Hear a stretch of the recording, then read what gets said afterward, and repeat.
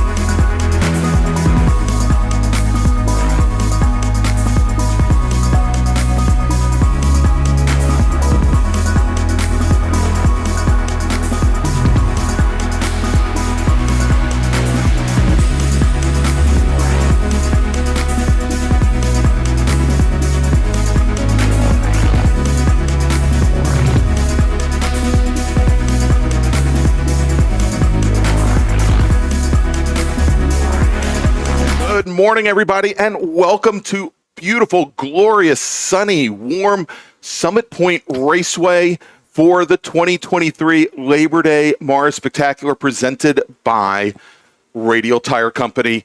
I'm Greg Ginsberg, along with Brian Donati, and we're going to have, of course, Spencer Gaynor back with us, pushing all the buttons, pushing our buttons, pushing the buttons, giving you all the great views and angles of Summit Point Raceway. And I think he's probably going to make his debut on the mic as well.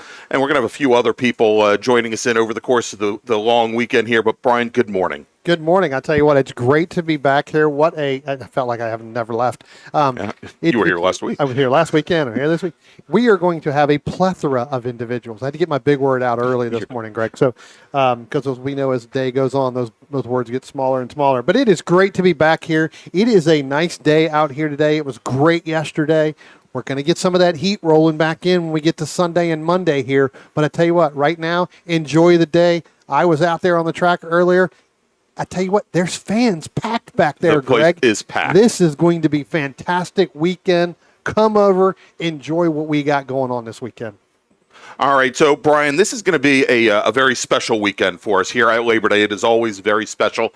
It is a 3-day race weekend, and we've got some special charitable guests here this weekend. We've got the Boys and Girls Club of the Eastern Panhandle that we're going to be doing a lot of charitable activities for here today and tonight. Let's take a look at our schedule for the weekend before we get things running on track. We've already gone through, if we'll bring that up, there we go. We've already gone through qualifying here today for our 8 race groups today. This afternoon, part of our broadcast, 15-lap races for all 8 of our race groups, which are listed there at the bottom of the screen. And then we go at it again both Sunday and Monday, a full day of racing on Sunday and a full day of racing on Monday, as well as part of the Labor Day MARRS Spectacular presented by Radial Tire Company. And of course, we want to thank some of our other partners and sponsors here, the Autoverse, OG Racing, RP Performance, as well as our new sponsor that's just come on this month, and that is Belmont Classic Cars. So I want to thank all of them for joining us here. Brian, why don't we do this? Our first race, and this is going to be, we've talked to race control, this is going to be our only race before lunch. So we're going to have just one race, and then we're going to take a little bit of a break before lunch. Let's quickly run down the starting order. All right, starting in 30th from Durwood, Maryland, the number 90 of Carolyn Bayer Brewing. Starting in 29th from Bloomfield, New Jersey, the 12 of Carl Ricker. Starting in the 28th position from Harrisburg, Pennsylvania, the 86 of Paul Bayofist. Starting in the 27th position from Catonsville, Maryland, the 116 of Evan Webb. Starting in the 26th position from Ferrum, Virginia, the number 45 of Joe Manowski. Starting in the 25th position from Avon, Connecticut, the 03 of Jay Creel. Starting in the 24th position from Highland, Maryland, the 68 of Charles Gutto. Starting in the 23rd position from Bristow, Virginia, the 24 of Alex Cumming. Starting in the 22nd position from Pottstown, Pennsylvania, the 62 of Dave Miller. Starting in the 21st position from Middletown, Maryland, the 111 of Carlos Schooler. Starting in the 20th position from University Park, Maryland, the number 29 of Michael McQueen. Starting in the 19th position from Morgantown, West Virginia, the 18 of James Lindenthal. Starting in the 18th position from Elliston, Virginia, the 16 of Drew Erie. Starting in the 17th position from Westminster, Maryland, the 14 of Kevin Conlon. Starting in the 16th position from Henrico, Virginia, the 35 of Al Seam. Starting in the 15th position in the number 82 from Gurnee, Illinois, that's Robert Cahill. Starting in the 14th position from Charlestown, West Virginia, the number 11 is Bruce Shelton. Starting in the 13th position from Thurmont, Maryland, the 127 of Jeff Liller. Starting in the 12th position from Durwood, Maryland, the 50 of Chuck Allard. Starting in the 11th position from Mooresville, North Carolina, the 189 of Steve Wickersham. And starting in the 10th position from Bristow, Virginia, the 32 in that Honda is Deacon Greenfield. And starting in the 9th position from Summit Point, West Virginia, the 22 of Graham Fuller. Starting in the 8th position from Millersville, Maryland, that's the 3 of Brett Simonson. And starting in the 7th position from Oakland, New Jersey, that's the 89 of Michael LaMena. Starting in the 6th position in the 182 from Christiansburg, Virginia, that's Ted Cahall. And starting in the 5th position from Darnestown, Maryland, the 69 of Jeremy Butts. And starting in the 4th position from Highland, Maryland, the 48 of Paul Morcones. Starting in the 3rd position from Purcellville, Virginia, that's Chris Waldo Childs. And starting in the 2nd position from Winga, Virginia, number 65 of Minor Wilcox. And starting on the pole with a time of 124.556 from Boyd's, Maryland, that's the 4 of Thomas Beverly. All right, Brian, thanks so much for our starting grid for our very first race of the day. And as we're getting ready to see our pace car bring this small bore production field out onto the track for their pace laps, actually going to be taking 2 pace laps today, Brian. Because this is a very special day here at Summit Point Raceway and at the Labor Day MARRS Spectacular, where we are going to be honoring the life of longtime club member and friend Weldon Horst Wheeler, who passed away, unfortunately, after a long illness in February. Born September 28, 1944, he was the son of Florence and Edmund Wheeler. Weldon served in the U.S. Army in the 21st Infantry Division from August of 65 and then was honorably discharged in August of 1968. Weldon graduated from high school in the middle of that, right in 1966, and he started driving on a Pinto race team in 1993. We'll get to that in just a few moments here. Weldon worked as a truck driver for D.M. Bowman for many years and then retired from PTG. Weldon is survived by his wife, Ann, his beloved dog, Abby, who I don't think is with us here today. Also, daughters Lisa Calloway and Stephanie Rice Todd. He was the grandfather of Brittany Strasborough and Noah Rice. Weldon is also survived by a brother, Charles Wheeler, and sister, Dorothy Doyle, and he's also survived by many nieces and nephews. And as we now have our field coming down into turn 1 for the very first time, our pole sitter is dropping back. Our pole sitter, Tom Beverly, in that green Civic, will be dropping back to give the position to Weldon Wheeler, and directly behind the pace car in a procession, we have a number of Weldon's family members as well, as they're coming down to turn 3 now. And so what I'd like to do now is to provide some words from Bruce Shelton, who is in this field here today. He's driver of the number 11 GT Pinto, who raced both against and also with, as a teammate, Weldon Wheeler. And he said, "It's sad not having Weldon with us anymore, but he will be with me forever. You would always find us together at the racetrack. Weldon drove the number 2 GT Pinto in the MARRS series for many years, and he was always fun to race with because, like his on-track hero Rusty Wallace, he always raced you hard but clean. Beside racing his Pinto in the MARRS series, he teamed with Mike Richards, Paul Marcones, Chuck Allard, and me in Chuck's ITB BMW 2002 for endurance events. And in 1999, we won the ITB class at the Tire Kingdom Longest Night 24-hour race at Moroso, and that was the happiest day for all of us. He loved racing, and when he had to quit, it absolutely tore him up. He ended up with heart problems in 2001 and was on oxygen. And I told him that I would strap the oxygen bottle to the tunnel of the race car and run tubes up through his helmet. He was all for it, but he didn't think our tech people here would allow him to get away with it. And he was always joking around that he had nicknames for everybody. And Bruce said he could not mention them on the air, so I will adhere to his wishes and not repeat any of them here. He, along with his joking, he said if you told him that you were running with NGK spark plugs, he would say those are the no good kind. His humor kept us all going and was a staple in Pinto Alley. And Weldon, like all of us, was unique, and may his memory always be a blessing. Weldon Wheeler, 1944 to 2023.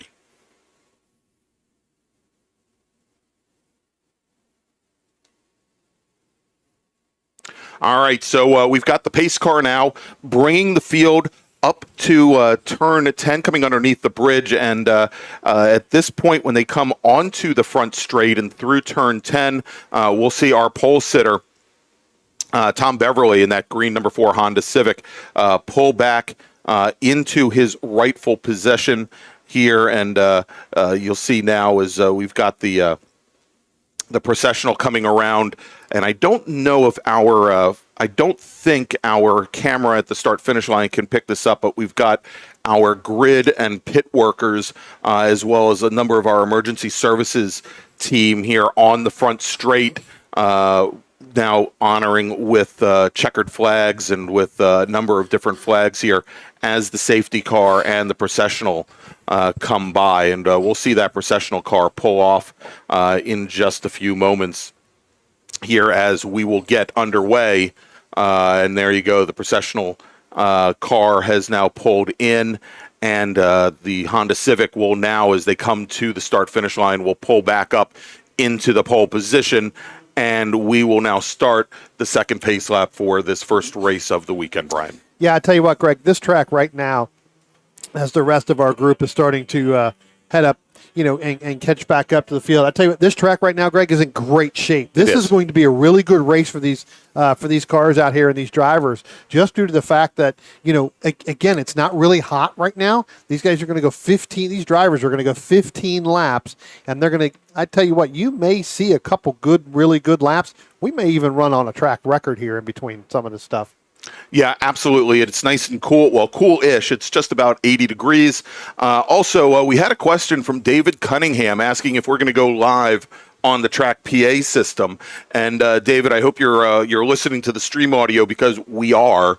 But I realize that there are a lot of people down in the carousel portion of the racetrack, and the PA system may not be functioning down there.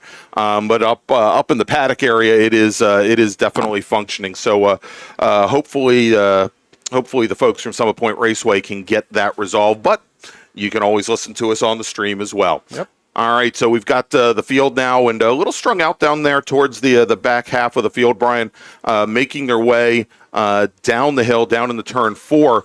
And, we've got a pretty good size, actually a very good sized H production field, where Chuck Allard in his Porsche 924 is your pole sitter. Al Simon is Scirocco back here today as well. I don't know if we're going to have Carolyn Bayer Broering out. She had some mechanical issues earlier in qualifying. I thought I saw her going out. All right, she was see. on the first pace lap. I'm not sure if she went around here again. All right, well, we'll see if we can pick her up. We've got an 8-car Super Touring light field. Of course, Tom Beverly in a Civic, the pole sitter, but Chris Childs, Ted Cahall, Deacon Greenfield, who after an entire season of dealing with some gremlins in that new Honda CRX he's built up, and we'll probably have Deacon up in the booth with us a little bit later. It looks like he's finally getting getting that car up and running. We've got, as we mentioned, Bruce Shelton, Drew Erie, Charles Gudo in GTP, and we've got a 5-car E-production field here as well. So really great racing then, and a 4-car T4 field. We'll have to see how Brent Simonson and LaMena do, and see if they can bring anything to Jeremy Butts. As our pace car now, Brian, is on the pit lane, our pole sitter brings the field through turn 10. We've got Mark Rougeau making his first appearance this season on the starter stand, fresh from the IMSA races, and green flag is in the air, and we now have our field starting to make that run down the turn 1 for the very first time, and Minor Wilcox jumping out to an early lead over Beverly, but Beverly's going to come down the inside, down into turn number 1, and he's going to try and outbrake that little Lotus as it tries to get some heat in its tires. And there's Tom Beverly. He comes through. He is your leader. Then with Wilcox, and then I believe Chris Childs in his STL Mazda Miata has gotten around Jeremy Butts as they all come down towards 2 and 3. That is true, Greg. As they head up through turns 2 and 3, it is still going to be Thomas Beverly, Minor Wilcox. They're going to head down the hill, then throw in Christopher Childs, then throw in Ted Cahall in that 182. As you can take a look here on your screen, they should be getting ready to come down the hill. You'll see them as right now going through turn 5. And I tell you what, Greg, Minor Wilcox may have lost something going through turns 3 and 4, because he has dropped back behind Thomas Beverly. Now throw Chris Childs into second place. Cahall, Minor Wilcox, he's going to jump right back into 4th place as they head up to turn 6 and head up to turn 7 and 8. All right, and now as the field now starts to make their way up, and Beverly's starting to move away, but that was probably the best thing that could have happened to Chris Childs is to have that Lotus move out of the way, or the Caterham to move out of the way. We'll see if he has the pace to catch up with that Honda Civic. Obviously, the Miata, a bit better handling chassis, I think, than that green Honda. As Wilcox has settled back in now, I think back in fourth position. We knew it was going to take him a little bit longer, Brian, to get some tires up to temp compared to all the cars around them that were on DOT tires. But it looks like Wilcox might be falling back again. Tell you what, good run a little bit further back between the 32 of Deacon Greenfield and the 3 of Brent Simonson. They were side by side coming out of turn 10. As they head down into turn 1 now, coming out of turn 2, they're still side by side. Now you've got to throw in the 22 there of Graham Fuller trying to make it in that GT Light machine. They almost were going to go 3 wide, Greg, coming out of turn 2 as they head up the hill. Now give that position to Simonson over Greenfield. That's right. And so a great move there by Brent coming through turn number 3. Now, interesting that you mentioned Graham Fuller, not in his typical Honda CRX. He is in a Toyota Tercel. He just purchased that car, and I still have to get with Graham and track this down for sure, but I have a feeling that is the car that won the national championship runoffs just a couple of years ago at Indianapolis Motor Speedway. I think so. And used to be, it's gone through a couple of hands. It was a burgundy-colored car. Had lived out on the West Coast, out in Oregon for a couple of years. But I think with that new paint job, that is Graham Fuller's new ride, and apparently the CRX is up for sale.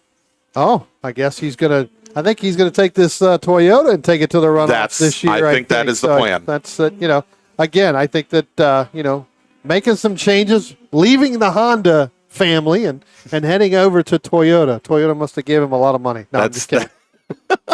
Yeah, because it is club racing after all. All right, so Chris Childs now setting the fast lap here early on lap number 2. He was almost a half second faster than Tom Beverly, Brian, and so he is definitely starting to make up some ground going now as they come through turn 3 and start to make their way down through the chute. So Childs on a charge, but he's still about 0.8 of a second back from our leader. If we go a little bit further back in the pack, you were talking about that great fight that we had in Touring 4 with Lamena and Simonson in H production. Things pretty much as they started, is that H production field starting to stretch out a little bit.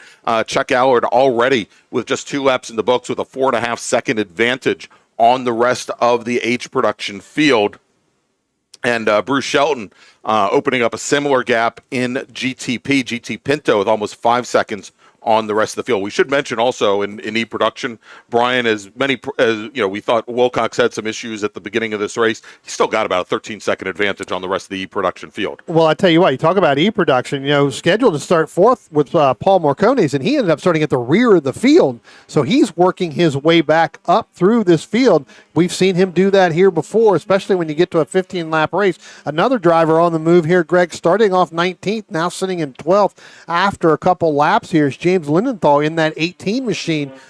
That's going to be a good battle once Paul's able to catch up to him. James getting into a little bit of traffic. He cleared that traffic, headed down into turn 1 right now, and then you've got a couple cars back to, it looks like that is going to be the Jeff Liller machine in that 127 as they start to head through turn 1. Brent Simonson, I talked about it a couple minutes ago, Greg. He was racing with Deacon Greenfield. He has moved all the way up to the back of Michael Lamena in that number 89 machine. So that's going to be a good battle. That's for second in T4. All right, so that is definitely tightening up once again, as and Butts isn't that far ahead from those two drivers. They've got a little bit of they don't even have any traffic to work through. They just have to stop fighting one another. I think even just early on, that side-by-side battle probably dropped them away from Butts and gave him a pretty good advantage there. Michael Amena trying to get in and get this race done. He's got a wedding to go to in Delaware. so as soon as he's done here, he's changing and gone. So I don't know if he's going to take that race car and just go or not, but I think he has finally borrowed a car, but they are headed out as soon as this race is over. Oh my gosh.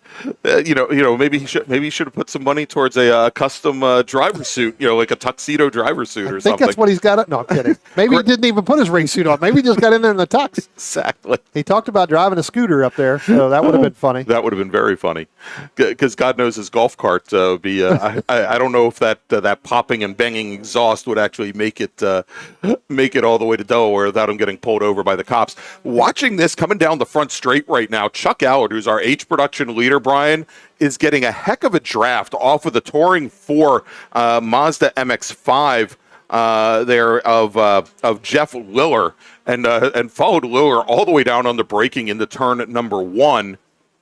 And we'll see here, there they go. And actually, I think they're making their way up towards turn 3 right now, side by side. Let's take a look here. And there's Allard to driver's left, trying to come under the MX-5. He's going to get it done with Bruce Shelton, our GTP leader, following those two cars through out of turn number 3. Yeah, I mean, Jeff Liller, again, 11 laps to go. Give it up. You can fight it for another day. I tell you what, Greg, I'm drop back up. I'm going to jump back to the front here. We talked about Thomas Beverly, Chris Childs, Minor Wilcox last time by. Here they come by the start-finish line now. Whatever that was going on with Minor Wilcox at the beginning, he has now caught Thomas Beverly. They're going to end up running on one of the slower cars there going down in turn 1. Thomas Beverly had to make a move to the right, then get back in line. Minor Wilcox able to stay driver's right, give the overall lead, and that E-production machine to Minor Wilcox. He is now ahead of Thomas Beverly. There you go, and that little yellow Lotus Super 7. And Wilcox, he stayed pinned all the way driver's right, as that maybe he didn't know that that Beverly had moved back across the front of that slower Volkswagen Scirocco. But good move there from Wilcox to give him all the room he needed, but certainly would have impacted his exit speed coming out of 1. Paul Baofist had nowhere to go, just stay in line and let everybody go by. I'm sure it took him a little bit by surprise. Let's go down here going into turn 1 if we can here. We've got some pretty good side-by-side action with Bruce Shelton. I believe that is, again, with Jeff Liller and maybe even Chuck Allard. We'll have to see as they come out. Chuck Allard leading that group. They may even be the Steve Wickersham machine a little bit further up. Actually, that is not Wickersham. That is the 76 machine. That is actually going to be Alex Hollenbeck, as Hallenbeck and Chuck Allard go there. But now you've got Bruce Shelton and Jeff Liller. They're battling just a little bit further back, too. All right, and you talked about Paul Marcones, who was scheduled to start 4th today, starting from the back of the pack. He has just brought his car down the pit lane, and he is heading back to the paddock. Not the opening to the Labor Day Mars Spectacular presented by Radial Tire Company, of which Paul is the owner, that I'm sure he wanted to see. Well, we saw that earlier. Sorry, Greg. We saw that earlier, in July, too, when we had a little bit of a problem here with a race, with a complete full race, and then had a problem, I think on that Saturday, and ended up, working his way back up, especially through qualifying and everything. So we'll have to see what that's all about. All right, and want to remind everybody here at the track that coming up at lunch, and again, this is going to be the only race that we run before lunch, Brian. We are going to have track touring laps where you can take your own car out on 2 mile 10-turn Summit Point Raceway behind a safety car, or we've got both the exotic car rides and 007 thrill rides where you can be the passenger, and especially the 007 thrill rides are just what you expect. You can pretend that you're in one of those James Bond chase scenes. It is $20 per person, $20 per rider or passenger to, again, take your cars on track. If you want to head over to Charity Central, just next to the Pro Shop, and talk to the fine folks over there, they will get you set up. That's going to be immediately after this race. As our drivers start to head down into turn 1 here, Greg, now give Chris Child. He's going to be in second place in that STL. He's going to take over the top spot there over Thomas Beverly as Minor Wilcox starts to open that up. They got into some lap traffic. Go ahead. Brian, we just had a car that went off at turn 8, and I believe we'll get the number on that right now.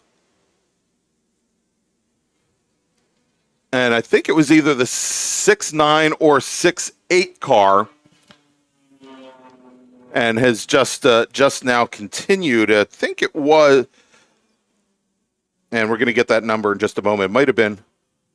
Well, it would either be Jeremy. It was Butts the in 69. No, it was the 189 of Steve Wickersham in his STL okay. Mazda Miata that looped the car there over at turn 8 and hopefully the huge dust cloud that Mr. Wickersham has left will clear up here somewhat soon.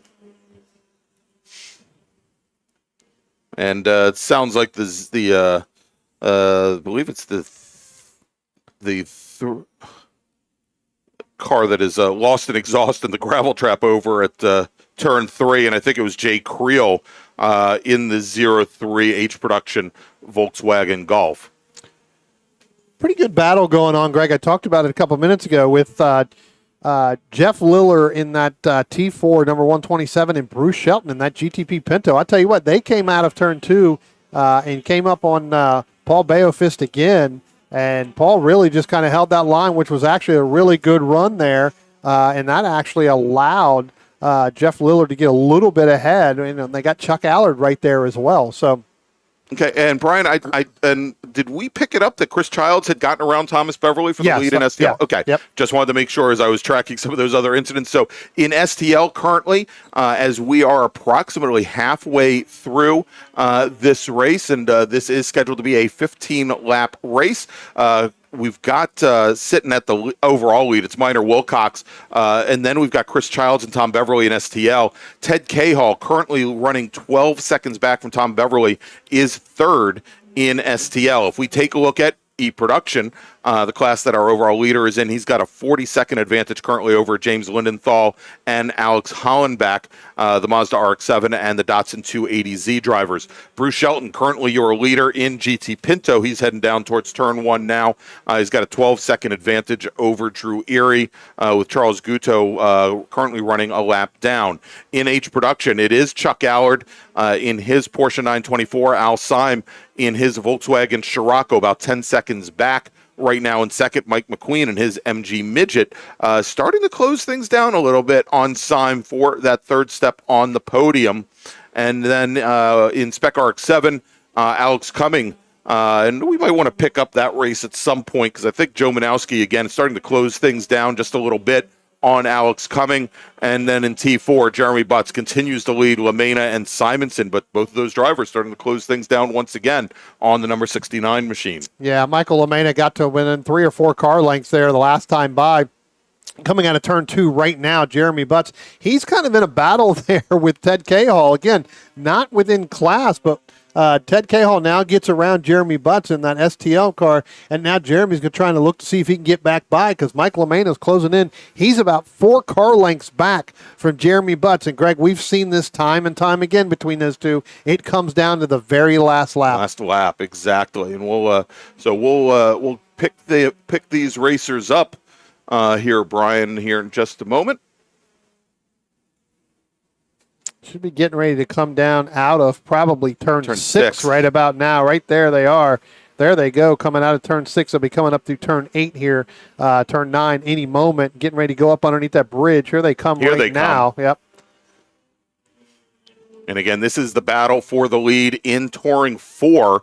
And I say it's the battle for the lead because all 3 of them are there. Jeremy Butts, Mike LaMena, Brent Simonson starting to fall a little bit further back as they're coming out under the bridge and coming into turn 10 now. Greg, we've got some damage on the right rear for Jeremy Butts, so the bumper cover is starting to flap on that right rear, and that's allowed Michael LaMena to get a good run coming out of turn 10. They're going to go down into turn 1 side by side. LaMena's going to try to outbrake him. He does. We'll see if Jeremy can do the over-under, but on that right rear bumper cover, it's starting to flap, so he has had some contact somewhere or one of the clips have come off. That's going to act like a parachute here, especially going down the front stretch for Jeremy Butts. Now Jeremy gets back in front of him, as you see there in your camera, getting ready to come up out of turn 2 up into turn 3. They're going to come up on Paul Baofist. He moves out of the way, but Greg, that's going to be tough to handle and try to keep Michael LaMena behind you.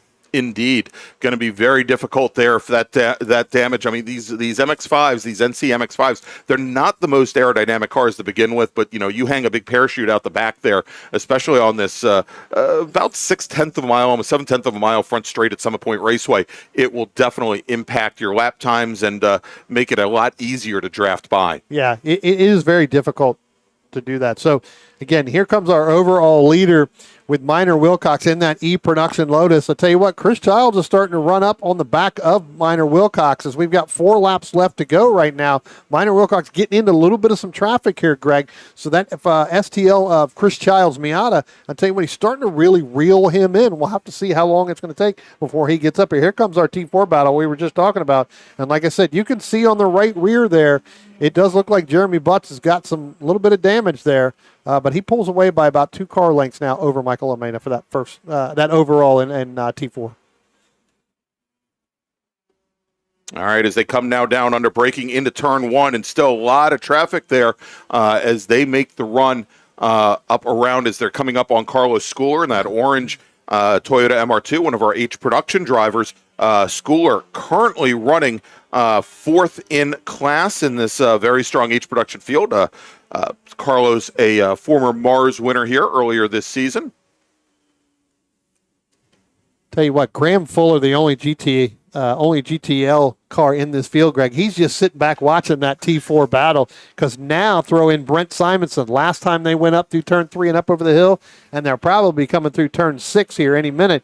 Brent Simonson is right there with Jeremy Butts and Michael Lamena. There they come out of turn 6 right now. They're pulled away a little bit, but Fuller right behind Simonson. I don't think Graham really wants to make that pass, because you don't want to get involved in that. Yeah, exactly. Probably better that he sit there, and I don't think he put a big enough hole in the air for that Mazda RX-8 to come along as well. The other thing is, I think the RX-8 definitely has a little bit more straight line speed than Graham's GT Light car. The GT Light car is certainly capable of higher cornering speeds as they come down the front straight now and across the start-finish line and starting their 12th lap, or probably starting their 13th lap.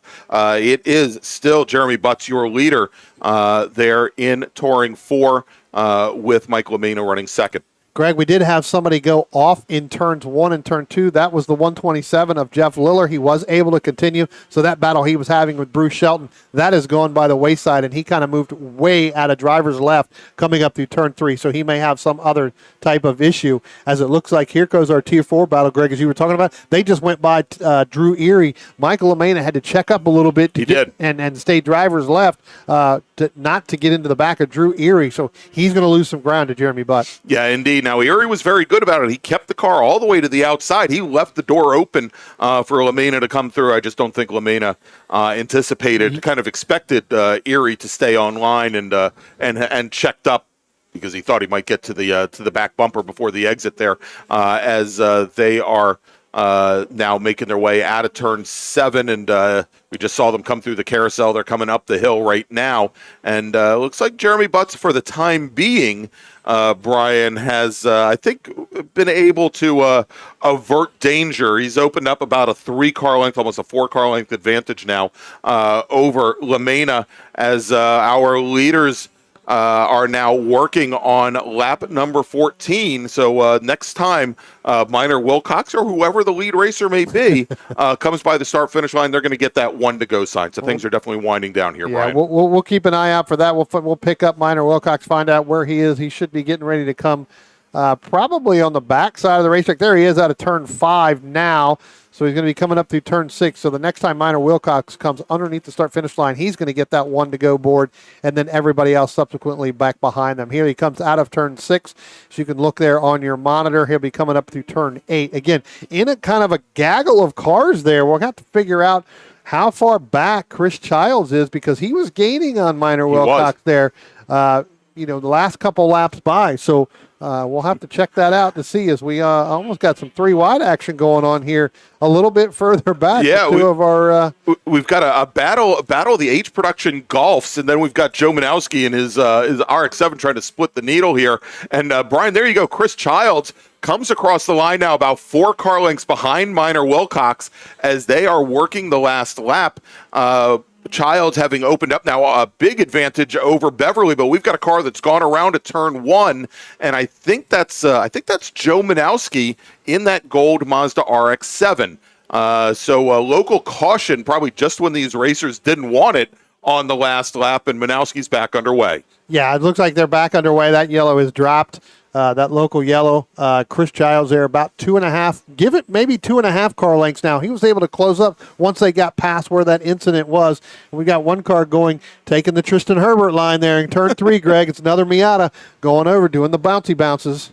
Well, you know, Brian, they had to blow all the gravel and dirt off the racetrack after both Spec Miata and SSM in qualifying today. So that I didn't do it. It wasn't me. I guarantee it wasn't me. Sure, it wasn't. All right, as we're working the final lap, our leader, Minor Wilcox, is now making his way through turn 8. There he is, second car in line, making his way up the hill. And I'm not sure what happened with Michael McQueen. He could not get it stopped, whether he doesn't have any brakes or not. But he took the first cutout, missed trying to get back to the paddock. So he's kind of right near the front stretch. So I didn't know if he thought we were running the north course here or the south course. But he came up through that first one, took a turn. So Michael McQueen's day is going to be done here at the very end. All right. As the checker flag is out. Yeah, I was going to say, and Minor Wilcox's day is done now as well, as he takes the win in race number 1. He's your E-Production winner. Chris Childs will finish second overall, takes the win in Super Touring Light. Tom Beverly comes across the line. He will finish second in STL, third overall. And here now comes the 182 car of Ted Cahall, the blue Mazda Miata. He is going to finish fourth overall. He's going to take the bronze, finishing third in STL. And if we take a look now, coming across the line, Jeremy Butts manages to hold off Mike LaMena. He takes the win in Touring 4. LaMena second. Brent Simonson will come home in third. And we now have the rest of the field starting to filter through. Deacon Greenfield now coming across the line. He's going to finish 8th overall. Takes home, comes finishing just off the podium in 4th. In STL. As more of our drivers come through, let's take a look at some of our other classes. Alex Cumming will take the win in Spec RX-7. You know, Joe Manowski had been closing things down in those final laps, but again, with 7/8 of a lap to go, he spins the car, finishes in second. In F Production, our sole racer, Evan Webb, will take the win. He only completes 11 laps. However, Graham Fuller will take the win as our only GT Light car. In H Production, Chuck Allard is your winner. Al Syme finishes second. Carlos Schooler, with that last lap braking issue from Michael McQueen, Carlos Schooler moves up to a podium position. He'll finish in third.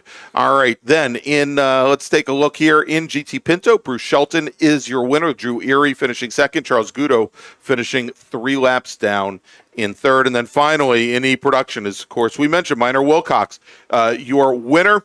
He finishes ahead of James Lindenthal, who finishes second, and Alex Hollenbach will finish third in E-Production.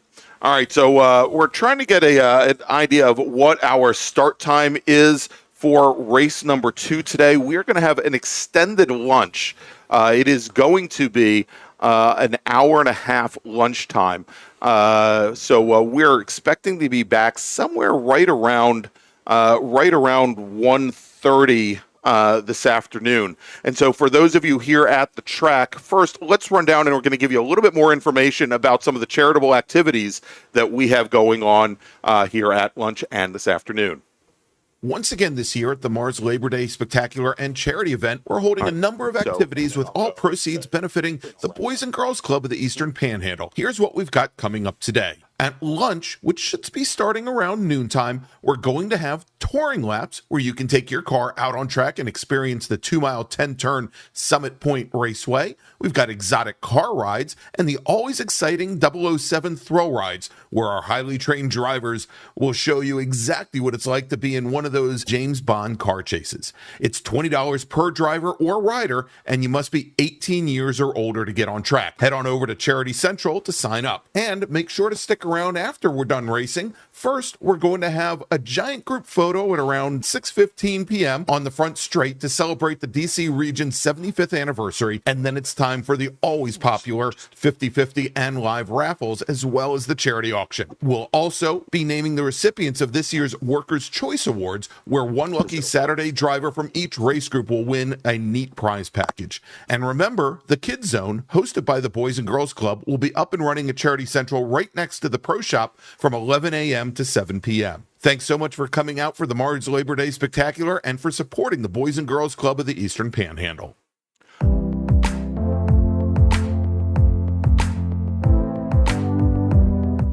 All right, so I've just gotten confirmation that we are going to be going to lunch and coming back with our second race of the day second race of the day will be at just about 1:30 p.m., so we may be on just a couple minutes before that. So why don't we count on being back actually at 1:25, and we'll see you then. Enjoy lunch, everybody.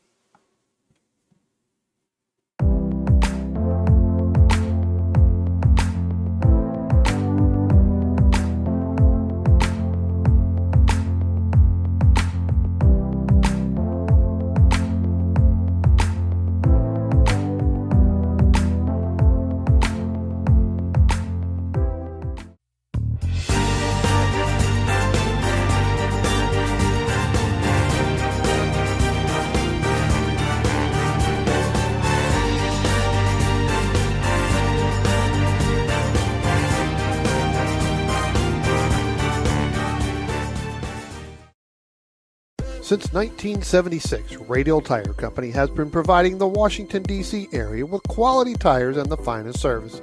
They have earned a reputation as a premier specialist in hard-to-find performance tire and wheel applications.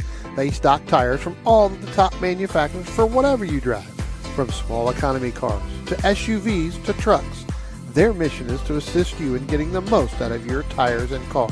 For more information or to schedule online, browse radialtirecompany.com or call them in Silver Spring at area code 301-585-2740. That's 301-585-2740.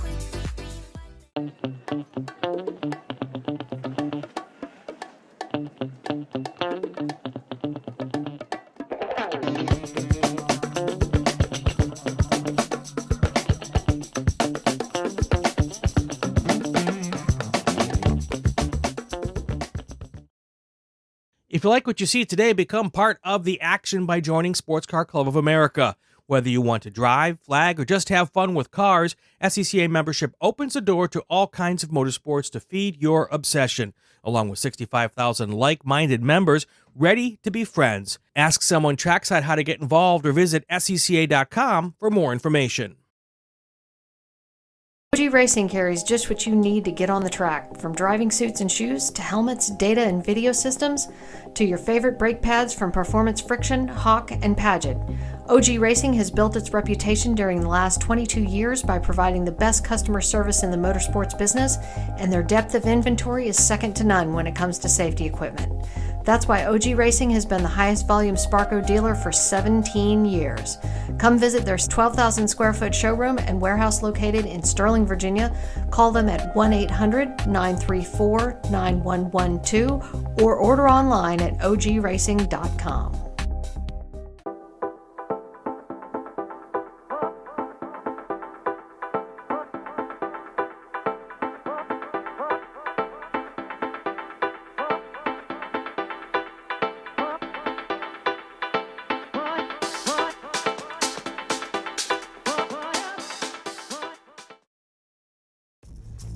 RP Performance is the only premier race shop in the region that specializes in both street and track Mazdas and is located right in the heart of racing at Summit Point's Gasoline Alley. RP has been involved in countless race wins and series championships across many classes with drivers of all ages. Not just a full-service shop, RP has been helping drivers with their individual racing and other track event needs for over 30 years, providing trackside support, arrive and drive packages, as well as race car transport services. And they're known for its help all attitude. RP Performance is your go-to for getting cars back on track for that positive experience at Summit Point when you're ready to pack it in. For more information about RP Performance, come talk to them here in the paddock. Call them at 304-728-6749 or email them at Brett, that's B-R-E-T, at rpperformanceracing.com. Green, blue, white, checker. You know the flags, but do you know the people waving those flags? Flaggers are the key to the success of every SCCA event at the racetrack, and it's something you can do. Being an SCCA flagger puts you in the action. feet from the race cars, keeping everyone at the track safe and having fun. And did you know that with SCCA's partnership with IMSA, flagging at SCCA events makes it easier than ever to flag at professional races around the country? Find out how you can become a flagger at scca.com/volunteer.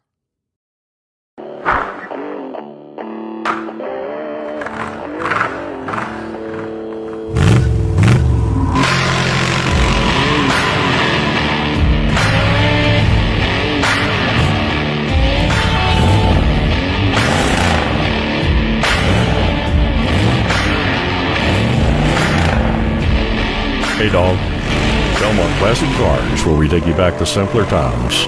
Belmont, Ohio.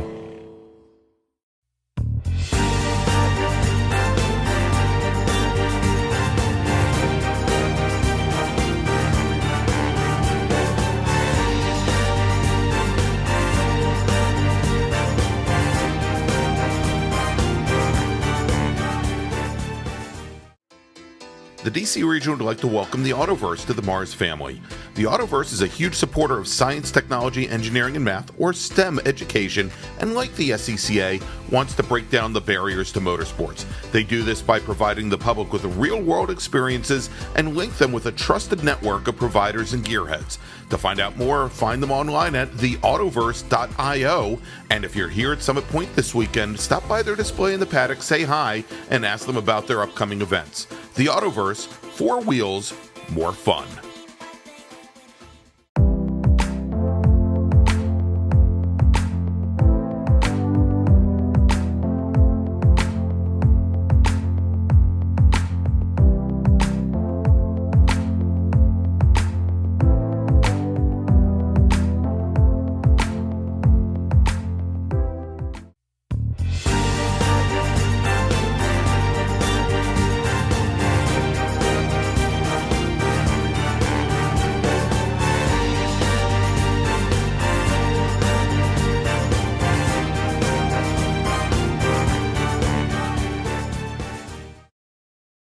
Since 1976, Radial Tire Company has been providing the Washington, D.C. area with quality tires and the finest service.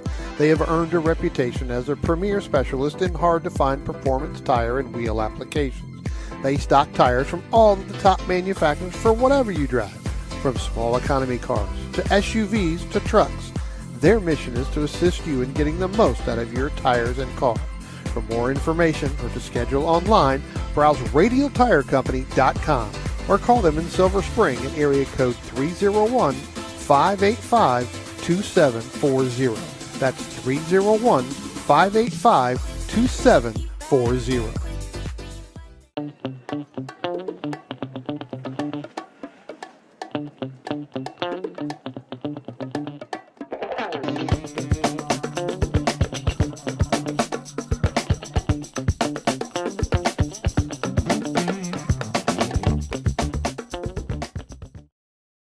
If you like what you see today, become part of the action by joining Sports Car Club of America. Whether you want to drive, flag, or just have fun with cars, SCCA membership opens the door to all kinds of motorsports to feed your obsession, along with 65,000 like-minded members ready to be friends. Ask someone trackside how to get involved or visit scca.com for more information. OG Racing carries just what you need to get on the track, from driving suits and shoes to helmets, data and video systems, to your favorite brake pads from Performance Friction, Hawk, and Paget. OG Racing has built its reputation during the last 22 years by providing the best customer service in the motorsports business, and their depth of inventory is second to none when it comes to safety equipment. That's why OG Racing has been the highest volume Sparco dealer for 17 years. Come visit their 12,000 square foot showroom and warehouse located in Sterling, Virginia. Call them at 1-800-934-9112 or order online at ogracing.com.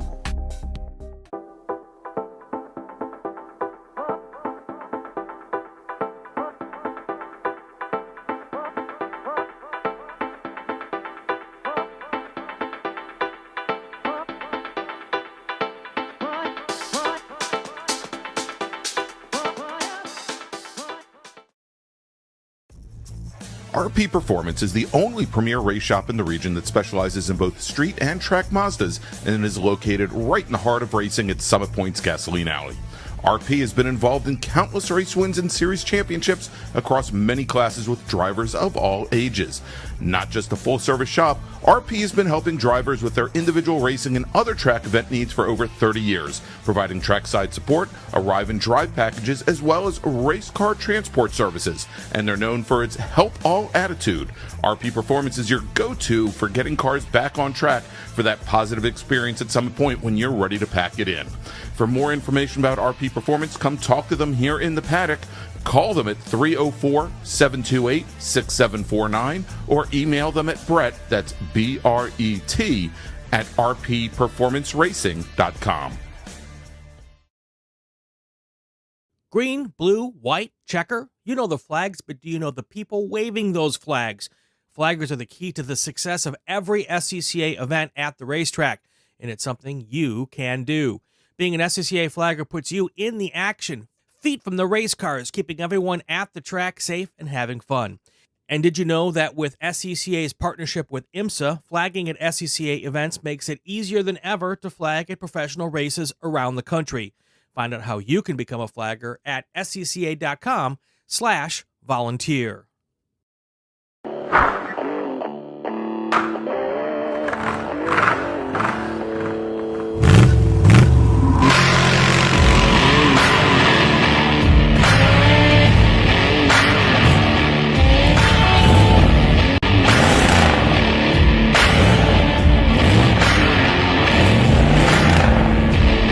Hey dog. Belmont Classic Cars, where we take you back to simpler times. Belmont, Ohio.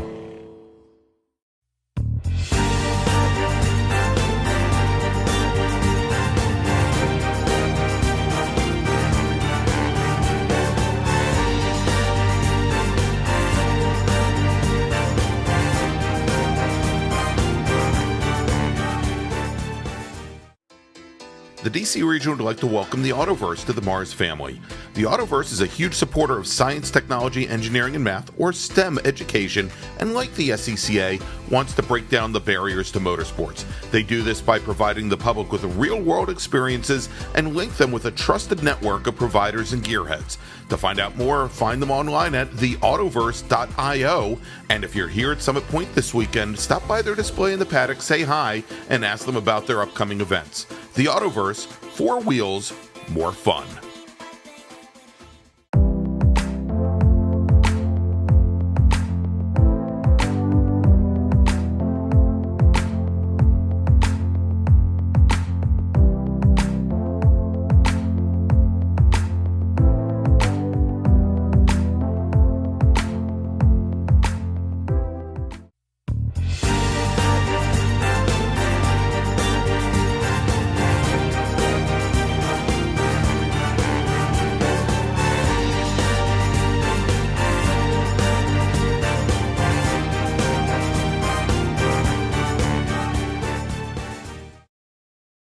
Since 1976, Radial Tire Company has been providing the Washington, D.C. area with quality tires and the finest service.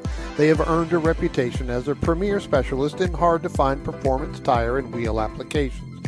They stock tires from all of the top manufacturers for whatever you drive, from small economy cars to SUVs to trucks.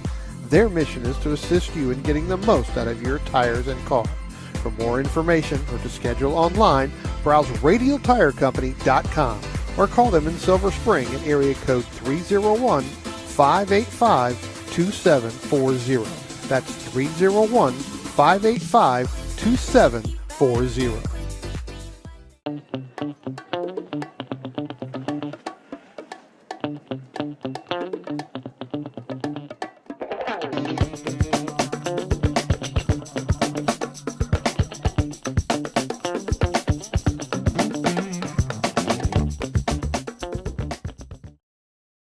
If you like what you see today, become part of the action by joining Sports Car Club of America. Whether you want to drive, flag, or just have fun with cars, SCCA membership opens the door to all kinds of motorsports to feed your obsession, along with 65,000 like-minded members ready to be friends. Ask someone trackside how to get involved or visit scca.com for more information. OG Racing carries just what you need to get on the track, from driving suits and shoes to helmets, data and video systems, to your favorite brake pads from Performance Friction, Hawk, and Paget. OG Racing has built its reputation during the last 22 years by providing the best customer service in the motorsports business, and their depth of inventory is second to none when it comes to safety equipment. That's why OG Racing has been the highest volume Sparco dealer for 17 years. Come visit their 12,000 square foot showroom and warehouse located in Sterling, Virginia. Call them at 1-800-934-9112 or order online at ogracing.com.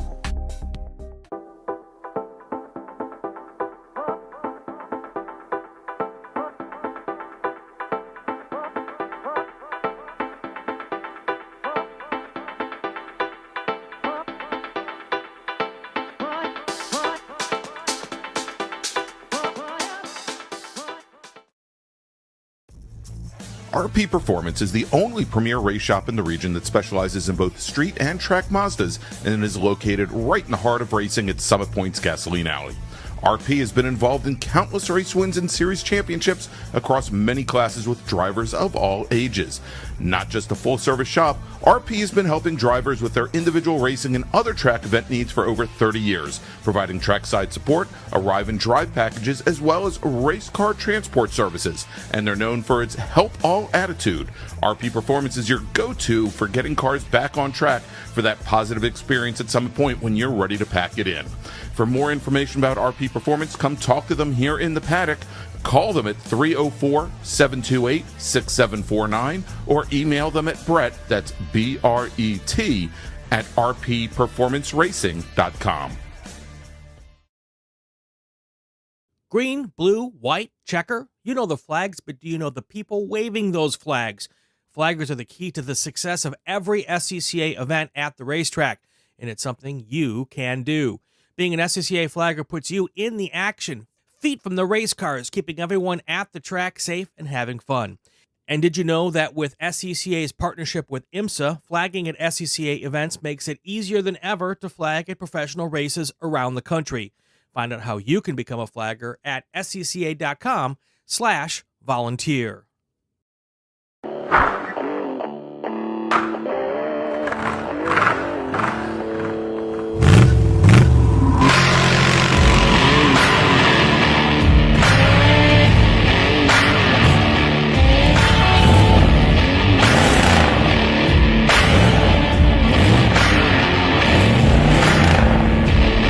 Hey dog, Belmont Classic Cars, where we take you back to simpler times.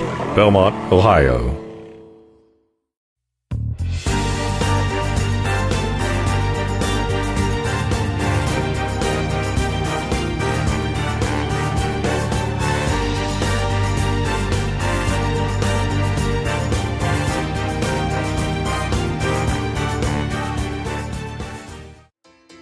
The DC region would like to welcome the Autoverse to the MARRS family.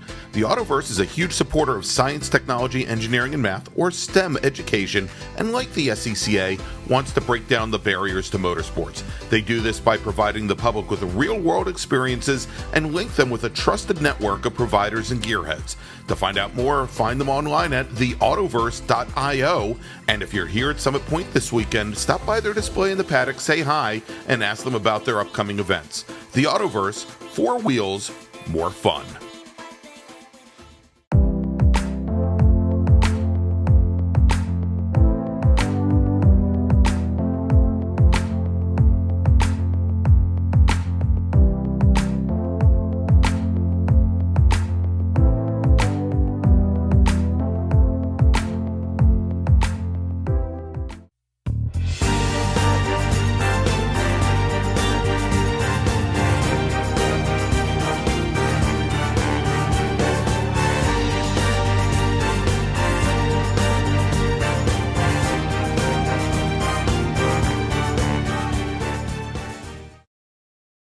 Since 1976, Radial Tire Company has been providing the Washington, D.C. area with quality tires and the finest service. They have earned a reputation as a premier specialist in hard-to-find performance tire and wheel applications. They stock tires from all of the top manufacturers for whatever you drive, from small economy cars to SUVs to trucks. Their mission is to assist you in getting the most out of your tires and car. For more information or to schedule online, browse radialtirecompany.com or call them in Silver Spring at area code 301-585-2740. That's 301-585-2740.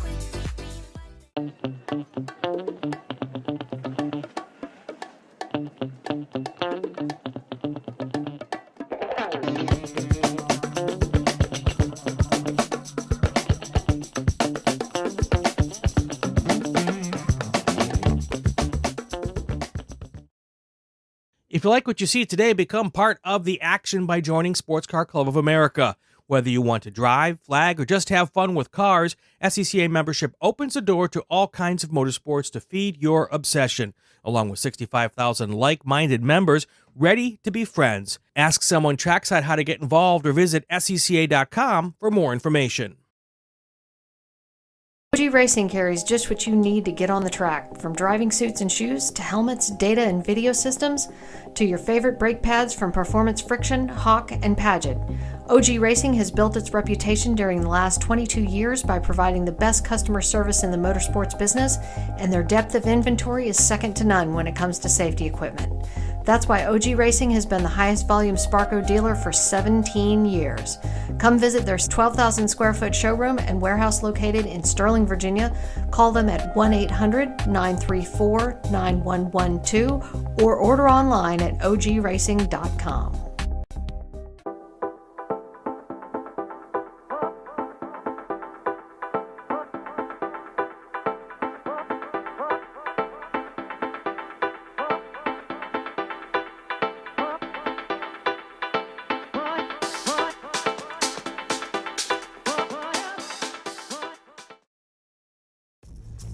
RP Performance is the only premier race shop in the region that specializes in both street and track Mazdas and is located right in the heart of racing at Summit Point's Gasoline Alley. RP has been involved in countless race wins and series championships across many classes with drivers of all ages. Not just a full-service shop, RP has been helping drivers with their individual racing and other track event needs for over 30 years, providing trackside support, arrive and drive packages, as well as race car transport services. And they're known for its help all attitude. RP Performance is your go-to for getting cars back on track for that positive experience at Summit Point when you're ready to pack it in. For more information about RP Performance, come talk to them here in the paddock. Call them at 304-728-6749 or email them at Brett, that's B-R-E-T, at rpperformanceracing.com. Green, blue, white, checker. You know the flags, but do you know the people waving those flags? Flaggers are the key to the success of every SCCA event at the racetrack, and it's something you can do. Being an SCCA flagger puts you in the action, feet from the race cars, keeping everyone at the track safe and having fun. And did you know that with SCCA's partnership with IMSA, flagging at SCCA events makes it easier than ever to flag at professional races around the country? Find out how you can become a flagger at scca.com/volunteer.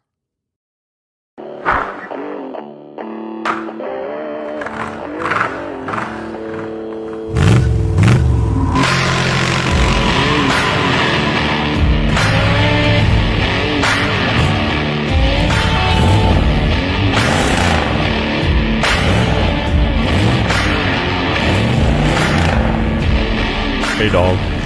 Belmont Classic Cars, where we take you back to simpler times. Belmont, Ohio.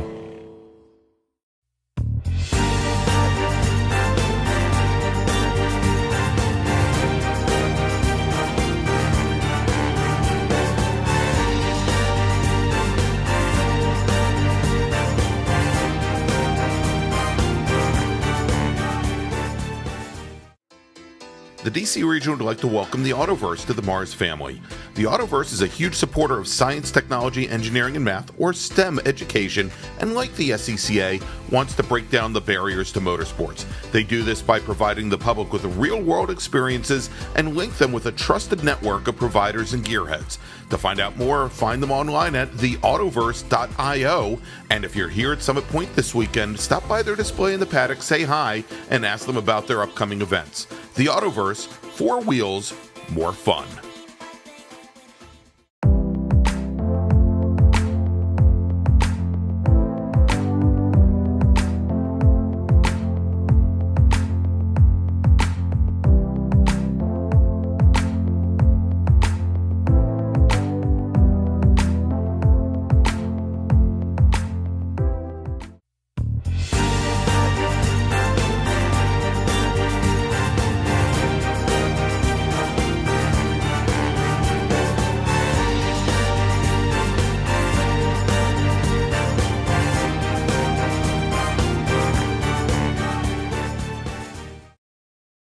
Since 1976, Radial Tire Company has been providing the Washington, D.C. area with quality tires and the finest service.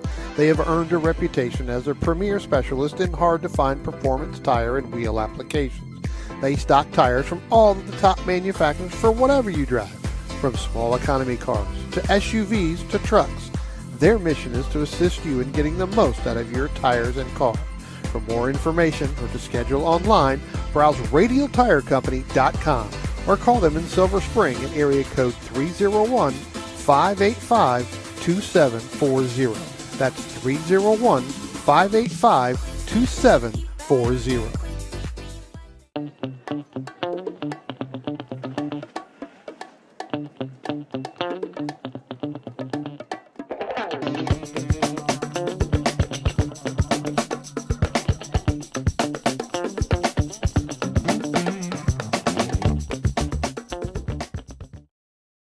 If you like what you see today, become part of the action by joining Sports Car Club of America.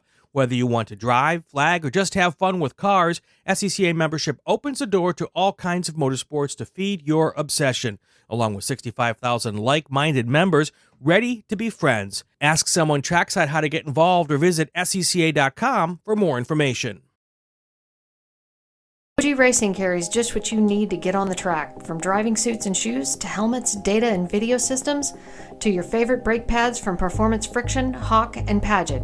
OG Racing has built its reputation during the last 22 years by providing the best customer service in the motorsports business, and their depth of inventory is second to none when it comes to safety equipment. That's why OG Racing has been the highest volume Sparco dealer for 17 years. Come visit their 12,000 square foot showroom and warehouse located in Sterling, Virginia. Call them at 1-800-934-9112 or order online at ogracing.com.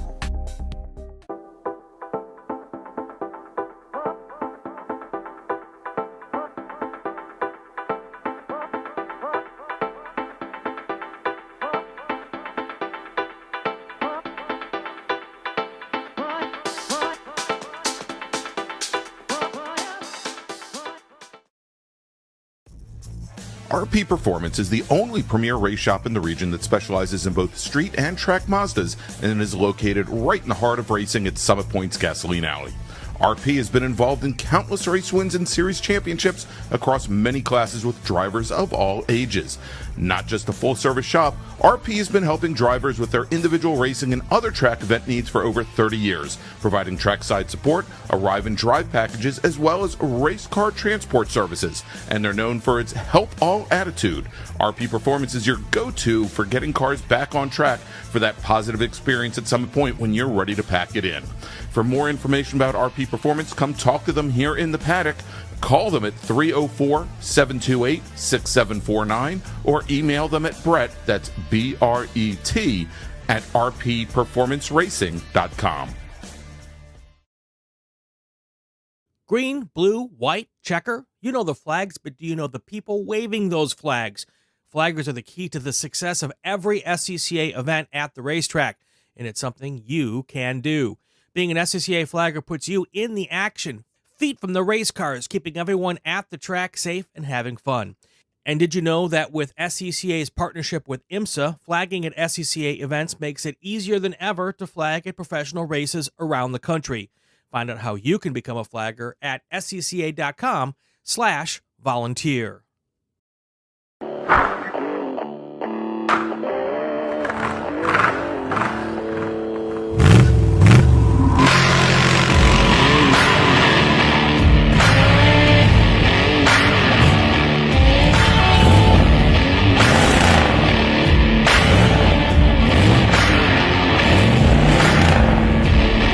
Hey, dog. Belmont Classic Cars, where we take you back to simpler times. Belmont, Ohio.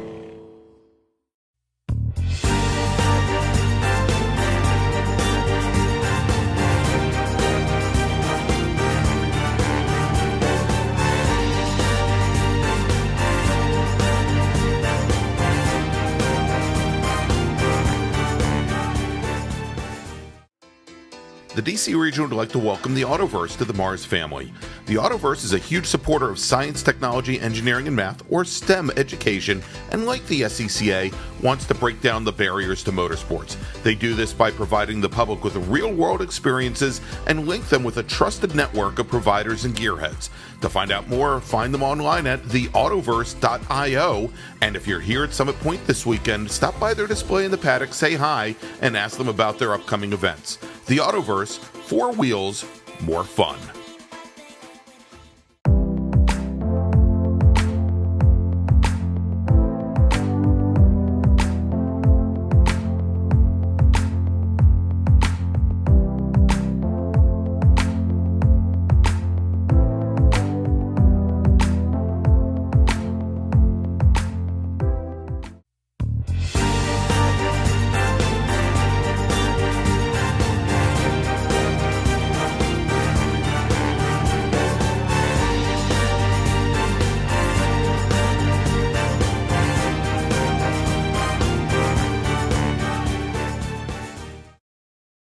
Since 1976, Radial Tire Company has been providing the Washington, D.C. area with quality tires and the finest service. They have earned a reputation as a premier specialist in hard-to-find performance tire and wheel applications. They stock tires from all of the top manufacturers for whatever you drive, from small economy cars to SUVs to trucks. Their mission is to assist you in getting the most out of your tires and car.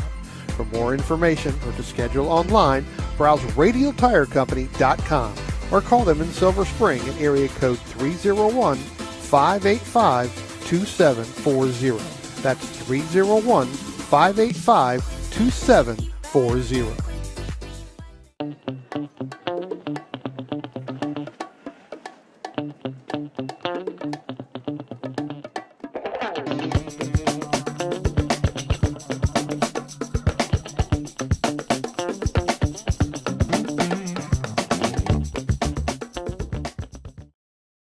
If you like what you see today, become part of the action by joining Sports Car Club of America.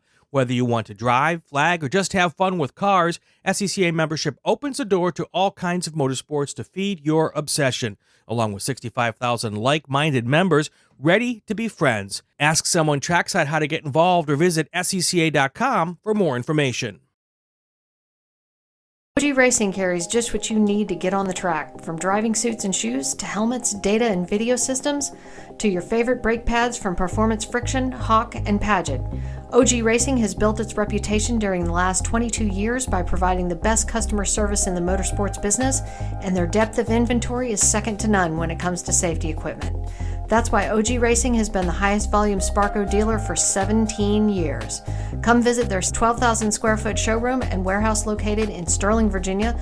Call them at 1-800-934-9112 or order online at ogracing.com.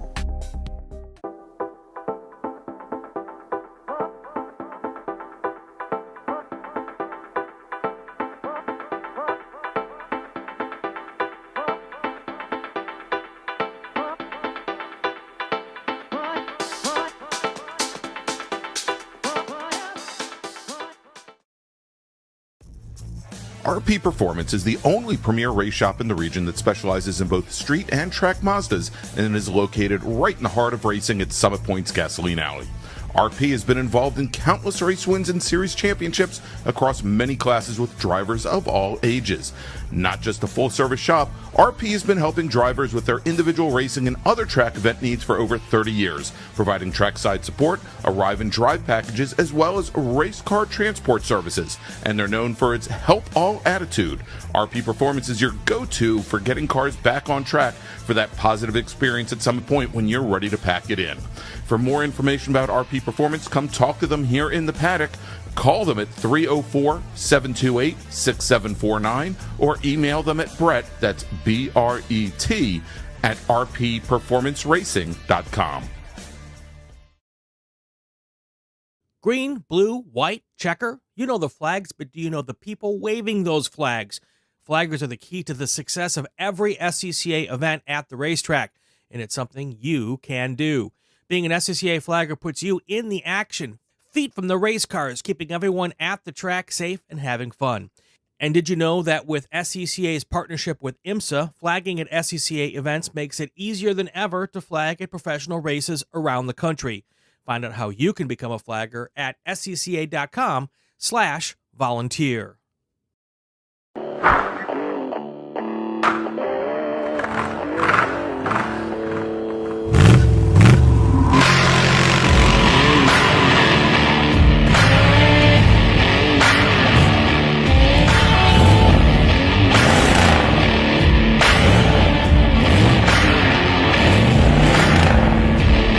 Hey, dog. Belmont Classic Cars, where we take you back to simpler times. Belmont, Ohio.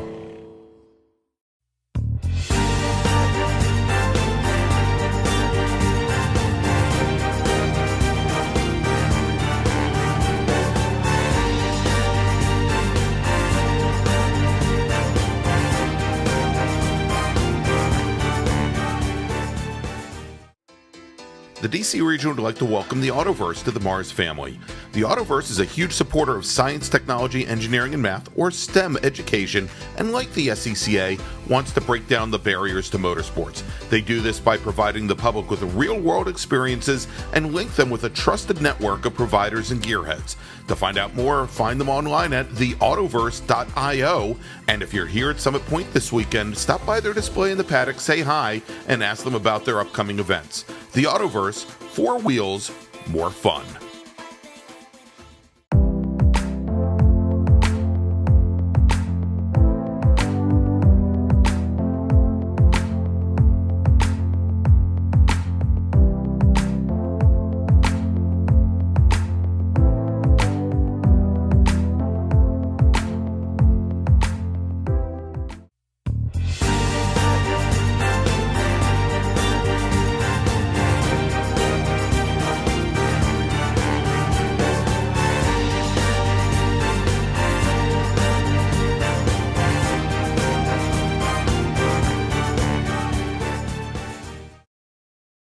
Since 1976, Radial Tire Company has been providing the Washington, D.C. area with quality tires and the finest service. They have earned a reputation as a premier specialist in hard-to-find performance tire and wheel applications. They stock tires from all of the top manufacturers for whatever you drive, from small economy cars to SUVs to trucks. Their mission is to assist you in getting the most out of your tires and car. For more information or to schedule online, browse radialtirecompany.com or call them in Silver Spring at area code 301-585-2740. That's 301-585-2740.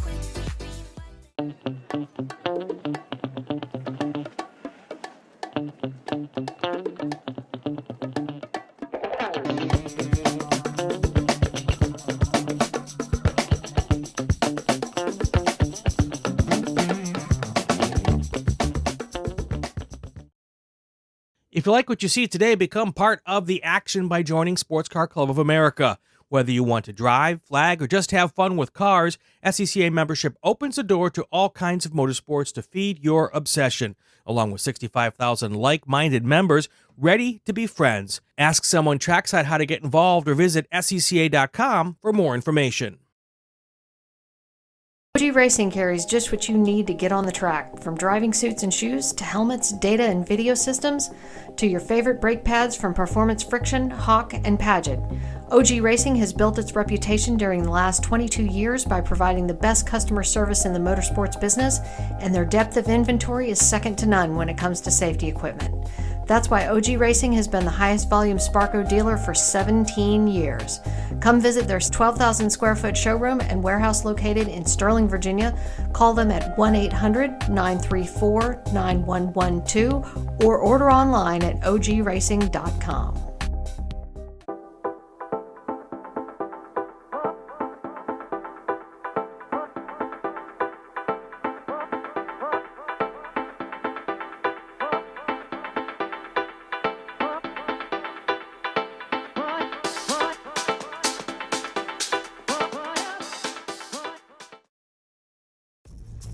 RP Performance is the only premier race shop in the region that specializes in both street and track Mazdas and is located right in the heart of racing at Summit Point's Gasoline Alley. RP has been involved in countless race wins and series championships across many classes with drivers of all ages. Not just a full-service shop, RP has been helping drivers with their individual racing and other track event needs for over 30 years, providing trackside support, arrive and drive packages, as well as race car transport services. And they're known for its help all attitude. RP Performance is your go-to for getting cars back on track for that positive experience at Summit Point when you're ready to pack it in. For more information about RP Performance, come talk to them here in the paddock. Call them at 304-728-6749 or email them at Brett, that's B-R-E-T, at rpperformanceracing.com. Green, blue, white, checker. You know the flags, but do you know the people waving those flags? Flaggers are the key to the success of every SCCA event at the racetrack, and it's something you can do. Being an SCCA flagger puts you in the action, feet from the race cars, keeping everyone at the track safe and having fun. And did you know that with SCCA's partnership with IMSA, flagging at SCCA events makes it easier than ever to flag at professional races around the country? Find out how you can become a flagger at scca.com/volunteer.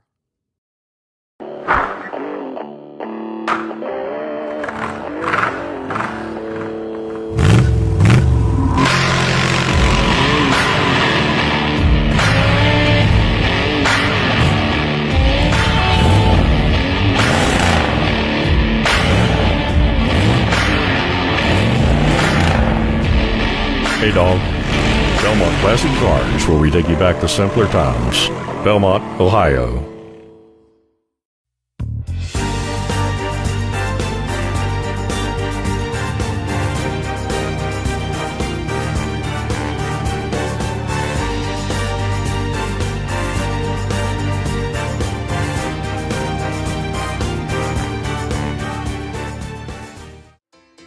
The DC region would like to welcome the Autoverse to the MARRS family.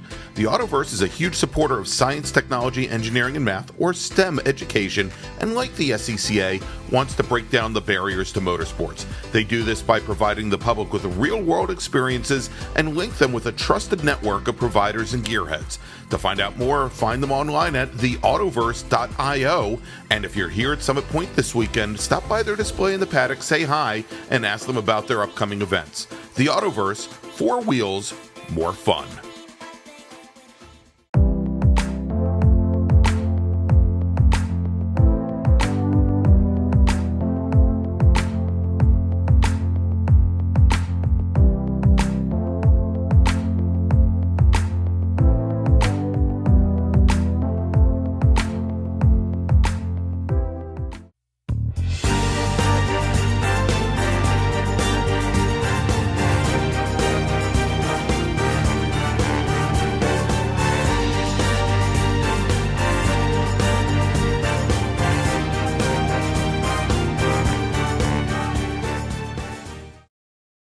Since 1976, Radial Tire Company has been providing the Washington, D.C. area with quality tires and the finest service.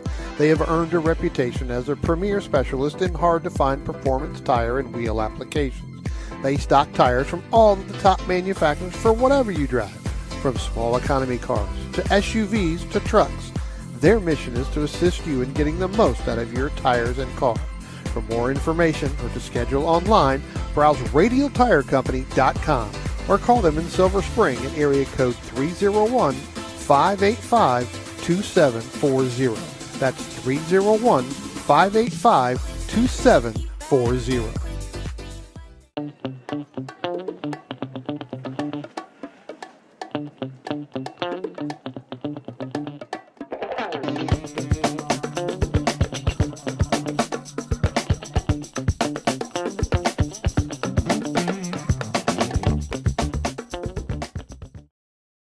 If you like what you see today, become part of the action by joining Sports Car Club of America. Whether you want to drive, flag, or just have fun with cars, SCCA membership opens the door to all kinds of motorsports to feed your obsession, along with 65,000 like-minded members ready to be friends. Ask someone trackside how to get involved or visit scca.com for more information. OG Racing carries just what you need to get on the track, from driving suits and shoes to helmets, data and video systems, to your favorite brake pads from Performance Friction, Hawk, and Paget. OG Racing has built its reputation during the last 22 years by providing the best customer service in the motorsports business, and their depth of inventory is second to none when it comes to safety equipment. That's why OG Racing has been the highest volume Sparco dealer for 17 years. Come visit their 12,000 square foot showroom and warehouse located in Sterling, Virginia.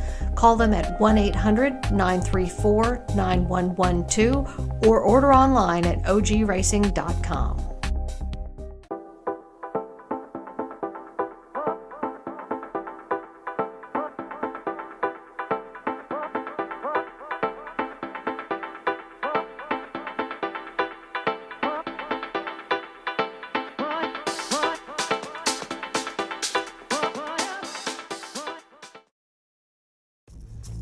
RP Performance is the only premier race shop in the region that specializes in both street and track Mazdas and is located right in the heart of racing at Summit Point's Gasoline Alley. RP has been involved in countless race wins and series championships across many classes with drivers of all ages. Not just a full-service shop, RP has been helping drivers with their individual racing and other track event needs for over 30 years, providing trackside support, arrive and drive packages, as well as race car transport services. And they're known for its help all attitude. RP Performance is your go-to for getting cars back on track for that positive experience at Summit Point when you're ready to pack it in. For more information about RP Performance, come talk to them here in the paddock. Call them at 304-728-6749 or email them at Brett, that's B-R-E-T, at rpperformanceracing.com. Green, blue, white, checker. You know the flags, but do you know the people waving those flags? Flaggers are the key to the success of every SCCA event at the racetrack, and it's something you can do. Being an SCCA flagger puts you in the action, feet from the race cars, keeping everyone at the track safe and having fun. And did you know that with SCCA's partnership with IMSA, flagging at SCCA events makes it easier than ever to flag at professional races around the country? Find out how you can become a flagger at scca.com/volunteer.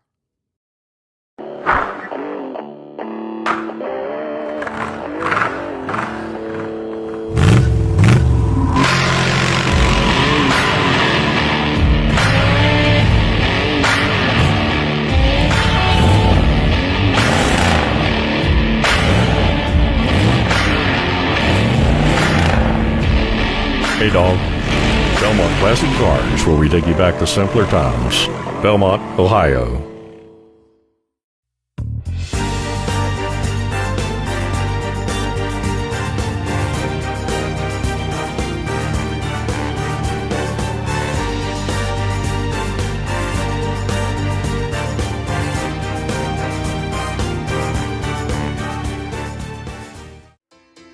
The DC region would like to welcome the Autoverse to the MARRS family. The Autoverse is a huge supporter of science, technology, engineering, and math, or STEM education, and like the SCCA, wants to break down the barriers to motorsports. They do this by providing the public with real-world experiences and link them with a trusted network of providers and gearheads. To find out more, find them online at theautoverse.io, and if you're here at Summit Point this weekend, stop by their display in the paddock, say hi, and ask them about their upcoming events. The Autoverse, 4 wheels, more fun.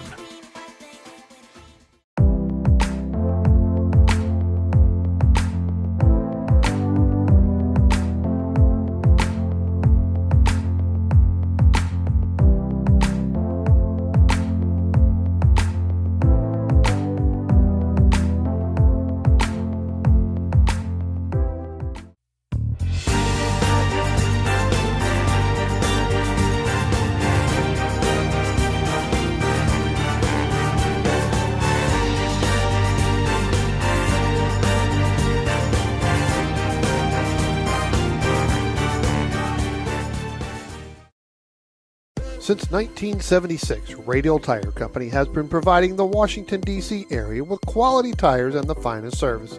They have earned a reputation as a premier specialist in hard-to-find performance tire and wheel applications. They stock tires from all of the top manufacturers for whatever you drive, from small economy cars to SUVs to trucks. Their mission is to assist you in getting the most out of your tires and car. For more information or to schedule online, browse radialtirecompany.com or call them in Silver Spring at area code 301-585-2740. That's 301-585-2740.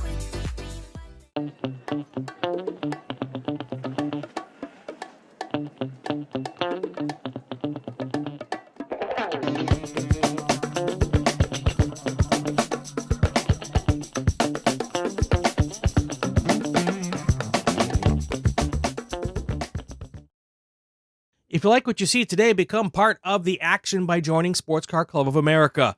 Whether you want to drive, flag, or just have fun with cars, SCCA membership opens the door to all kinds of motorsports to feed your obsession, along with 65,000 like-minded members ready to be friends. Ask someone trackside how to get involved or visit SCCA.com for more information.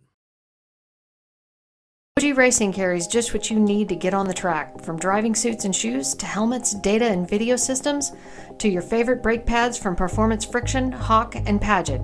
OG Racing has built its reputation during the last 22 years by providing the best customer service in the motorsports business, and their depth of inventory is second to none when it comes to safety equipment. That's why OG Racing has been the highest volume Sparco dealer for 17 years. Come visit their 12,000 square foot showroom and warehouse located in Sterling, Virginia. Call them at 1-800-934-9112 or order online at ogracing.com.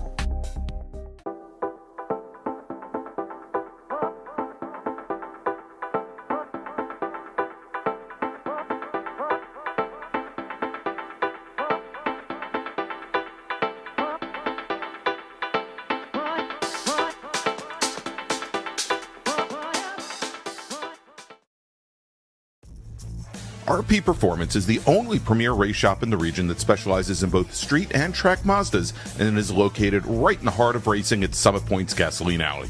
RP has been involved in countless race wins and series championships across many classes with drivers of all ages.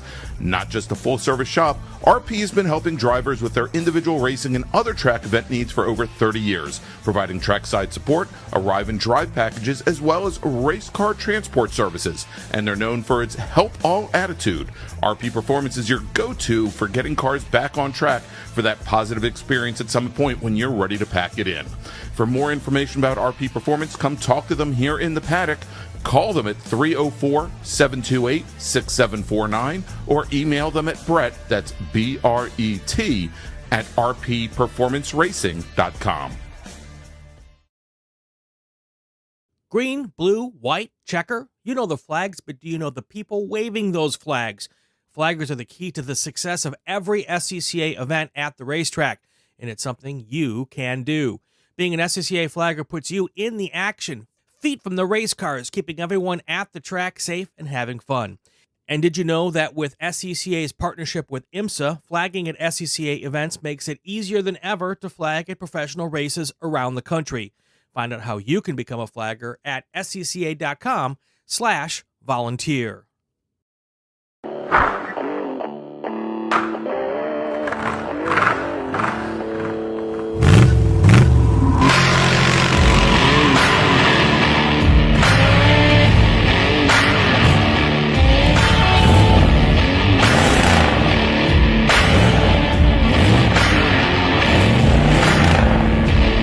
Hey dog.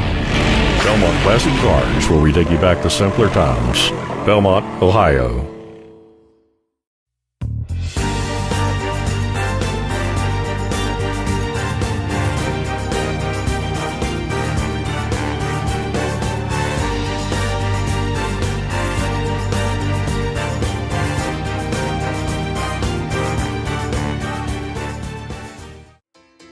The DC region would like to welcome the Autoverse to the MARRS family. The Autoverse is a huge supporter of science, technology, engineering, and math, or STEM education, and like the SCCA, wants to break down the barriers to motorsports. They do this by providing the public with real-world experiences and link them with a trusted network of providers and gearheads. To find out more, find them online at theautoverse.io, and if you're here at Summit Point this weekend, stop by their display in the paddock, say hi, and ask them about their upcoming events. The Autoverse, 4 wheels, more fun.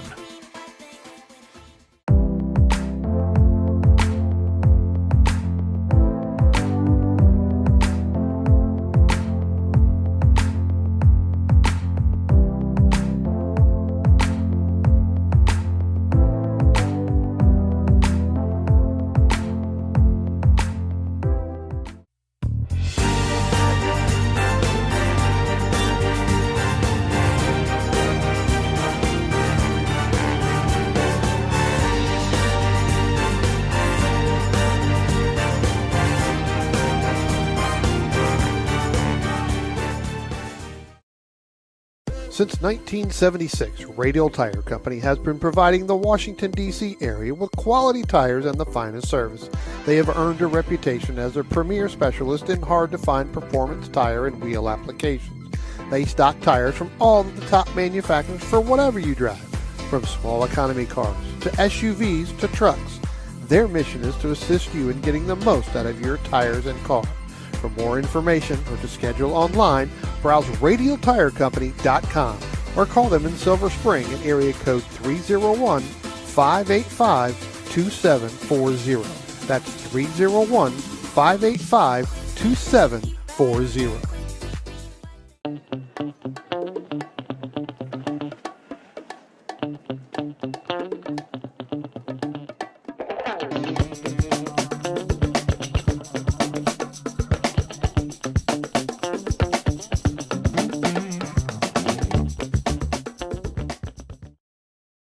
If you like what you see today, become part of the action by joining Sports Car Club of America. Whether you want to drive, flag, or just have fun with cars, SCCA membership opens the door to all kinds of motorsports to feed your obsession, along with 65,000 like-minded members ready to be friends. Ask someone trackside how to get involved or visit SCCA.com for more information. OG Racing carries just what you need to get on the track, from driving suits and shoes to helmets, data and video systems, to your favorite brake pads from Performance Friction, Hawk, and Paget. OG Racing has built its reputation during the last 22 years by providing the best customer service in the motorsports business, and their depth of inventory is second to none when it comes to safety equipment. That's why OG Racing has been the highest volume Sparco dealer for 17 years. Come visit their 12,000 square foot showroom and warehouse located in Sterling, Virginia. Call them at 1-800-934-9112 or order online at ogracing.com.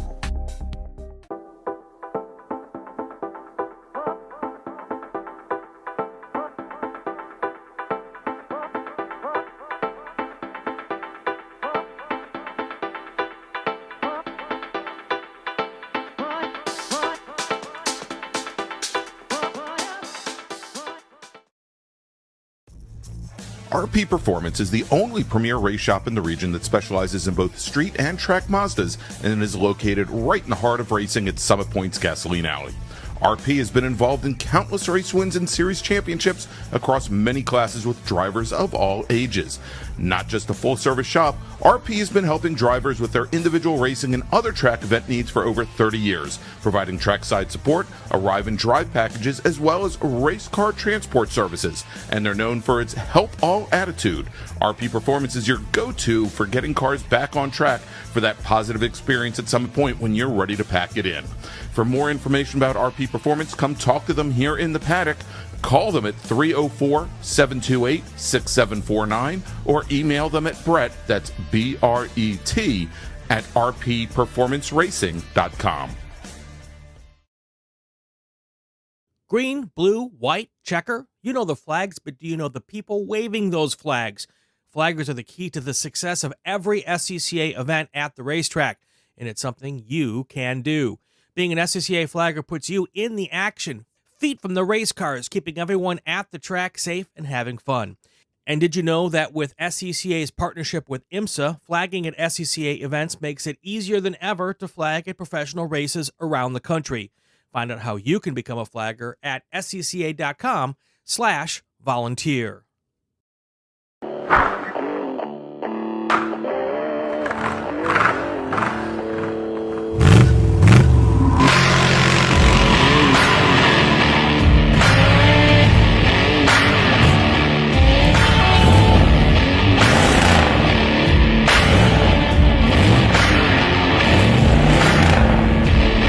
Hey, dog. Belmont Classic Cars, where we take you back to simpler times. Belmont, Ohio.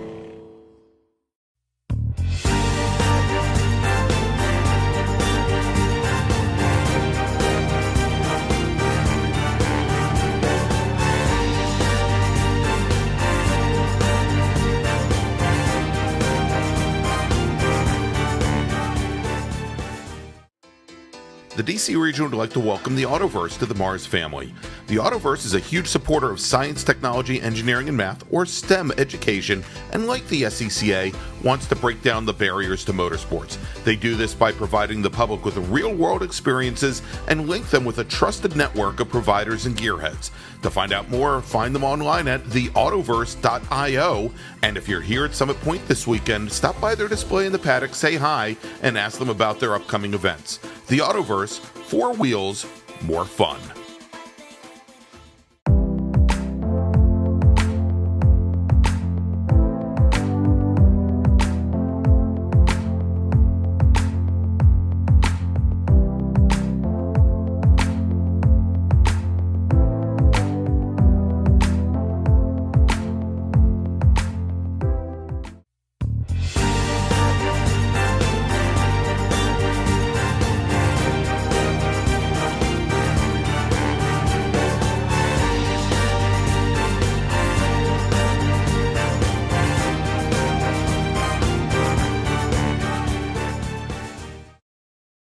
Since 1976, Radial Tire Company has been providing the Washington, D.C. area with quality tires and the finest service. They have earned a reputation as a premier specialist in hard-to-find performance tire and wheel applications. They stock tires from all of the top manufacturers for whatever you drive, from small economy cars to SUVs to trucks. Their mission is to assist you in getting the most out of your tires and car.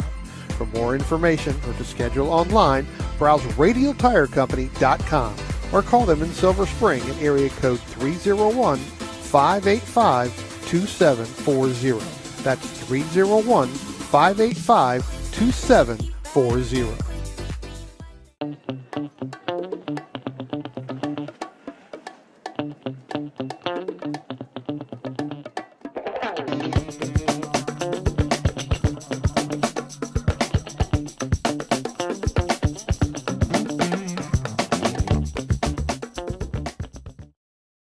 If you like what you see today, become part of the action by joining Sports Car Club of America.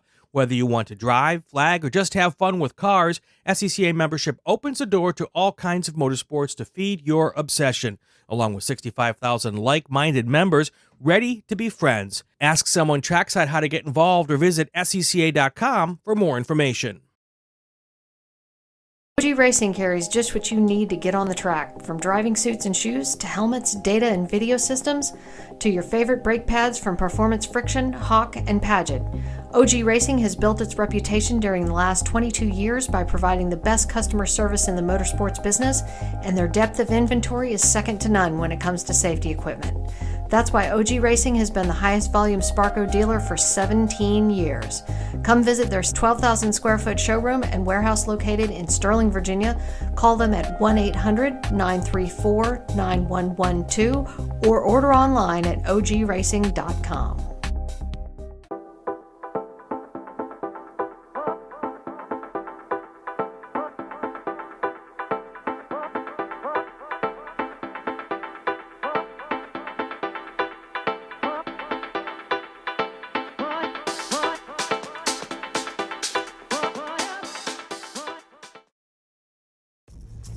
RP Performance is the only premier race shop in the region that specializes in both street and track Mazdas and is located right in the heart of racing at Summit Point's Gasoline Alley.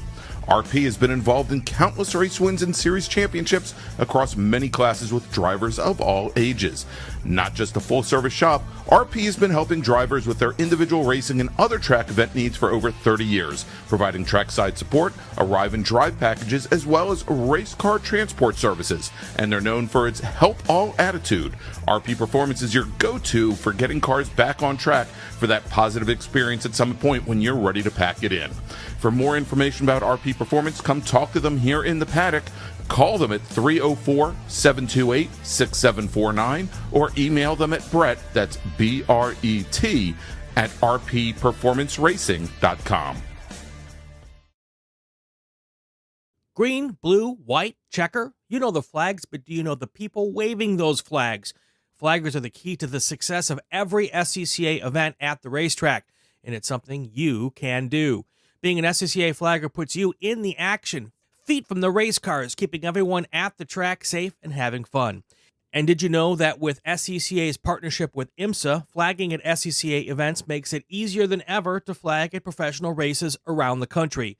Find out how you can become a flagger at scca.com/volunteer.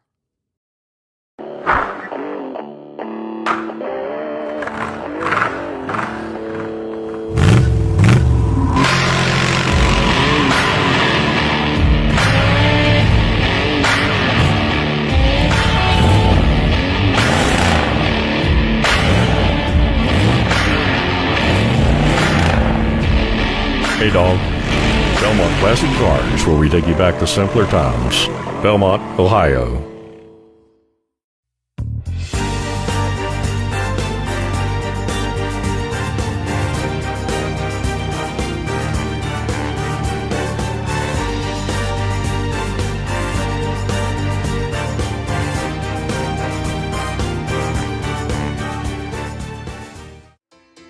The DC region would like to welcome the Autoverse to the MARRS family. The Autoverse is a huge supporter of science, technology, engineering, and math, or STEM education, and like the SCCA, wants to break down the barriers to motorsports. They do this by providing the public with real-world experiences and link them with a trusted network of providers and gearheads. To find out more, find them online at theautoverse.io, and if you're here at Summit Point this weekend, stop by their display in the paddock, say hi, and ask them about their upcoming events. The Autoverse, 4 wheels, more fun.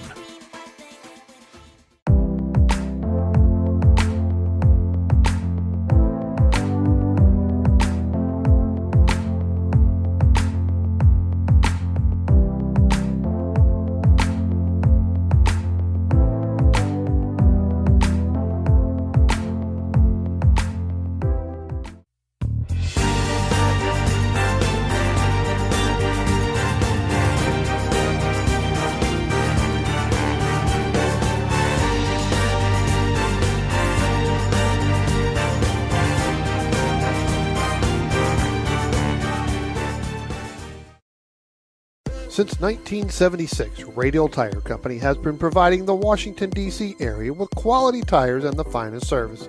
They have earned a reputation as a premier specialist in hard-to-find performance tire and wheel applications. They stock tires from all of the top manufacturers for whatever you drive, from small economy cars to SUVs to trucks. Their mission is to assist you in getting the most out of your tires and car. For more information or to schedule online, browse radialtirecompany.com or call them in Silver Spring at area code 301-585-2740. That's 301-585-2740.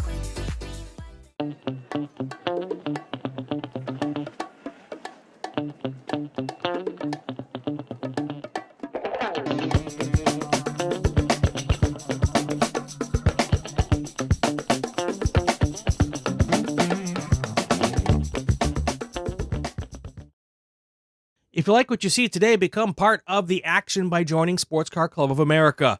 Whether you want to drive, flag, or just have fun with cars, SCCA membership opens the door to all kinds of motorsports to feed your obsession, along with 65,000 like-minded members ready to be friends. Ask someone trackside how to get involved or visit scca.com for more information. OG Racing carries just what you need to get on the track, from driving suits and shoes to helmets, data and video systems, to your favorite brake pads from Performance Friction, Hawk, and Paget. OG Racing has built its reputation during the last 22 years by providing the best customer service in the motorsports business, and their depth of inventory is second to none when it comes to safety equipment. That's why OG Racing has been the highest volume Sparco dealer for 17 years. Come visit their 12,000 square foot showroom and warehouse located in Sterling, Virginia. Call them at 1-800-934-9112 or order online at ogracing.com.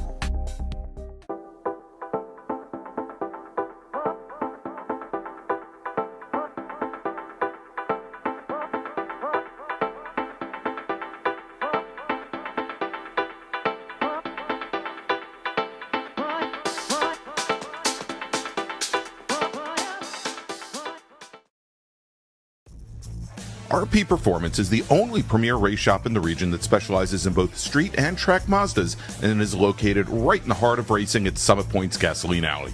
RP has been involved in countless race wins and series championships across many classes with drivers of all ages.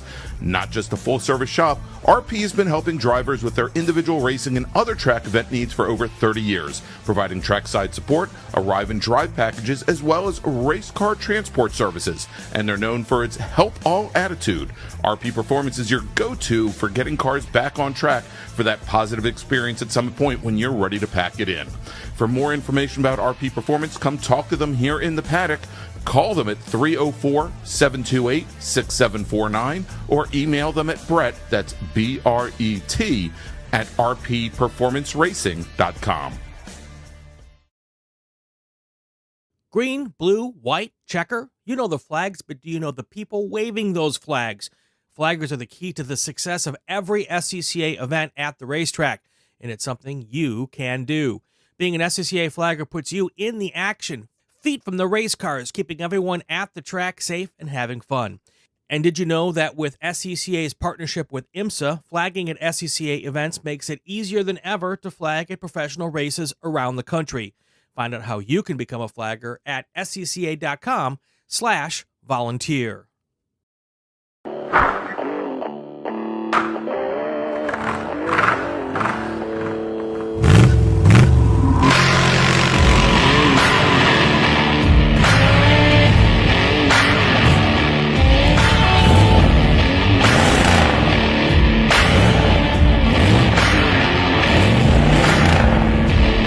Hey dog. Belmont Classic Cars, where we take you back to simpler times. Belmont, Ohio.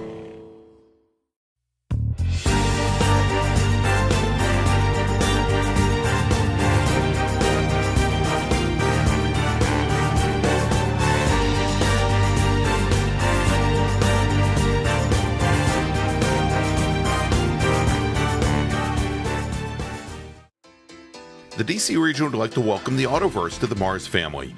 The Autoverse is a huge supporter of science, technology, engineering, and math, or STEM education, and like the SCCA, wants to break down the barriers to motorsports. They do this by providing the public with real-world experiences and link them with a trusted network of providers and gearheads.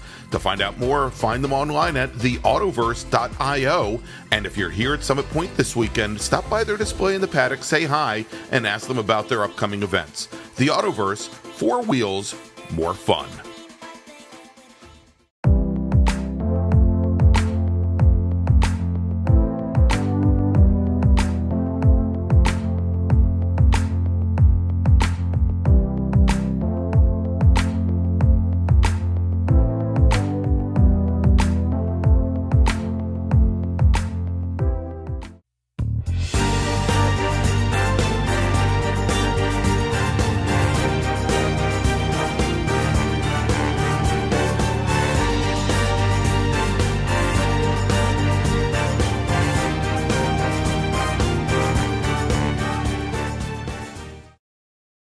Since 1976, Radial Tire Company has been providing the Washington, D.C. area with quality tires and the finest service. They have earned a reputation as a premier specialist in hard-to-find performance tire and wheel applications. They stock tires from all of the top manufacturers for whatever you drive, from small economy cars to SUVs to trucks. Their mission is to assist you in getting the most out of your tires and car. For more information or to schedule online, browse radialtirecompany.com or call them in Silver Spring at area code 301-585-2740. That's 301-585-2740.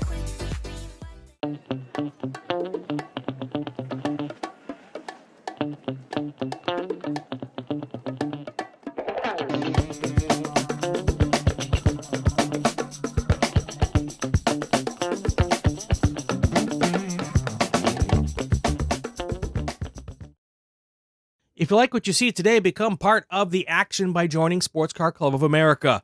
Whether you want to drive, flag, or just have fun with cars, SCCA membership opens the door to all kinds of motorsports to feed your obsession, along with 65,000 like-minded members ready to be friends. Ask someone trackside how to get involved or visit scca.com for more information.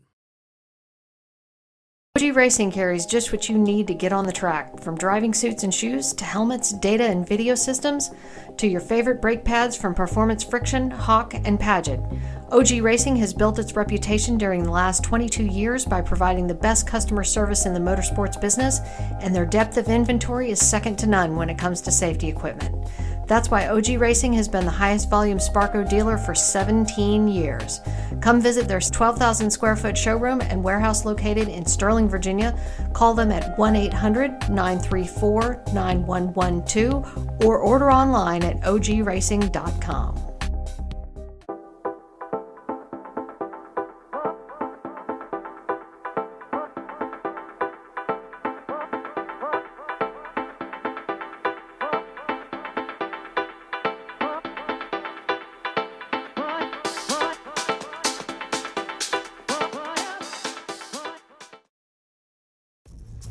RP Performance is the only premier race shop in the region that specializes in both street and track Mazdas and is located right in the heart of racing at Summit Point's Gasoline Alley.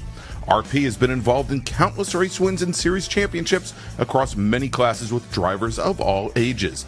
Not just a full-service shop, RP has been helping drivers with their individual racing and other track event needs for over 30 years, providing trackside support, arrive and drive packages, as well as race car transport services. And they're known for its help all attitude.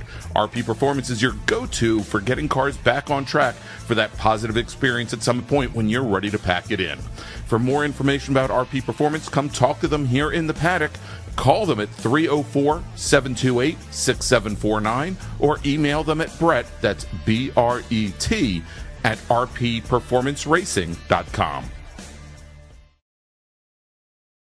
Green, blue, white, checker. You know the flags, but do you know the people waving those flags? Flaggers are the key to the success of every SCCA event at the racetrack, and it's something you can do. Being an SCCA flagger puts you in the action, feet from the race cars, keeping everyone at the track safe and having fun. And did you know that with SCCA's partnership with IMSA, flagging at SCCA events makes it easier than ever to flag at professional races around the country? Find out how you can become a flagger at scca.com/volunteer.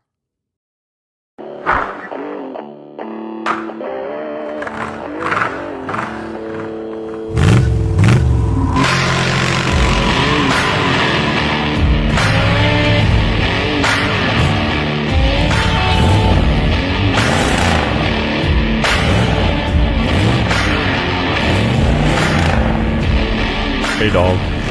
Belmont Classic Cars, where we take you back to simpler times. Belmont, Ohio.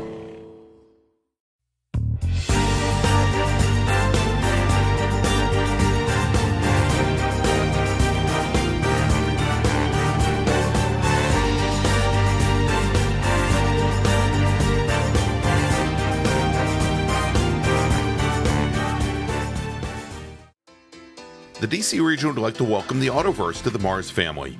The Autoverse is a huge supporter of science, technology, engineering, and math, or STEM education, and like the SCCA, wants to break down the barriers to motorsports. They do this by providing the public with real-world experiences and link them with a trusted network of providers and gearheads. To find out more, find them online at theautoverse.io, and if you're here at Summit Point this weekend, stop by their display in the paddock, say hi, and ask them about their upcoming events. The Autoverse, 4 wheels, more fun.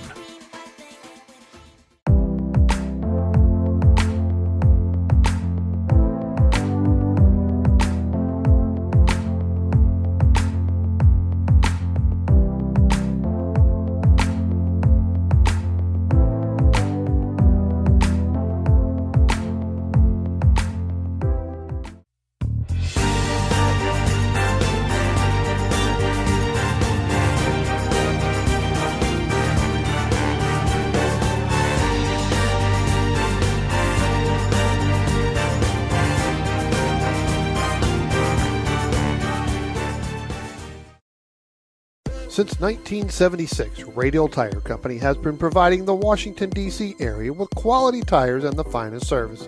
They have earned a reputation as a premier specialist in hard-to-find performance tire and wheel applications. They stock tires from all of the top manufacturers for whatever you drive, from small economy cars to SUVs to trucks. Their mission is to assist you in getting the most out of your tires and car.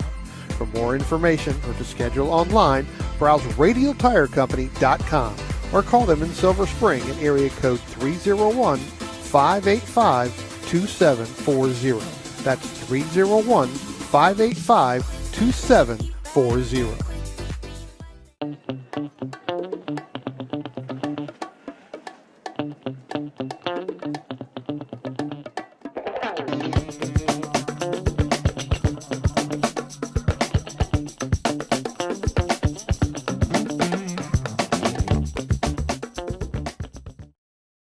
If you like what you see today, become part of the action by joining Sports Car Club of America. Whether you want to drive, flag, or just have fun with cars, SCCA membership opens the door to all kinds of motorsports to feed your obsession, along with 65,000 like-minded members ready to be friends. Ask someone trackside how to get involved or visit scca.com for more information. OG Racing carries just what you need to get on the track, from driving suits and shoes to helmets, data and video systems, to your favorite brake pads from Performance Friction, Hawk, and Paget. OG Racing has built its reputation during the last 22 years by providing the best customer service in the motorsports business, and their depth of inventory is second to none when it comes to safety equipment. That's why OG Racing has been the highest volume Sparco dealer for 17 years. Come visit their 12,000 square foot showroom and warehouse located in Sterling, Virginia. Call them at 1-800-934-9112 or order online at ogracing.com. And welcome back to Summit Point Raceway for the 2023 edition of the Labor Day MARRS Spectacular, presented by Radial Tire Company. I'm Greg Ginsburg, along with Brian Donati and Spencer Gaynor here in the announce booth high atop Summit Point Raceway on what is a beautiful day. And as Spencer is winding through these different camera angles that we have here at Summit Point, there are so few clouds in the sky, Brian. Hopefully our cameras don't melt down. Especially not the one at start finish. That's in the shade. It's pretty cool in the shade. Yeah, that was not bad. I actually I like that position right there. I was thinking about standing and hanging out there all day long anyhow. Yeah. But beautiful, beautiful day of racing, and we've just completed. Just before we went to lunch, we had our first race of the day. Quickly, here's Spencer. Why don't we throw up the schedule for the rest of the day here, and so you can take a look. We had, of course, qualifying already this morning. We are going to have 15-lap races for our remaining 7 race groups. We have the race groups down at the bottom there. Our next group up are going to be the open wheel and prototype racers who are waiting to get to the grid now. And then we will have our first Sprint Bracket Road Racing Series race of the weekend. And then another 5 races after that to round out the day. Tomorrow, our racers are all going to race twice. They're going to have first a very short sprint race for 7 laps, and then in the afternoon, 19-lap feature races. And you thought it was 10. Maybe it's 10, and maybe I think I fat-fingered it. Woo, man, don't make me race more than, I'm going to have to go fix that. Yeah, you weren't ready for it. It is 7 in the morning and then 10 in the afternoon. Yeah, I'm going to have to get that fixed, aren't I? My arms just went down to my knees. My. Right? And I'm going to do that as we speak. And then on Monday, 2 different 10-lap races for our bracket racers.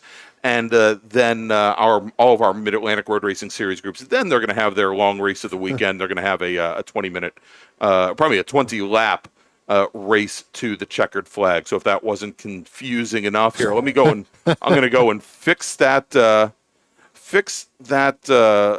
screen as we speak. But Brian, we've got our open wheel group here getting ready to head out on track in just a moment. Had to wait a little bit because I think we've only got about 3 of them up here at the moment. But why don't we run down the starting order? That'll give me time to get this graphic done, and then we'll talk a little bit about some changes or some things that we know, some drivers we know will and probably won't make the starting grid. All right. Starting in 12th from Millersville, Maryland, that's the 14 of Derek Holmes. Starting in the 11th position in that P2 machine from Powhatan, Virginia, that's the 70 of Keith Van Horn. Starting in the 10th position. And on Formula V from Bridgeville, Pennsylvania, that's the 77 of Rick Shields. Starting in the 9th position from Cockeysville, Maryland, the 2 of Wayne Nicolette.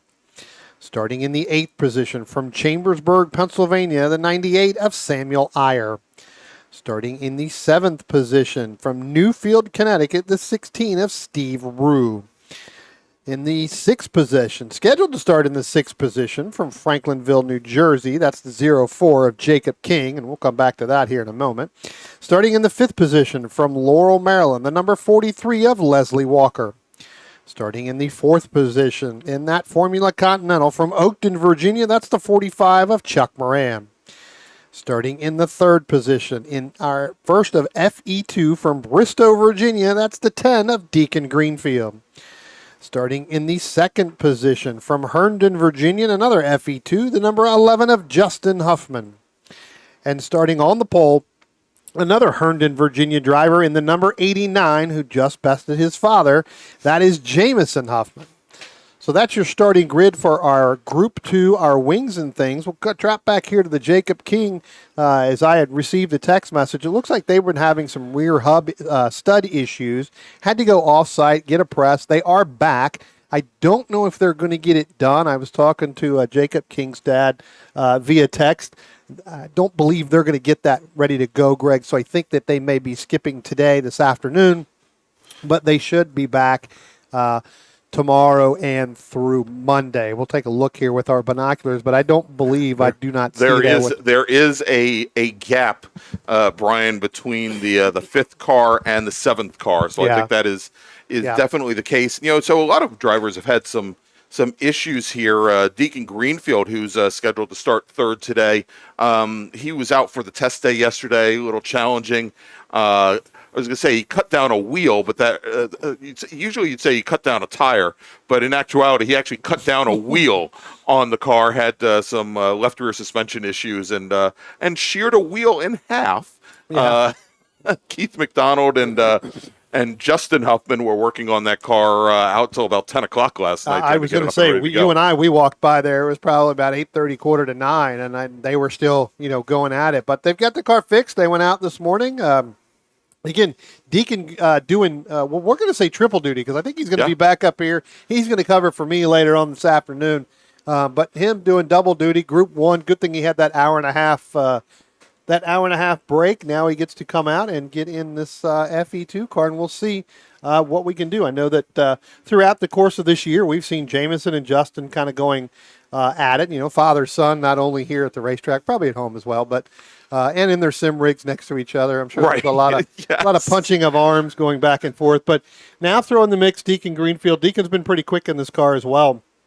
So, pretty much just under a second behind them. So again, today's a different day. They've gotten that fixed. We'll see what happens. Yeah, we'll see what happens here. As you can see now, our group is out on the pace lap here.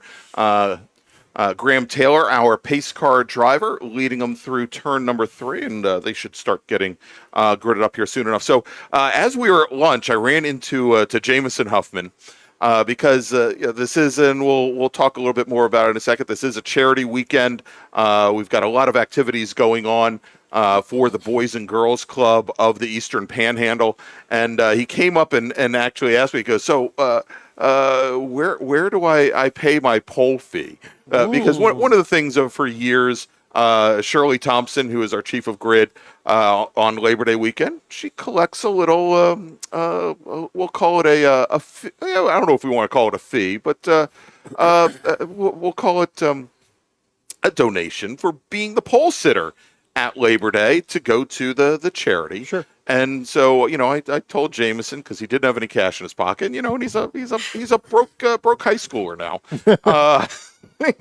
I told him, remember, Summit Point is now a cashless facility. You may not have anything for it, but I guarantee you your father does. So we've got the field led by Jamison Huffman, our pole sitter, and his father, Justin Huffman, coming through turn 10 as the pace car is on the pit road, turning things over to our starter for today's second race, Dave Sterling, and flag is now in the air. Dave Sterling gives the command, and side by side, Brian, the two Huffmans, Jameson and Justin, heading down into turn one. Justin in the blue car, driver's left.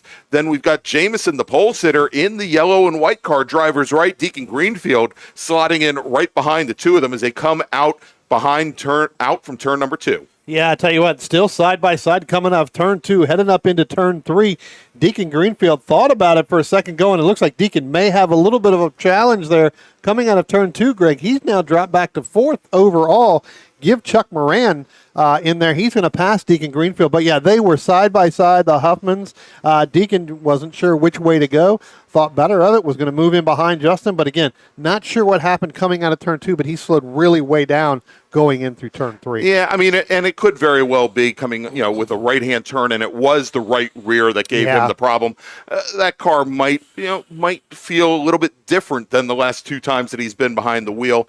Still trying to feel it out. And plus, again, these cars, they're on very cold, slick tires. They don't warm up as quickly as the DOT tires that we saw in the last, a lot of our racers with in the last race.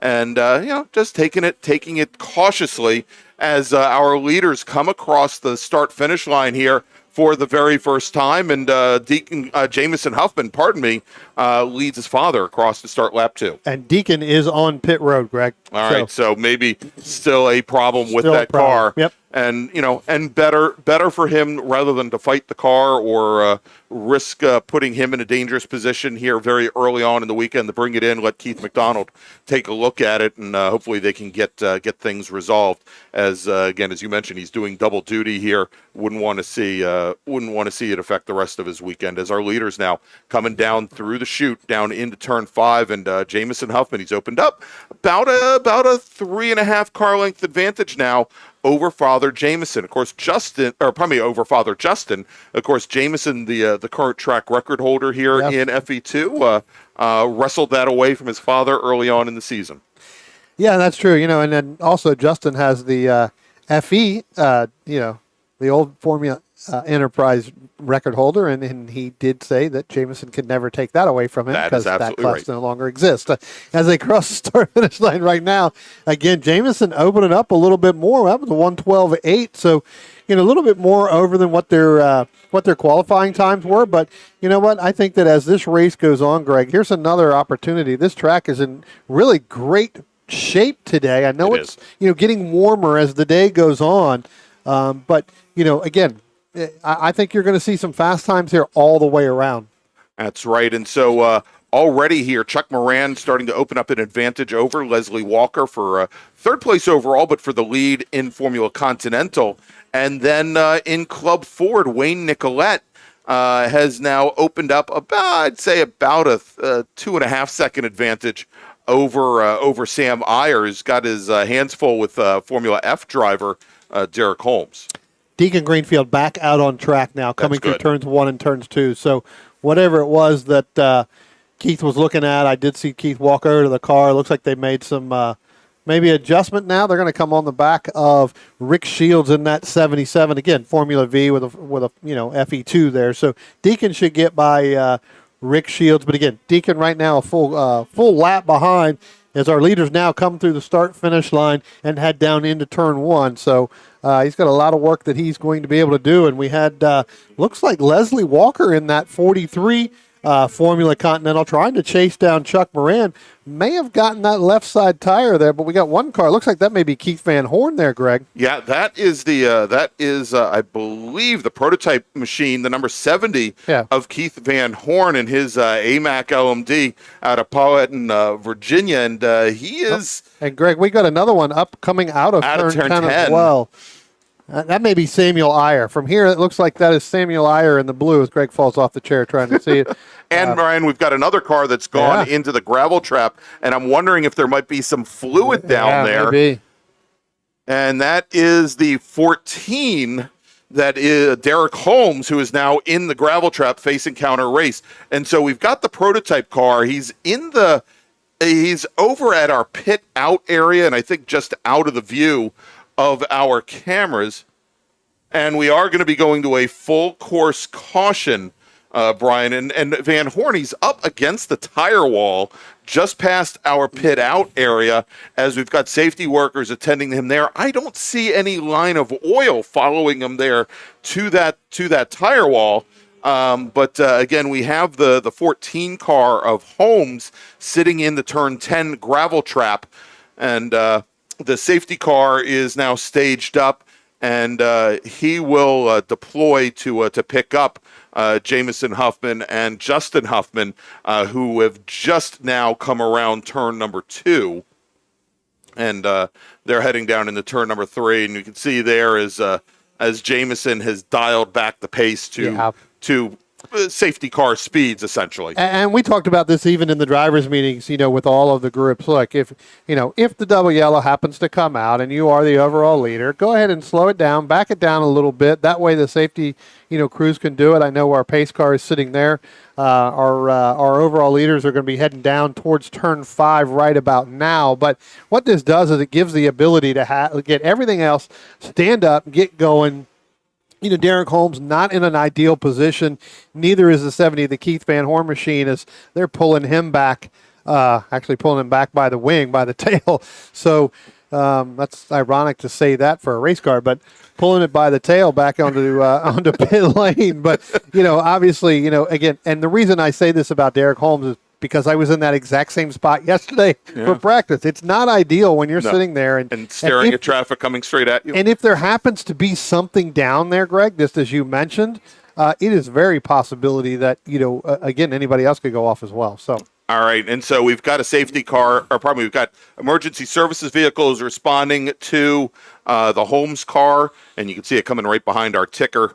There it is. Right in front of the camera view right now, and the safety car now has deployed and going to be picking up our leader, Jamison Huffman. So again, we're here under full course caution. This is a 15-lap race, and we are currently we've got 5 laps complete, 10 laps to go.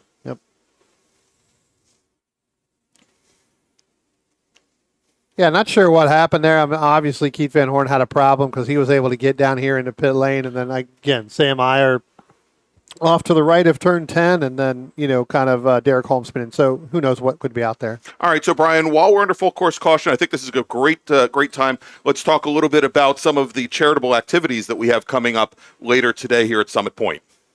Make sure to stick around after we're done racing. First, we're going to have a giant group photo at around 6:15 p.m. on the front straight to celebrate the D.C. region's 75th anniversary. And then it's time for the always popular 50/50 in live raffles, as well as the charity auction. We'll also, once again, be naming the recipients of this year's Workers' Choice Awards, where one lucky Saturday driver from each race group will win a great prize package. And then remember, the Kids Zone, hosted by the Boys and Girls Club, will be up and running at Charity Central right next to the Pro Shop from 11 a.m. to 7 p.m.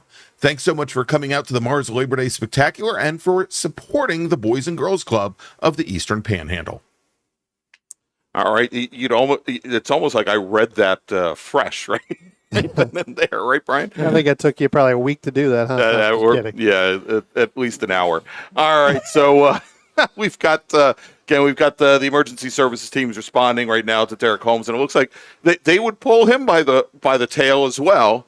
Top of the tail. Top of the tail, yeah. Well, he's got no wing. That's on the back of that Formula F car, but they do have him hooked up. They are yanking back. I was going to say, pull him by the tail, you get, going to scratch and claw to keep from going where you want him to go. But it looks like they have just now retrieved that car out from the gravel trap. I tell you what, it's with all the charity going, we've got an EV fund and everything else that goes to charity and everything else. Right.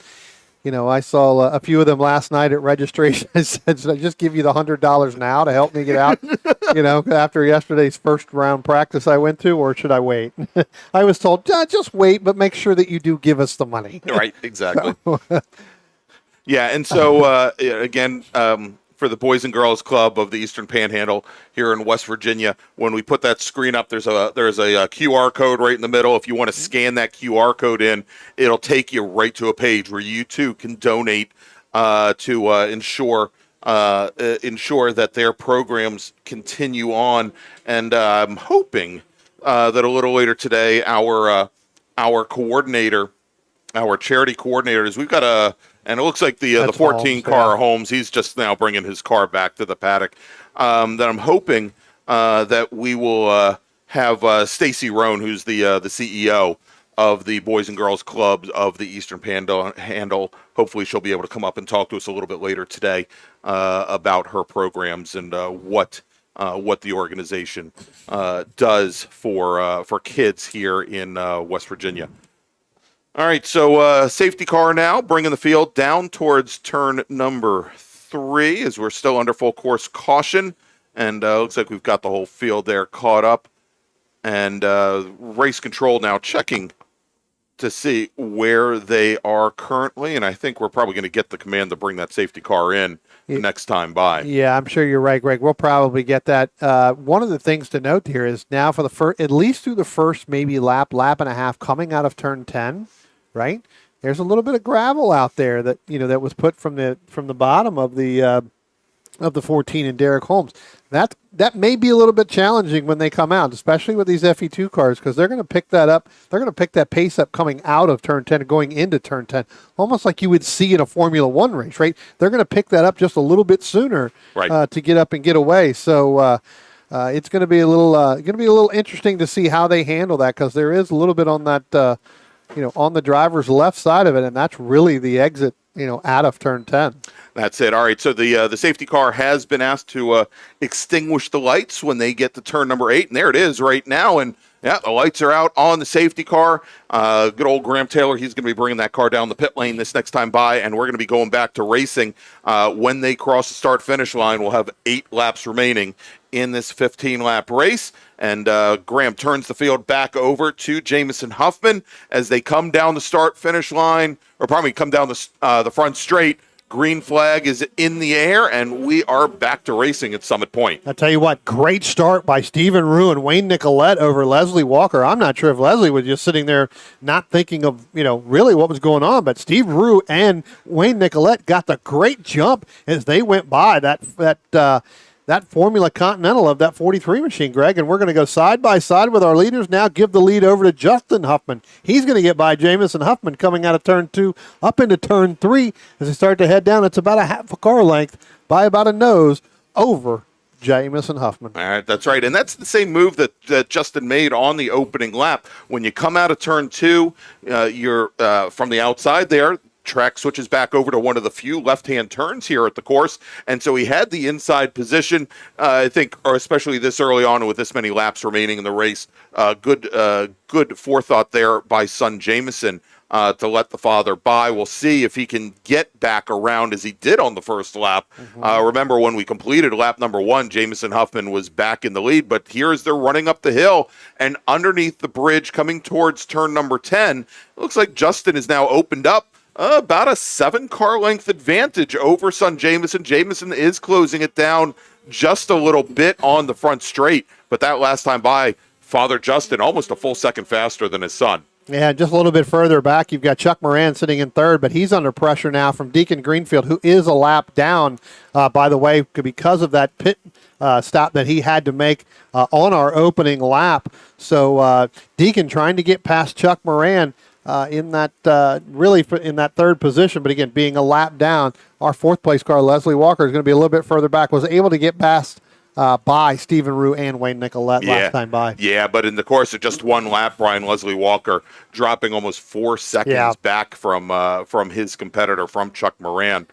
There, Rue is our only, actually, no, I take it back. Now he's our only Formula F driver on course. He wasn't our only Formula F driver earlier on. Also, great to note, and unfortunately, he's our sole Formula V racer, but we do have Rick Shields with us, as I think you mentioned, in the number 77 VDF.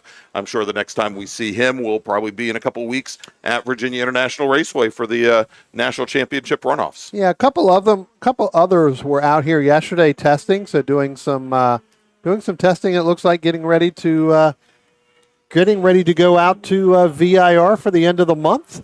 I know we'll be there, so you'll probably see about 30 of them out there. But yeah, doing some testing here yesterday, get some stuff done, and then leaving to go back and work on their changes. All right, Brian, real quick, as we're actually just about halfway through, actually a little bit more than halfway through this race, let's make a call to the grid for our next group. Attention in the paddock, attention in the paddock. Bracket racers, please start heading to the grid. Your race is next. Bracket racers, please start heading to the grid. Your race is next. We look here, we're picking up our overall leaders. They should be coming through, maybe coming through turn 6 or coming up through turn 8 right now. That's Deacon Greenfield and Chuck Moran sitting there coming up out of turn 8 right now. But yeah, our overall leaders now, Justin Huffman in that FE2 machine with Jamison Huffman. They're going to go across the start-finish line. This time by, there'll be 5 laps to go. And then here comes Deacon Greenfield and Chuck Moran by the start-finish line now, coming here right at your start-finish camera. That's right, and Greenfield still sitting right in the wash of the Continental. Moran now moves to the inside, but I think kind of cautious on the brakes there, Brian. As Greenfield, he had the advantage coming down into the brake zone, and I don't want to say he overslowed the car from the inside, but Moran was able to hold him off going through turns 1 and 2. Yeah, Chuck had the preferred line. Deacon trying to go to the inside, like you said, trying to outbrake him, realized it wasn't going to happen, had to get back on probably the brakes longer than he really wanted to, which really slowed the car down, which enabled Chuck Moran to go ahead and pull a little bit further away with that, that optimum line going through there. So good move by Deacon. Save it for another thing. You're a little bit faster than he is coming out of 10, as we've seen the last couple of laps. So able to close that gap to that Formula Continental. But I think that at some point you may see Deacon, just try to test the waters here a little bit. But, don't want to push it too much because you are a lap down. It's going to be hard to – you're definitely not going to get your lap back. All right, and now it looks like Greenfield has managed to get around Moran as they came through turn number 10 onto the front straight, and here they come across the start-finish line as they now start their 12th lap out of 15, and we'll see if Greenfield can continue to hold them off as they go down into turn number 1, and I swear they're there back behind our ticker. There we go. We'll get that fixed up for you tomorrow. My apologies, everybody. But there you go, Deacon Greenfield, and that's, I'm carrying some good speed through turn 2, manages to stretch out his advantage over out-of-class racer Chuck Moran. Yeah, it looks like whatever the problem was early on, on that first lap that Deacon felt, came in, got something changed real quick or added or, moved. Maybe there was something dragging a little bit, was able to get it removed, and, now feels a little bit more comfortable.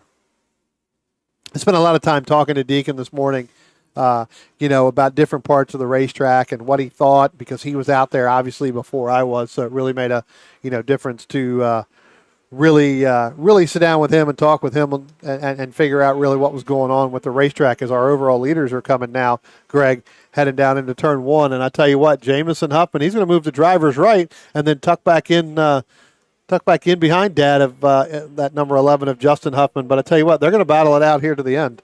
So we're going to have to we'll see. Again, 3 laps left to go. Jamison's right there. They're going to come up on the back gearbox of Rick Shields probably when they get down into turn 5 as they head over the hill. Rick Shields now is going to head over the hill through turn 4 and down into turn 5 here momentarily.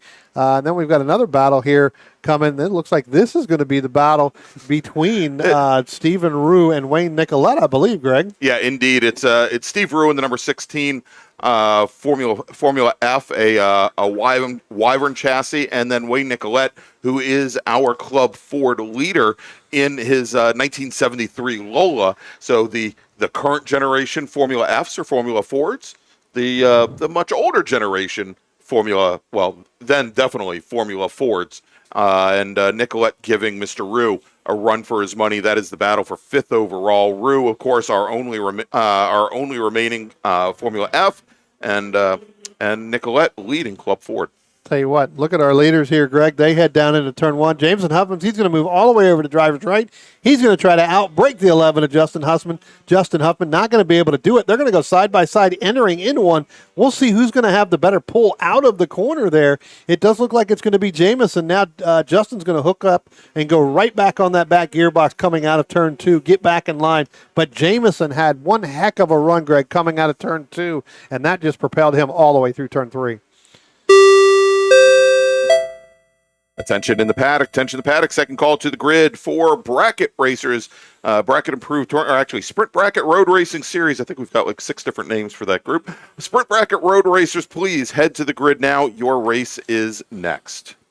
All right, and so Brian, next time by, and it was a great time for Jameson Huffman to get around his father, Justin, as the next time they cross the start-finish line, they're going to be getting that one to go board here as they will be starting lap number 14 of 15. And as they come out of turn number 10, Jameson now opening up about a 5, actually I'm going to call it about a 7 car length advantage over Justin now. And again, 1 lap remaining here at Summit Point for our open wheel and prototype racers. Yeah, Justin 2 seconds off his best time with that lap and almost 2 seconds off of Jameson Huffman. So it could be Justin just trying to milk that thing home here a little bit, because Jameson that lap was only 2/10 off of his best. But now as we look out through turn 3, headed up through the hill, Justin closing the door a little bit, reeling Jameson back in. So not sure if Jameson had to get out of it coming out of turn 2, or Justin just got that much of a better run out of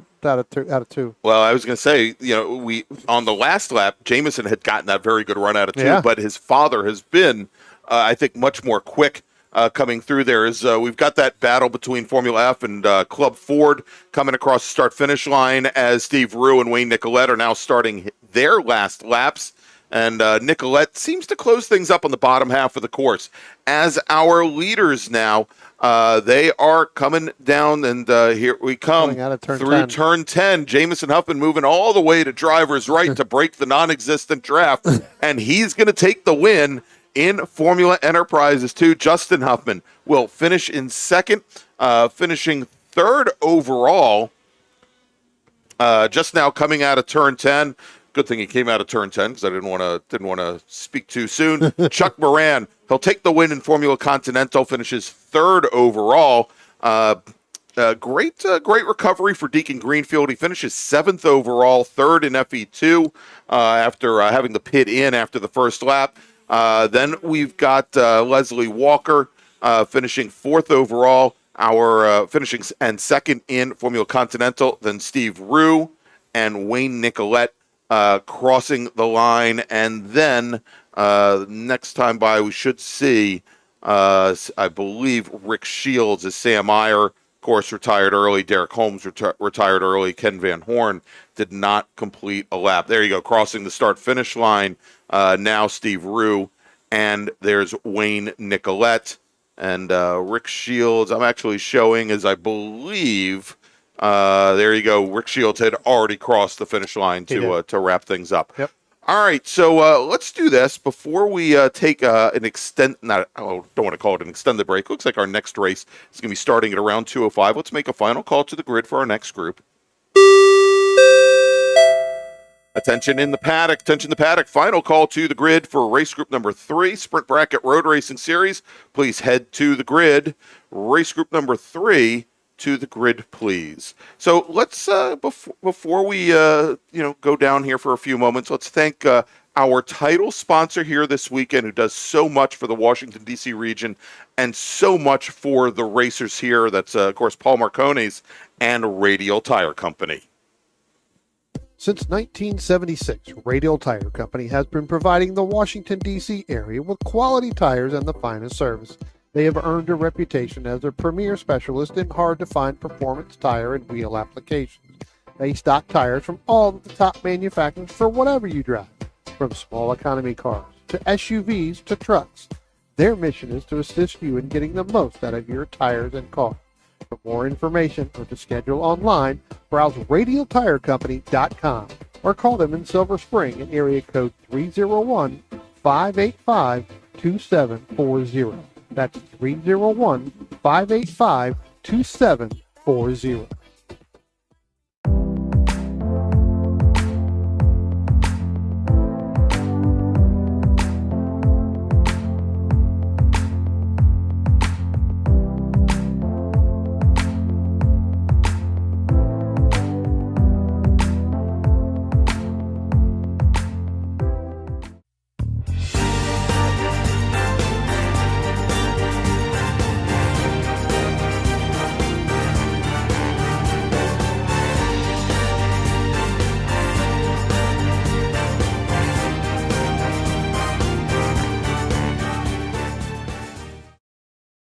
Since 1976, Radial Tire Company has been providing the Washington, D.C. area with quality tires and the finest service.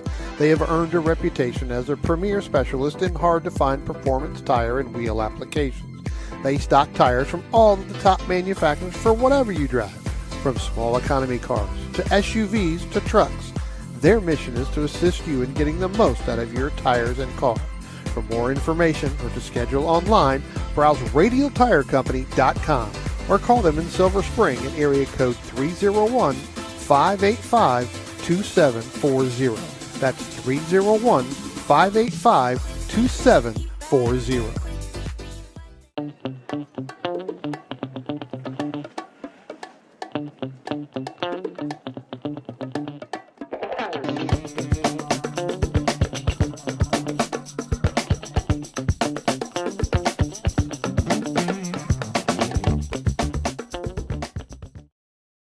If you like what you see today, become part of the action by joining Sports Car Club of America.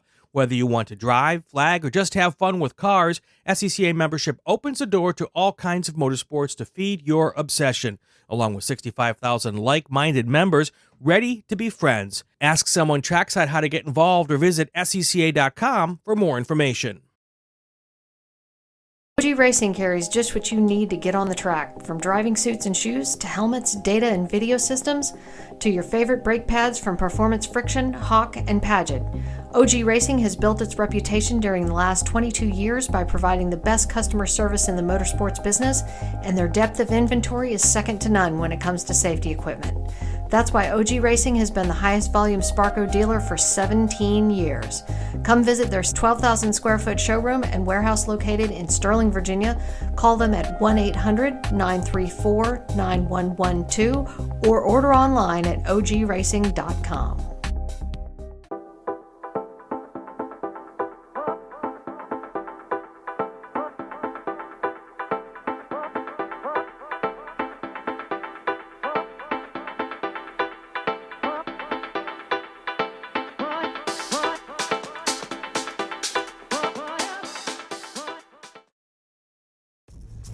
RP Performance is the only premier race shop in the region that specializes in both street and track Mazdas and is located right in the heart of racing at Summit Point's Gasoline Alley.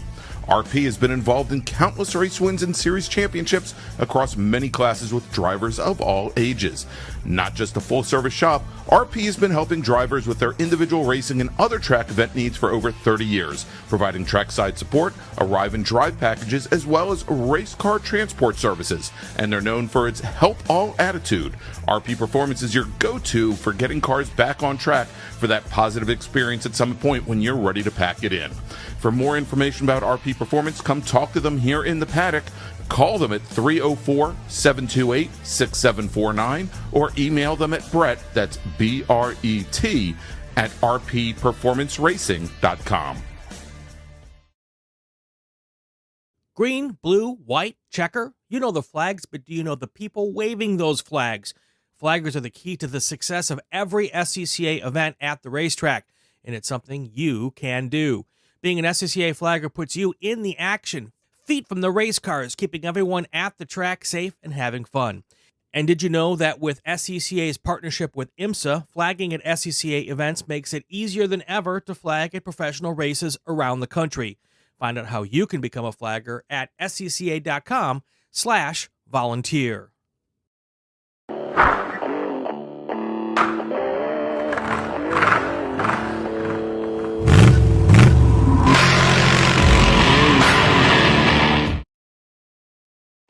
All right, and welcome back to Summit Point Raceway and the 2023 Labor Day Mars Spectacular, presented by Radial Tire Company. I'm Greg Ginsberg, along with Brian Donati and Spencer Gaynor. And coming up next is our first bracket race of the week, of the long weekend here. And just to give you a little heads up, you're not going to get the full rundown looking at our timing ticker on the right-hand side of your screen.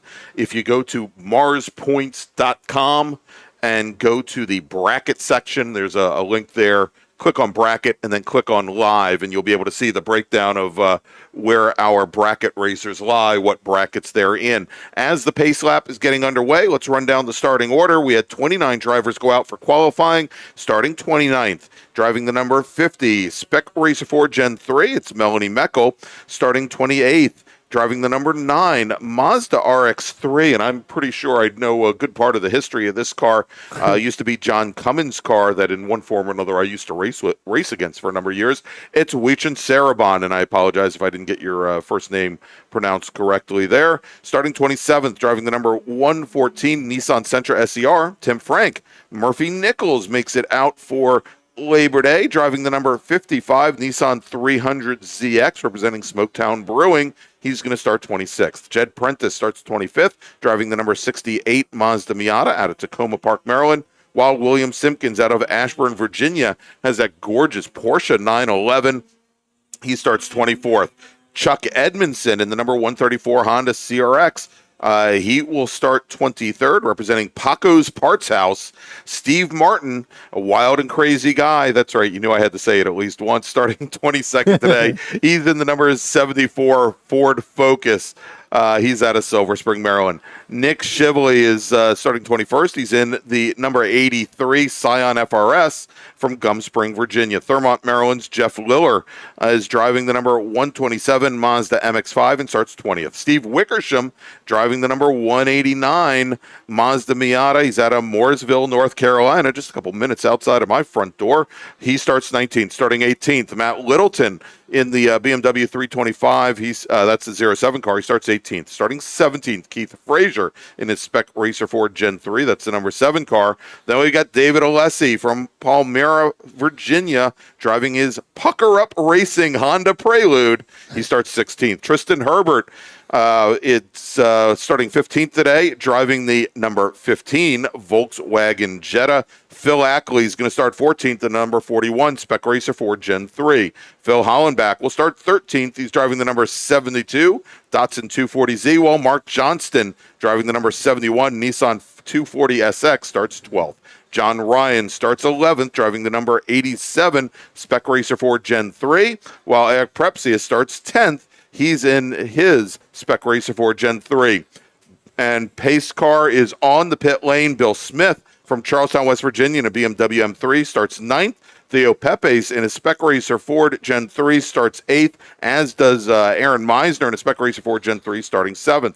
David Albrecht in his Honda Civic will start 6th. Brian Cates in a Spec Racer Ford starts 5th. Steve Shue in his Spec Racer Ford starts 4th.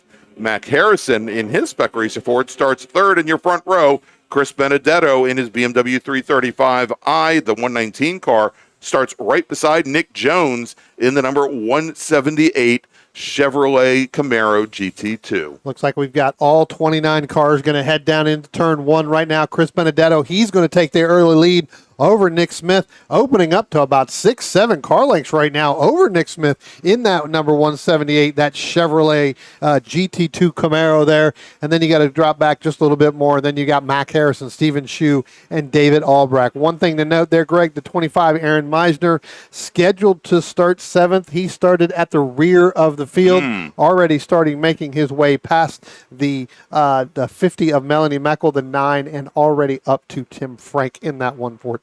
All right, so we'll see how far Mr. Meisner can get that Spec Racer Ford through the field, as the winged Honda Civic of, or probably not Honda Civic, BMW 335 of Chris Benedetto leads the field through the carousel, and now getting a little heat in the tires.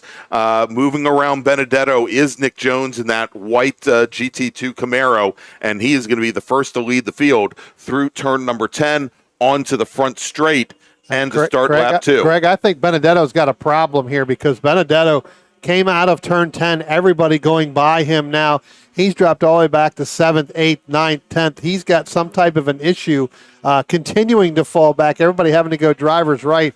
It was Mac Harrison, Stephen Shue came up on him at speed, and they had to take a little bit of evasive action to get around them, or to get around Chris Benedetto there in that 119 machine. That's right. And also, let's add Brian Cates, who's currently your first driver, now back behind Nick Jones there. And so, Brian, I guess this is as good a time as any to fill in people. One, why I told them to go to a different site for the timing.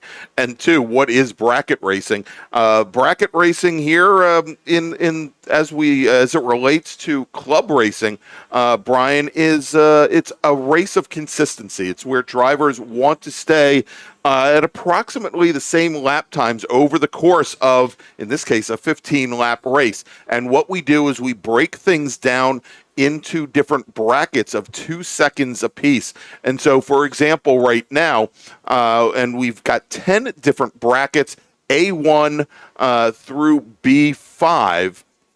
A1 being the fastest, and I believe for drivers that are in the 115 and lower range. But it breaks up, like right now, Nick Jones is in the B1 bracket for cars that were 125 to 127 per lap. He now, as he completes his second lap and turns in a 120.875, he's now moved up to the A3 bracket, to the third fastest of all of our brackets, which is for drivers that turn a lap of 119 to 121. And so once you try to lock into a bracket, you want to hopefully stay in that same bracket. You want to be close to the drivers that are near you on track, of course, without going into, without breaking out of your existing bracket. Because what can happen, and we've seen this before, Brian, if you're caught in the draft or what have you, you may find yourself in a higher bracket, just because you crossed over that little barrier. Right. And because you've moved into a higher bracket, you may find yourself competing against not the guy directly in front of you, but maybe somebody who's 5 cars ahead of you. And that's how we do it. And again, if you go to MARRSpoints.com and click on bracket, you should be able to see all of our timing and scoring. Tell you what, Greg, we got one car going off there. That looks like that is going to be the Stephen Shue machine. That is... Indeed, it Stephen was. Shue going off in turn 10, got it collected and kept going. It looks like our number 9 of Widgeon Sarborn, he has now pulled off out of turn 2, coming up the backside. Last time by between Phil Hollenbeck and Tristan Herbert side by side through turn 1, Greg, and almost through turn 2. Chris Benedetto evidently has gotten whatever he needed fixed. He is starting to work his way back up. He is starting to come back up behind. Right now, he's in 8th position, coming right up underneath the Eric Prespius machine of that 51 SRF. That's right. So, of course, Tristan Herbert, former Pirelli World Challenge driver, former for a short period of time, I think Trans Am driver as well. But more importantly, former MARRS champion here in ITB and winner of the American Road Race of Champions in ITB as well. Gravel placement person on turn 3. I mean, he's got a man of many trades. So no, we give Tristan a bunch of stuff, but very good, accomplished road racer. Very good all the way across the board. I've seen him obviously racing in IMSA. So SSM the last couple of years. Yep. Ended up selling that car. Adam Biotow's got that car, so another good stout car. Yeah. For that, but looks like our brackets are starting to shape up a little bit here, Greg. Now we're going to put Nick Jones in a bracket by himself here. That's the A3 bracket now. That's 119 flat to a 120.999 all by himself. And then there's a whole host of cars in that A4 bracket. That's right. So we've got Brian Cates, Mac Harrison, Stephen Shue, who just had that off a little while ago, David Albrecht in the Honda Civic, the green Honda Civic, as well as Chris Benedetto. They are in that A3 bracket. That's for drivers that have turned a fastest lap time of a minute 21 to we'll call it a 123. And Cates with about a 3-second advantage on that A3 field right now, running just turned in a lap time of 1:21.755, but he's about 3 seconds up on Mac Harrison, and then David Albrecht is another 3 seconds back from there. Stephen Shue still trying to recover from that off, right back behind that green Honda Civic. We saw the Civic in our first race today with that huge rear wing. And there they are, just coming out of turn 8, heading up the hill. We'll see Amir coming underneath the bridge into turn 10. And there is the Civic and Stephen Shue in that Spec Racer Ford directly behind. All right, Brian, as we're just now about a third of the way through this 15-lap race, let's make a first call to the grid for our next large group. Attention in the paddock, first call to the grid for race group number 4, Spec Miata. Please start heading to the grid. Spec Miata racers, please head to the grid. Your race is next.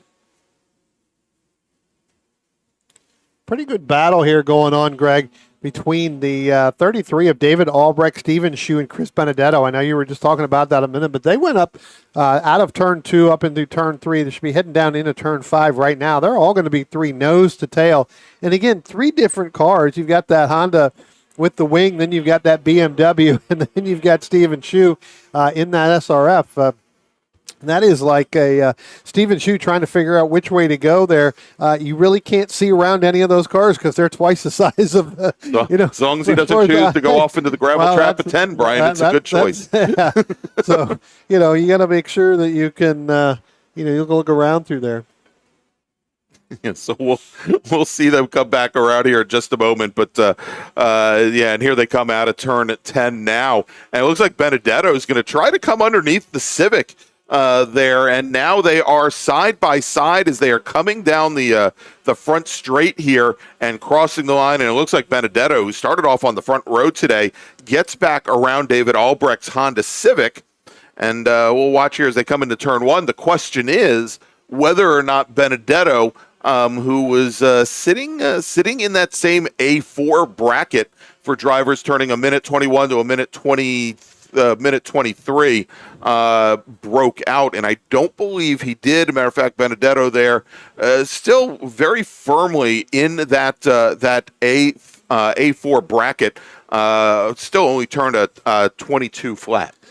But keep in mind, he went from 5th to 3rd in that bracket by passing Stephen Shue last time by, and then David Albrecht heading across the start-finish line down into turn 1. So you move from 5th to 3rd in there, and that's the bracket that you're racing.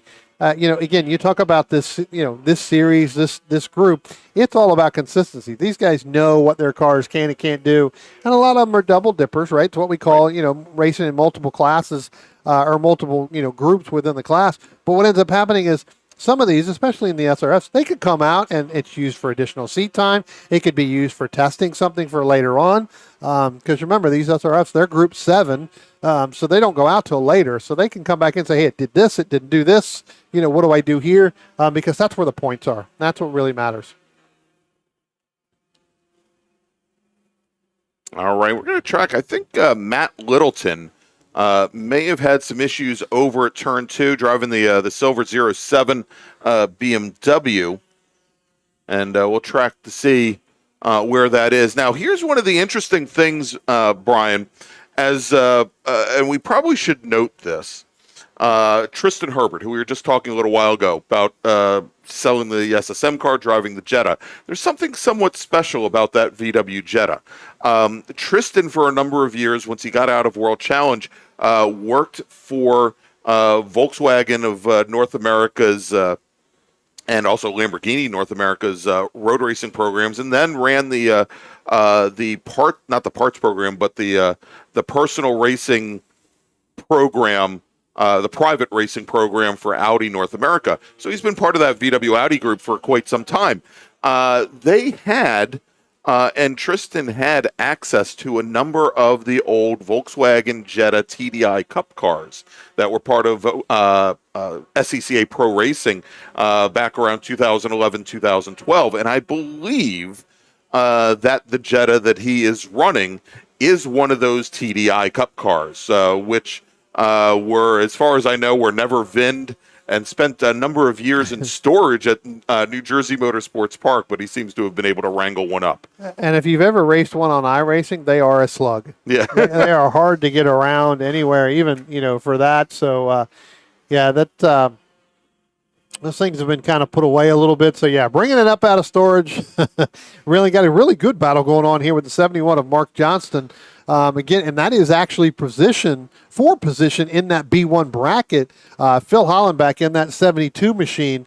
He's leading that bracket. He's just now coming out of turn 2 now, heading up. He's got a car in between him and Tristan Herbert and then Mark Johnston. But Mark Johnston right on the back bumper of Tristan Herbert as they come up out of 2 and up into 3.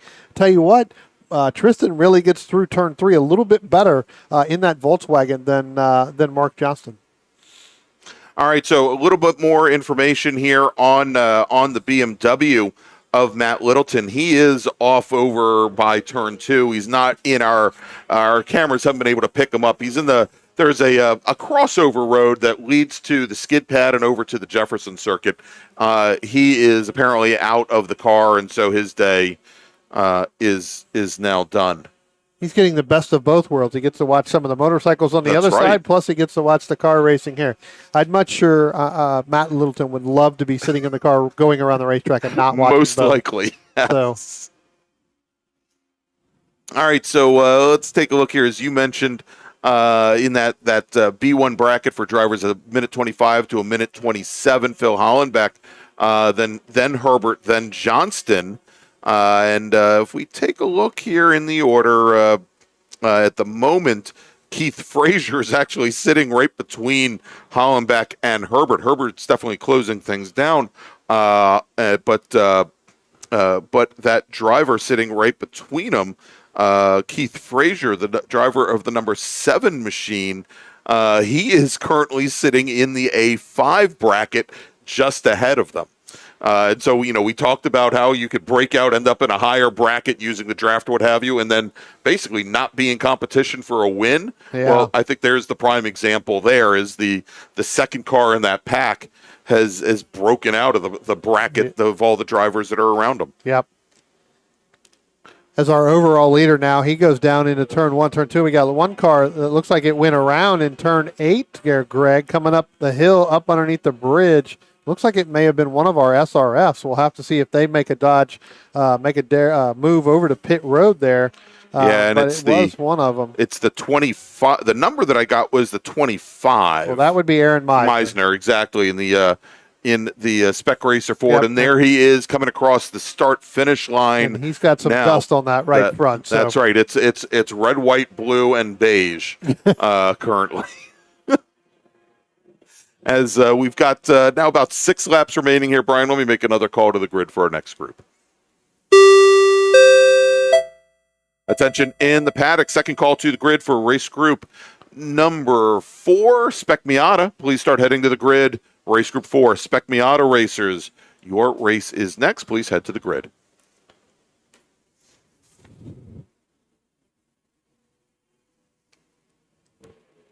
I've been watching Nick Jones here, Greg, in this Chevrolet GT2 Camaro, and every now and then a couple, he'll take a really hard lap and then he'll back off a lap. Then he'll take a really hard lap, and again, with this purposely built, tube chassis, stock car, as we start to wind down here with 4 laps left to go, he comes out of turn 2. Brakes start to go away, tires start to go away. You start hearing everything and anything that could be going on. All you're trying to do is milk it home. Brakes start to go away. So it looks like Nick's, trying to take care of equipment, but went 118 a couple laps ago, 118, actually lap 5, 118.667. Then he dropped down to a 123 when he was marred in 5 traffic. seconds off. Yeah, and then turned around and went back to a 119, and now he's back up to a 120, almost a 121. So, again, trying to get through traffic. But, again, especially with those heavier cars, and we're going to see a lot of them out here later on in Group 8 with our big bore, that stuff starts to go away, and the temperatures are rising here a little bit today, because it's going to be super hot this weekend, really, Sunday and Monday. So, well, when we went on the air this morning at about 11:30 this morning, it was about 85 or probably about 75, 76 degrees. It's gone up 10 degrees since then. Yep. You can just see the way he comes out of turn 10 now, kind of, it seems like it's laboring. So something could be going away, and I wouldn't be surprised if it's not brakes starting to get very, very soft in that 178 machine. Yeah, and indeed, as he just crossed the start-finish line, 127. Yeah, he's up at the 127s now. He's getting into ITB times at the moment here. So maybe what you're saying is correct there, and maybe the tires are going down, or maybe he's just on the proverbial Sunday drive here for the last couple of laps. He's proved what he wanted to. He's gotten into that A2 bracket, into the second highest of all the brackets. Yeah, and then the overall, you look at the overall, he's still got about a 6.5 second lead. So again, 3 laps left to go, trying to nurse this thing home. But it does look like brakes may be getting a little soft. I'll try to find out sometime later today. Go over there and talk to him after we're all done this evening and see maybe if that's what it was. That's what it looks like to me. So. Yep. And just got word from our emergency services teams that they have managed to go through the Jefferson Circuit, pick up the 07 car, and they're taking him home now. Well, he was right here, so he wasn't all the way down there. He had gotten moved out to where he was right in between the cutouts here, so he came up through the back way through here. So he was able to work his way back up that way. All right, so he is now done. I'm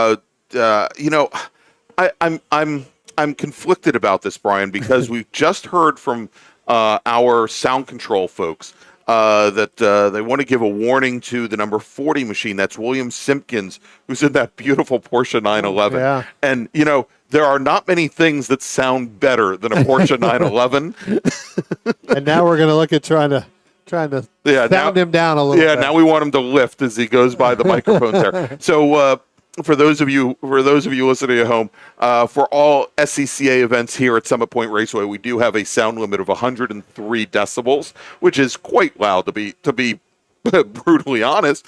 And if you crack over that 103 decibel barrier enough times, well, we'll give you some warnings about it, but you could end up having your race black flag. You could end up being pulled in and have your day done. So certainly when we tell you that via the soundboard at start finish that you're cracking that level, makes sense to let out of the throttle a little bit. As our leader on track, Nick Jones, and time-wise as well, in the number 178 Chevy, comes out of turn 10, and as he comes up to the start-finish line there, the start stand is displaying the 1 to go board. So one more lap here for our bracket racers.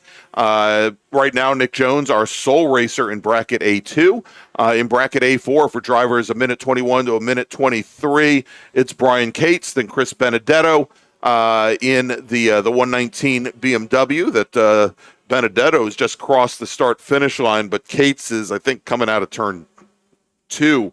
As it stands, then Mac Harrison third in that bracket. In bracket A5, Eric Prepsius, Theo Pepes, both in Spec Racer Fords, and then Bill Smith in his BMW, the 05 machine, the A5 bracket for drivers a minute 23 to a minute 25. Then in bracket B1, Tristan Herbert now finds himself in that Jetta in the lead in bracket B1 with Phil Ackley and Mark Johnston back behind. And the reason for that is Phil Hollenbeck in the Datsun 240Z bumped himself up to the next bracket. So he went from leading bracket B1 to being fourth in bracket A5 as Eric Jones now coming out of turn coming up the hill. There he is underneath the bridge. He's the second car in line there. I think that's Eric Prepsius just ahead of him. And look at that, with as Nick Jones was getting out of the throttle more and more, Brian Cates comes across the line only about 3 car lengths back from him. So Nick Jones, our sole racer in, again, bracket A5. Cates will win bracket A4. A little bit further down, we were talking about brackets A5 and bracket B1. If things don't change, Steve Wickersham in the number 189 machine, he had that off a little bit earlier at turn 8. He should come home the winner in bracket B2, assuming he doesn't break out. That is for racers for a minute 27 to a minute 29. And Wickersham's fastest lap was at a 28.589, and he started to dial things back towards the end of the race. The only other driver in his class at this point, or in his bracket, Matt Littleton, who retired early. In bracket B3, Nick Shively and his Scion FRS with a fast lap time of a minute 29 6:02. So he'd have to find 0.6 of a second to break out to the next highest bracket. He takes the win in bracket B3 for drivers a minute 29 to 1:31. In bracket B4, Jeff Liller in his Mazda MX-5 takes the win over Chuck Edmondson. That is for drivers 1:31 to 1:33. And then in bracket B5 for drivers 133 to 133 and higher, Jed Prentice in the number 68 Mazda MX-5. Tell you one little thing to note here, Greg, as I was watching, you talked about that 40 and that Porsche of William Simpkins. On that last lap, came out of turn 2, took the crossover road, went back down the front stretch. I guess he was trying to work and do turns 1 and 2 just one more time to see what happens. So I thought that was kind of odd and kind of strange right there, why he would do that. All right, Brian, let's quickly make a final call to the grid for our next race group. Attention in the paddock, attention in the paddock. Final call to the grid for race group number 4, Spec Miata.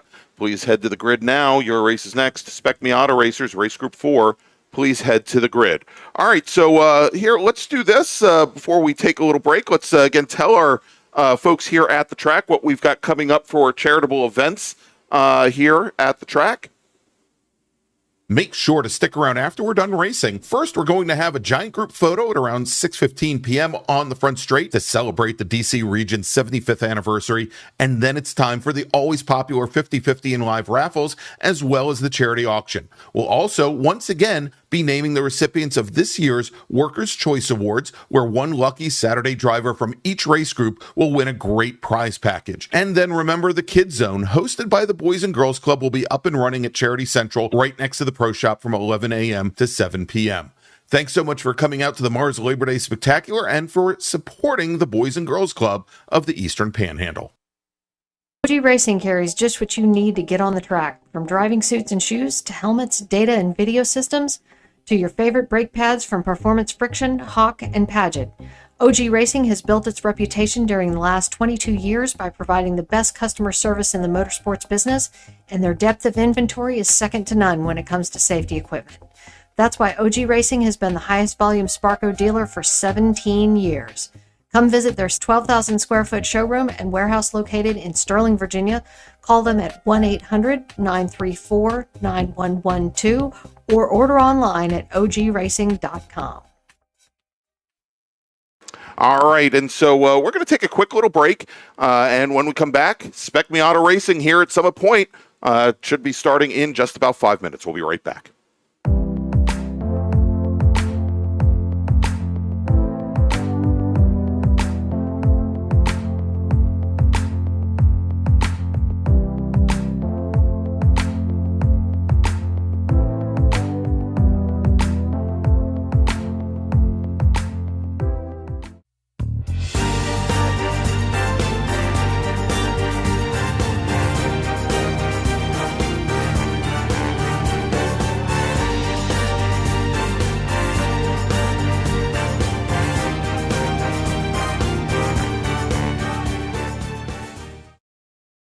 Since 1976, Radial Tire Company has been providing the Washington, D.C. area with quality tires and the finest service.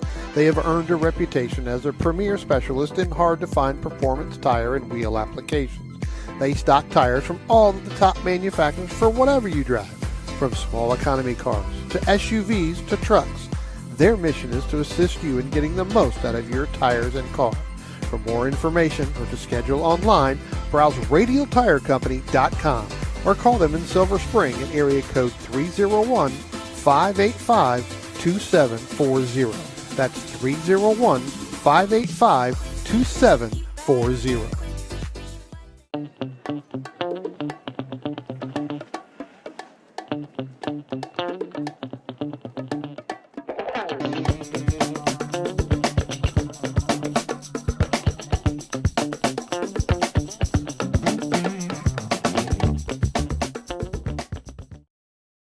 If you like what you see today, become part of the action by joining Sports Car Club of America. Whether you want to drive, flag, or just have fun with cars, SCCA membership opens the door to all kinds of motorsports to feed your obsession, along with 65,000 like-minded members ready to be friends. Ask someone trackside how to get involved or visit scca.com for more information. OG Racing carries just what you need to get on the track, from driving suits and shoes to helmets, data and video systems, to your favorite brake pads from Performance Friction, Hawk, and Paget.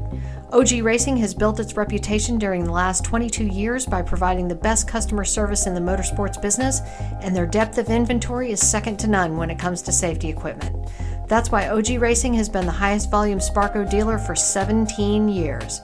Come visit their 12,000 square foot showroom and warehouse located in Sterling, Virginia. Call them at 1-800-934-9112 or order online at ogracing.com. All right, and welcome back to Summit Point Raceway for the 2023 Labor Day MARRS Spectacular, presented by Radial Tire Company. I'm Greg Ginsberg, along with Brian Donati and Spencer Gaynor. And next up, Brian, one that, well, let's take a look and see how many people we got watching on YouTube right now. We've got a lot of people watching on YouTube. I'm just going to put it at that. And by the way, as we get things underway, when we started off the weekend here, Brian, we had, I think, 410 subscribers to the DC Region's YouTube channel. We're going to give away, we're not going to give away a prize here. I think I mentioned, because giving away prizes apparently doesn't get people to subscribe.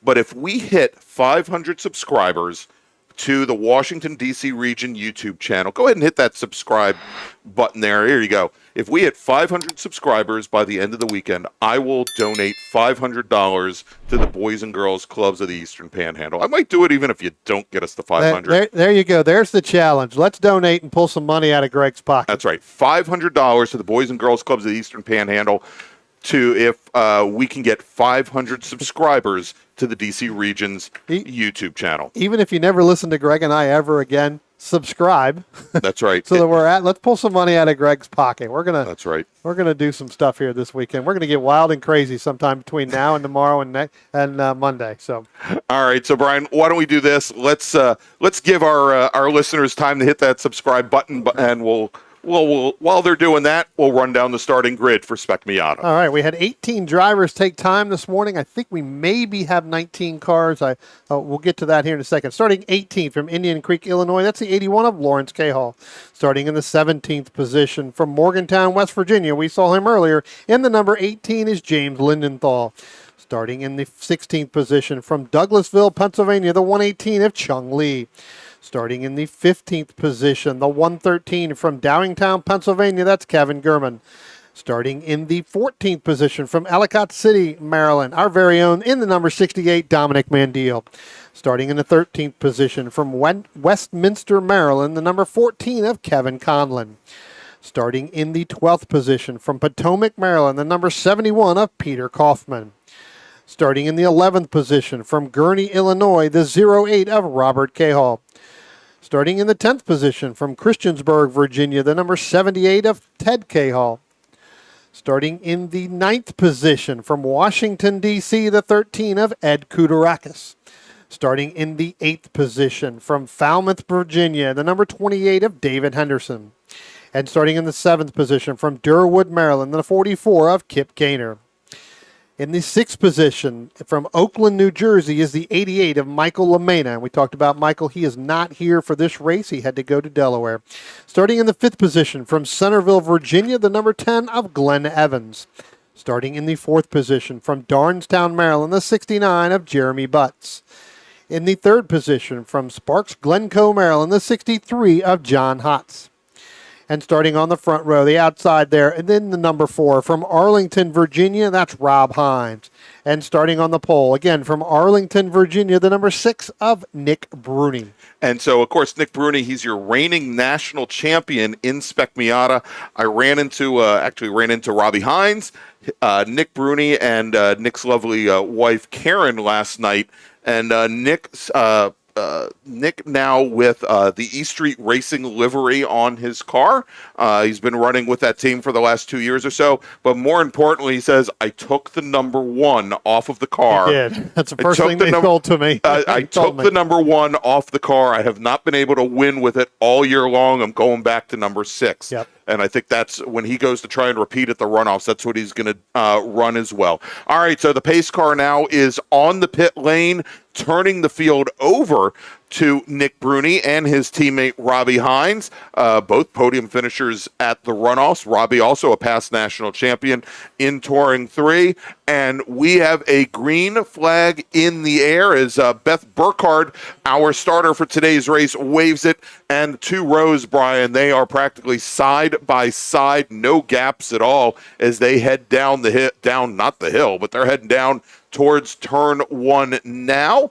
Looks like we got a little bit of right front lock up here, a little bit further back. That may have been the 71 of Peter Kaufman heading down in there. Looks like everybody's going to get through turn 1 clean. Give the lead now to Nick Bruni. Then you got to go back 3 wide coming out. Odd man out there is going to be Rob Hines. Rob Hines is going to drop all the way back, Greg, into the 4th, 5th position. He's going to go 2 wide there with Jeremy Butts in that 69. He gets a little bit through there. Put him back up into 4th. Kip Gaynor now, he's going to go side by side with the 69 of Jeremy Butts as they head down the hill into turn 5. We'll see if those 2 drivers are going to be able to work that thing out. Yeah, and you saw there as Hines just got hung out to dry from that outside line, and even the driver starting in 4th position, Jeremy Butts, Kate was able to slot in underneath him and really push that light blue number 4 car back as they're coming through turn 6B through the carousel right now, and we've got a 2-car breakaway at the moment here, and I believe that is Nick Bruni and John Hotz. And I will tell you, the 54, Michael Cohen, did make the start of this race. He did not go out and qualify. He was feeling a little bit under the weather this morning, was able to get here, and now he is out in this race. Here comes our leaders, and you're right, Greg. It is going to be Hotz, and it is going to be Bruni. That's going to be your front 2 cars, and that's by about 10 Miata lengths there. Now throw the 10 of Glenn Evans in that machine in 3rd, and then Robbie Hines. So, again, Rob Hines, Glenn Evans, that's 3rd and 4th. They're about 10 car lengths. Now Bruni's going to go side by side with Hotz as they start to head down into turn 1. Oh, Hotz, a little bit of lock up there. Big lock up there. Yep. And so Hotz had a great run out of turn 8, Brian, was able to draft by Nick Bruni coming up the hill and up the bridge. But for all that on that last lap, just got outbroke going down into turn 1. Nick Bruni retakes the lead now about 6 car lengths back until you get to Glenn Evans in that light blue number 10 machine, and then the darker blue number 4 of Robbie Hines just back from there as this whole field now starting to all get in line, but looks like we've got a car that might have gone around over at turn 3. No, actually, it looks like just dropping the wheel over there. Maybe we need to zoom in a little bit more on that tomorrow. Looks like that may be in the 68 there of Dominic Mandil in that white machine, and then the red one at the very end. That may have been Lawrence K. Hall going through there. So it looks like both of them got in there. But you're right, Greg. These drivers now are starting to get single file. Rob Hines was able to get around Glenn Evans coming out of turn 2, headed up into turn 3. Look for him and Nick Bruni to get there and put a little tag team on John Hotz there as this race continues on. Again, still early on here, but now Bruni's opened up by about 6 or 7 car lengths all by himself, Greg. You don't see that very much here. Even in Spec Miata, you don't see that opening up that much of a gap. Yeah, and now Robbie Hines, he's going to use the draft to come down and alongside John Hotz as they head down into turn 1. And under braking at about the 200 mark, Robbie Hines comes right across the nose of John Hotz. He's going to take over 2nd position as he tries to get up to his teammate Bruni. But for Bruni to break the draft and have that much an advantage over John Hotz this early, really surprising. But so Hines and Hotz then about 10 car lengths. Actually, I'd put it closer to 15 car lengths now back to Glenn Evans in that black number 10, along with, Spencer's dad, Kip Gaynor, running down in 5th position. And if the cameras stay on Kip for the whole rest of the race, we'll know why. We'll know why. Sitting there right up front. I tell you what, I saw John yesterday, John Hotz, talking to him. He had the car up on the scales. He was stringing the car. And I said, wow, you bring up the heavy hitters of Bernie and Hines, and you start putting the car on scales. And he's like, I'm just getting this thing ready. I've been doing this for the last 2 weeks, just trying to really get this car dialed in because he knew it was going to be a big week. And he wants to hold on to that point lead. I believe John does have the point lead here in SM. So really trying to work hard and, get that overall championship that it's eluded him here for a while. All right, so coming out of turn 10, our top three drivers, they're each separated by about 7 car lengths, but then it is almost 25 car lengths now. Back to our 5th place runner, Kip Gaynor, driving the number 44 machine. And we've got Jeremy Butts and Ed Kudarakis working together as they push up in the draft right back behind the number 10 car of Glenn Evans. Glenn Evans running in 4th position. So we've got this second pack here of Evans, Gaynor, Ed Kudarakis, Jeremy Butts. It looks like David Henderson, I think, is part of that fight as well. And then the number 78 machine of Ted Cahall, only about 2 car lengths back from there. So great battle going on right now for just off the podium in 4th is our top 3 starting to really move away. Yeah, last time by going down in turn 1 and turn 2, Kip Gaynor in that 44 machine tried to make a run on Glenn Evans. Wasn't, really thinking about it. Looks like Glenn Evans now may have gone pretty wide there going through 5, Greg. We'll have to take a look next time they come by here. But I think now Kip Gaynor is going to move up into 4th, coming out of turn 6 right now. So Glenn Evans really getting wide, overdrove going down the hill and through turn 5, which that will wash that car all the way out to the edge, and you almost have to get completely out of the throttle.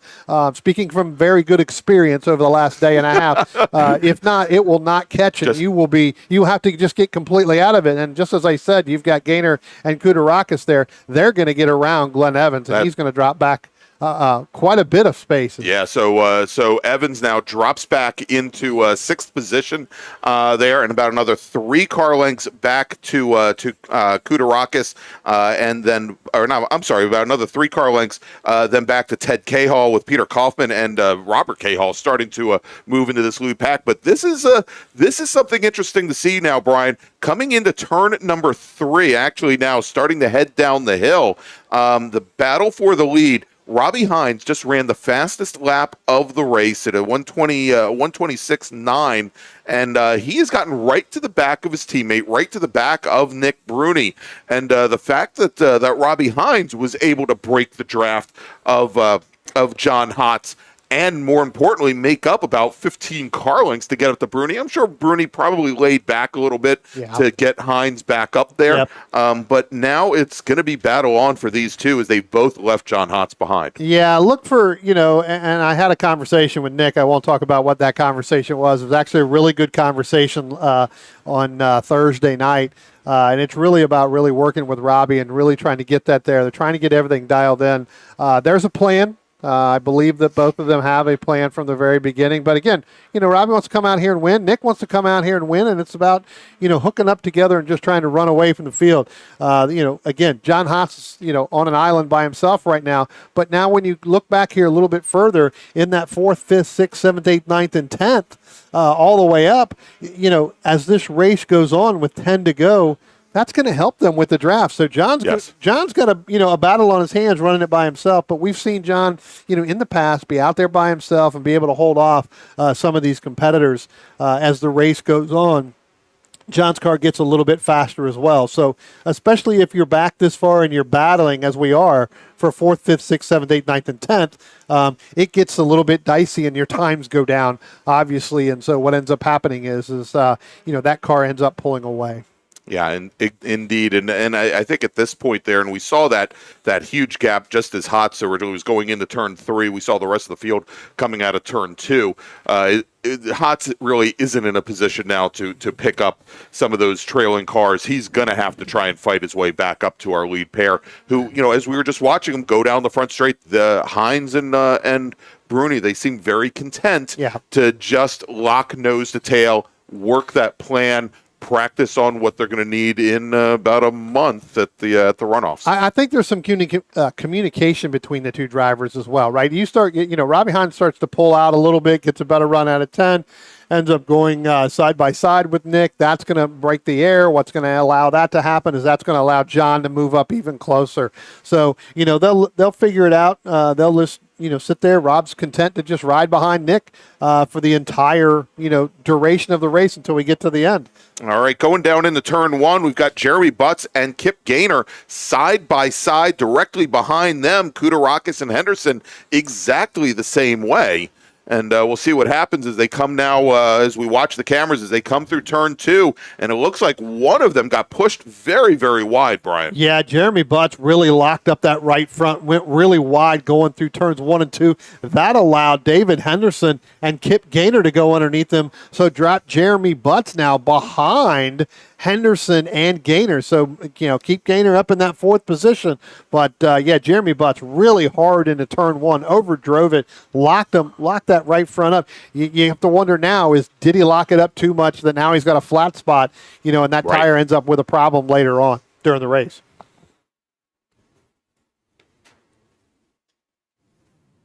All right, as the field now making their way down through the carousel, and this is Kip Gaynor. This is the battle for 4th is Gaynor now with about 3 car lengths on Kudarakis Henderson.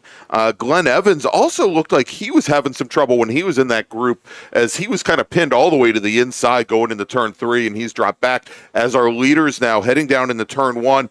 And Brian, I was going to mention here that John Hotz, who just now turned his fastest lap of the race, he's still about 4/10 of a second off of our lead pair. And with that, as we're just about halfway through this race, Brian, let's make a first call to the grid for our next group.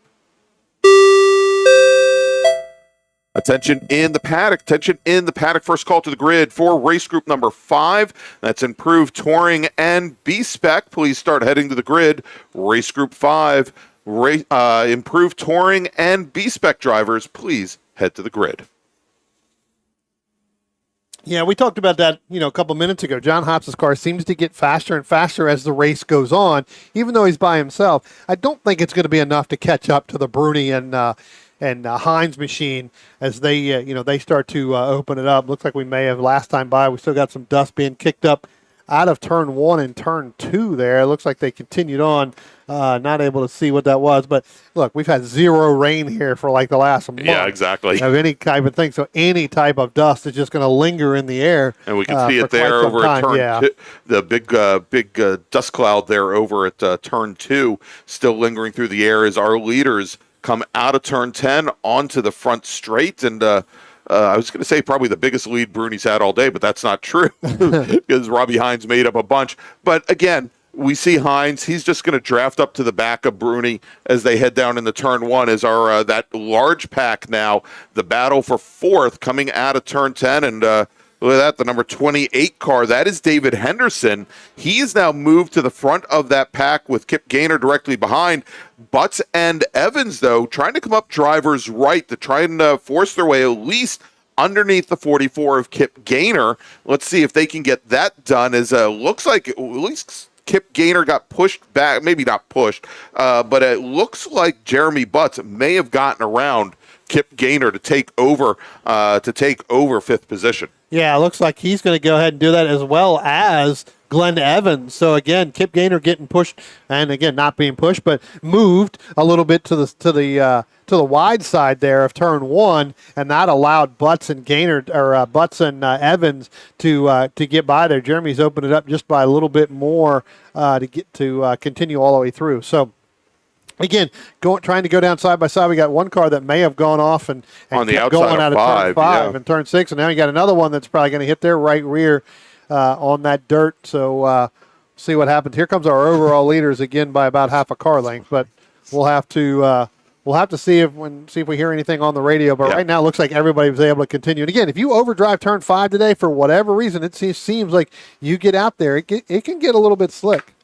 All right, and as soon as if I get the number there, I will certainly read it off. But we also see now as we have the 28 of Henderson and the 69 of Butts now side by side.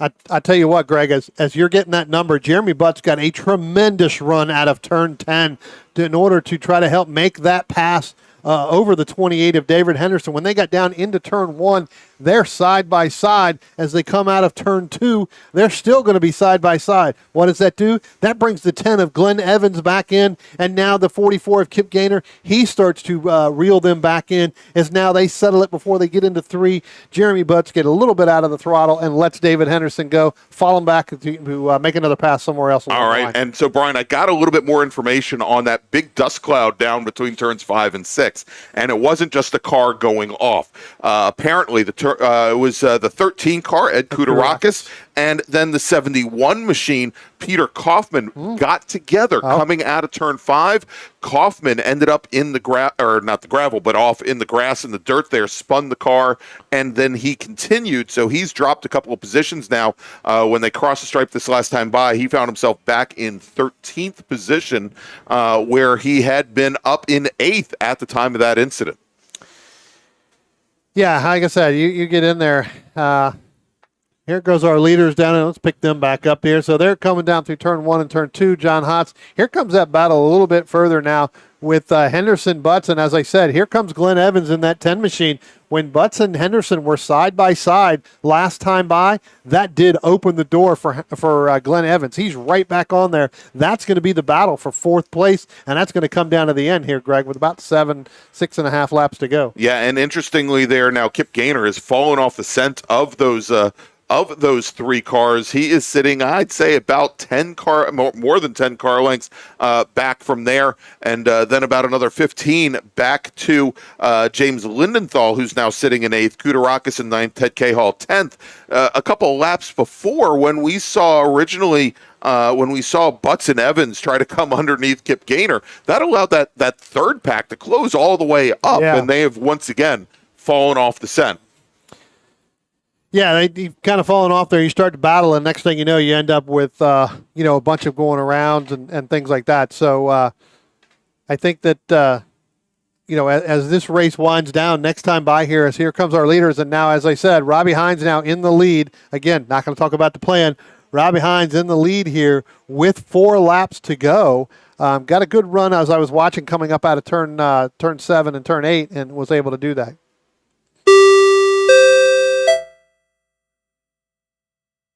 Attention in the paddock. Second call to the grid for race group number 5. Improved Touring and B-Spec, please head to the grid. Improved Touring and B-Spec racers, please head to the grid. Your race is next. That battle for 4th going down into turn 1 right now, getting into the braking zone of Henderson and Butts and Evans. They're still going to be nose to tails, about a car length in between Butts and Evans. Henderson running a really good race, started mid-pack there and now starting to work his way up into 4th, trying to hold off Jeremy Butts. We talked about it early on. Jeremy Butts probably may have a little bit of flat spot on that tire from a couple laps before, but they're trying to battle it out as they do. Now we take a little bit further back, you've got the Lindenthal. Now you've got Kudarakis. Michael Cohen, who started dead last in this race, has moved his way all the way up to 11th. So from 19th all the way to 11th so far in this SM race. Yeah, and Cohen made an amazing move on Robert Cahall on the Red 08 car as they went down into turn number 1. Just very late on the brakes. I wouldn't call it a dive bomb, but he presented himself, but he held Cahall out to the last moment, rode him all the way around through turn 2, and was able to then get position coming into 3. Good move for him. As our leaders now go into turn 1, they're going to come up on the back bumper of Lawrence Cahall in that number 81. I'm sure Lawrence is going to turn around and let them go. He's going to see them in their rearview mirrors. So he'll let Robbie Hines and Nick Bruni go by as they make that pass out of turn 1. Now he'll drop in behind him, and now it looks like they're going to go up and go side by side. So Cahall definitely letting them go by, coming out of turn 2 up into turn 3. Here comes John Hotz here all by himself. John's got to think, where the heck did everybody go? It's like I don't see a car now. The loneliest man in Spec Miata racing is John Hotz now. Because the battle for 4th place, and again, that's been going back and forth between Henderson and Butts, and now they're going to be side by side coming out of turn 2. Butts is going to try to do an over-under there out of 2 with Henderson and then Evans. I think the man in the driver's seat right now, Greg, could be Glenn Evans. Sitting in there watching this Henderson and Jeremy Butts battle. All right, as they start to make their way down the hill, as the next time our leaders cross the start-finish line, we'll be starting the penultimate lap. For those of you that don't get the Merriam-Webster word of the day, that means 2 laps to go. Sitting here looking at you going, what the heck are you talking about? What's a pentagram? What? Yeah. No. All right, and so Robbie Hines now with 2 laps remaining crosses or comes towards the start-finish line. There he is, coming across the start-finish line, and he's opened up a bit of a lead on Nick Bruni at this point, Brian. I'd say it's only about 2 car lengths or so. It's giving Bruni certainly opportunity to get some air into the radiator there and bringing temperatures down, as we've got a car that has gone off through the gravel at turn 10, cut right across the front of Butts, and that was the 28 machine of David Henderson. A very wild ride for the silver number 28. He went into the gravel trap, came right across the nose of the 69 car, and the 69 car of Butts had Glenn Evans directly behind him as well. Luckily, the 28's able to gather things back up and has obviously lost a couple of positions, but wow, that was a moment. Yeah, now he's going to go side by side with Kip Gaynor going through turn 3, so it didn't shake him up all that much. As David Henderson, with the save of the day so far, he's going to sit there and battle. That's for 6th and 7th place. Yeah, and I'll tell you, when Henderson came through driver's right, he missed the pit wall by about 2.5 feet. I mean, it was very, very close, and he never lifted. As our leaders now coming out of turn number 10, and now, Brian, we go from the penultimate lap to the final lap. As Nick Bruni, though, now he's drafting back up to Robbie Hines, and I think Hines got out of the throttle a little bit there, Brian, because we just saw Nick Bruni make up about 4 car lengths in about 200 feet. And so they are now nose to tail coming through turns 1 and 2. Rob got a little loose here coming out of turn 10, so that he might have lost his momentum. That ends up losing a little bit of momentum going down there, going down into turn 1. For this long straightaway. So that makes a big difference. As your battle there for 4th and 5th, that's Jeremy Butts, Glenn Evans. That's going to come down to the very end. Then you still got David Henderson, Kip Gaynor. That's the battle for 6th and 7th. And then now you can throw in there James Lindenthal in that Kip Gaynor and David Henderson battle. And again, talk about Michael Cohen, started 19th all the way up to 9th in that 54 machine. So a good run for Michael. Michael battling a little bit of a stomach bug here this week. Gaynor gets around David Henderson. Now Henderson's under fire from James Lindenthal.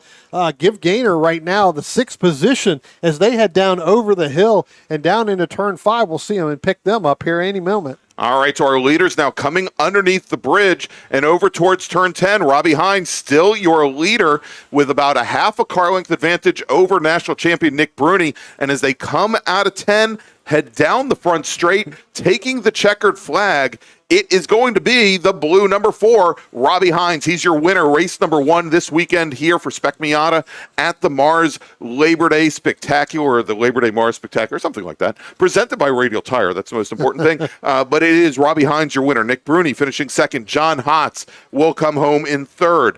Jeremy Butts in the number 69 machine. He is side by side right now with Glenn Evans coming out of turn 10. It is a drag race to the checkered flag. And I think Glenn Evans, that's Glenn Evans. That's Glenn Evans. He's going to pick up 4th place. That's right. He gets ahead of Jeremy Butts at the line. Margin 31 thousandths of a second. David Henderson in the number 28 machine. He retired, or no, he doesn't retire, but he recovers from that last lap off. He will come home in 6th. Kip Gaynor in the number 44 machine. He will finish in 7th. James Lindenthal in the 18 car. He comes home in 8th. Remember, he had that incident with the 71 machine, so that's where he is for now. We'll see how things end up. Michael Cohen works his way all the way up to 9th position, Brian, in that number 54 machine. And then Ted Cahall will round out the top 10. Yeah, good run, good battle by everybody there. Battles came all the way down to the end. All right, let's do this, Brian. Let's make a final call to the grid for our next group. Attention in the paddock. Final call to the grid for race group number 5. That's IT, Improved Touring, and B-Spec. Please head to the grid. Race group 5, Improved Touring, and B-Spec. Please head to the grid. And with that, Brian, I think you've got some business. I'm going to go get ready for the Group 6 race. It takes me a couple minutes. This, can't put a fat guy in a small suit really quickly. So, not like I would know. Yeah. All right, so Brian, good luck here in your first SSM race of the weekend, and we're going to have Deacon Greenfield step in. He's going to help us along with Spencer here in your absence. So, good luck to you, and we'll see you hopefully a little bit later this afternoon. All right, so let's do this before we have our Improved Touring race. Let's talk a little bit more about some of the activities that we have coming up this afternoon as part of our charitable activities with the Boys and Girls Clubs of the Eastern Panhandle. Make sure to stick around after we're done racing. First, we're going to have a giant group photo at around 6:15 p.m. on the front straight to celebrate the DC region's 75th anniversary. And then it's time for the always popular 50/50 and live raffles, as well as the charity auction. We'll also, once again, be naming the recipients of this year's Workers' Choice Awards, where one lucky Saturday driver from each race group will win a great prize package. And then remember, the Kids Zone, hosted by the Boys and Girls Club, will be up and running at Charity Central right next to the Pro Shop from 11 a.m. to 7 p.m. Thanks so much for coming out to the MARRS Labor Day Spectacular and for supporting the Boys and Girls Club of the Eastern Panhandle. RP Performance is the only premier race shop in the region that specializes in both street and track Mazdas and is located right in the heart of racing at Summit Point's Gasoline Alley. RP has been involved in countless race wins and series championships across many classes with drivers of all ages. Not just a full-service shop, RP has been helping drivers with their individual racing and other track event needs for over 30 years, providing trackside support, arrive and drive packages, as well as race car transport services. And they're known for its help all attitude. RP Performance is your go-to for getting cars back on track for that positive experience at some point when you're ready to pack it in. For more information about RP Performance, come talk to them here in the paddock. Call them at 304-728-6749 or email them at Brett, that's B-R-E-T, at rpperformanceracing.com.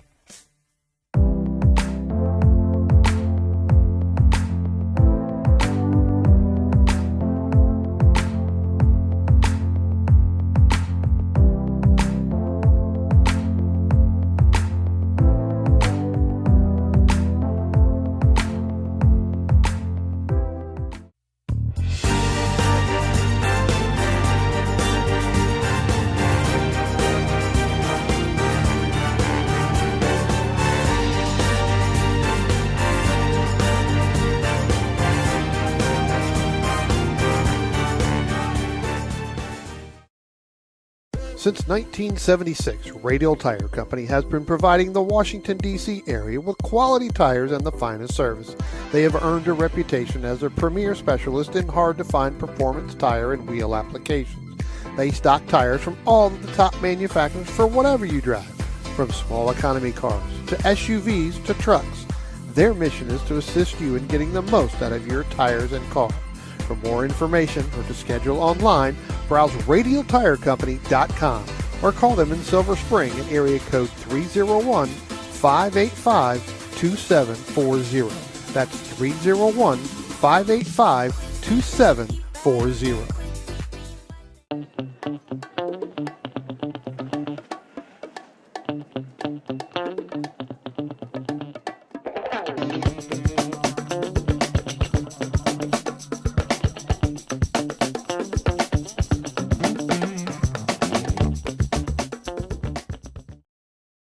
If you like what you see today, become part of the action by joining Sports Car Club of America. Whether you want to drive, flag, or just have fun with cars, SCCA membership opens the door to all kinds of motorsports to feed your obsession, along with 65,000 like-minded members ready to be friends. Ask someone trackside how to get involved or visit scca.com for more information. OG Racing carries just what you need to get on the track, from driving suits and shoes to helmets, data and video systems, to your favorite brake pads from Performance Friction, Hawk, and Paget. OG Racing has built its reputation during the last 22 years by providing the best customer service in the motorsports business, and their depth of inventory is second to none when it comes to safety equipment. That's why OG Racing has been the highest volume Sparco dealer for 17 years. Come visit their 12,000 square foot showroom and warehouse located in Sterling, Virginia. Call them at 1-800-934-9112 or order online at ogracing.com.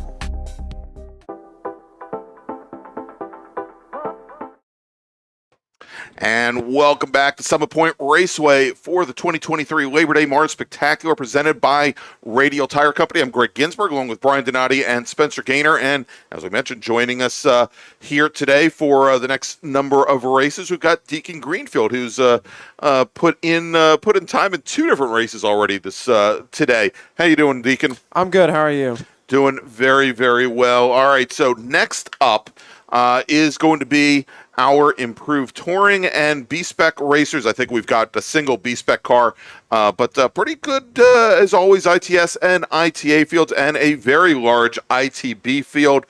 23 cars qualified, actually 22 qualified.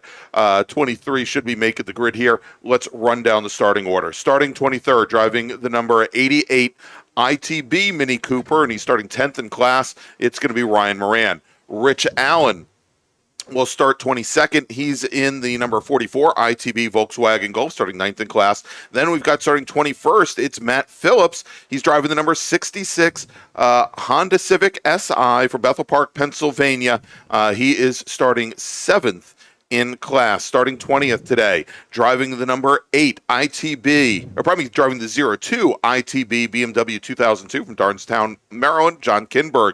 Starting 19th, our sole driver in B-Spec, driving the number 7 Ford Fiesta, Mario Marino. Then we've got Carl Fossler, as we've just been given the 1 minute warning on the grid. Carl Fossler is going to start 18th. He is driving the number 82 Porsche 924. Then we've got Matti Vicola. He's going to start 17th on the grid, 6th in ITB. He's in the number 3 BMW 2002. Alton Fryer, driving the number 89 BMW 2002, starts right next to Matti, starting 16th on the grid in the 89 car. Then we've got Matt Small. He is starting 15th in the field today, driving the number 16 ITB Volkswagen Golf with Alex Ratcliffe. Starting 14th, he's driving the number 03 Mini Cooper in ITB. John Legg driving the ITA Mazda Miata here this weekend, starting 13th on the grid. Philip Rule starting 12th, driving the number 78 Mazda Miata, starting 5th in ITA. Rich Roman will be starting 2nd in ITB today. He's driving the number 11 Mini Cooper, and oddly enough, starting 11th overall. While Justin Shepard will start 10th today. He's driving the number 100 ITA Mazda Miata. Scotty Holman is your ITB pole sitter. He is going to start 9th on the field today in the number 69 Mazda Protege. The taxi car, or actually, what do we call it? Not the taxi. Is that the school bus? I forgot what the heck we call it. I think we call it a taxi. The Protege? Yes, the Protege. The taxi. The taxi. All right, starting 8th, driving the number 0, Datsun 240Z from Greencastle, Pennsylvania, starting 5th in ITS. It's Chuck Bucheski, starting 7th. 3rd in ITA, driving the number 1 Mazda Miata, Stan Freeman, starting 6th in the field. 2nd in ITA, the number 41 Mazda Miata of David Lanning, while Joel Gambino is your ITA pole sitter, starting 5th in the field in the number 31 Mazda Miata. He's from Harpers Ferry, West Virginia. Starting 4th on the field today, assuming he's gotten that car repaired after the bracket races, the number 07 BMW of Matt Littleton. Steve Muller scheduled to start 3rd today in the number 49 ITS Mazda Miata and your front row. Driving the number 00 Datsun 240Z from Myrtle Beach, South Carolina, and with a qualifying time of 1:23.398. Driving the number 5 ITS Mazda MX-5, representing RP Performance and Next Foundations, Camden Gruber. All right, so there is your starting field, as that field making their way through the carousel now, and we'll be going racing for 15 laps.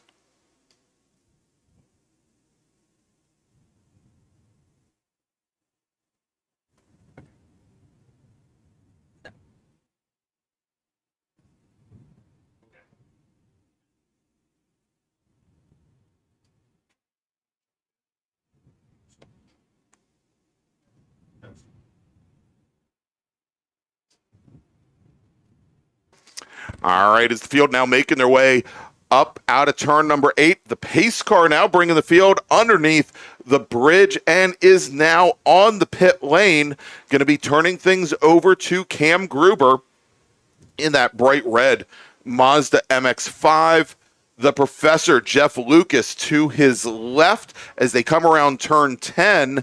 And on the starter bridge, our starter for today's race, Mark Rougeau, as he looks over the field. They're fairly well formed up, and there we go. Green flag is in the air, and Jeff Lucas, Deacon, has a huge issue on that left-hand lane. I don't know if he couldn't get the car in gear, but he is just not moving, and we've got the 78 machine now off in the grass, driver's left. That's Philip Rule in the ITA Mazda Miata as he gets things back underway. But big issues there on the left-hand side as Jeff Lucas just did not move. Yeah, a bit of a nightmare start there in the middle, but Cam got a great way out of there, already going into turn 3, and he's already got 5-6 car lengths on the rest of the field. So see if he can set another track lap record for the ITS field. And so taking advantage of in that melee, we saw Alex Ratcliffe in his Mini move to the front of the ITB field. I think he did manage to get around Scotty Holman. We'll take a look at that. Also, Rich Roman. We've got a car off in 3. All right. See a yellow flag waving. All right, let's take a look there as we have that car off.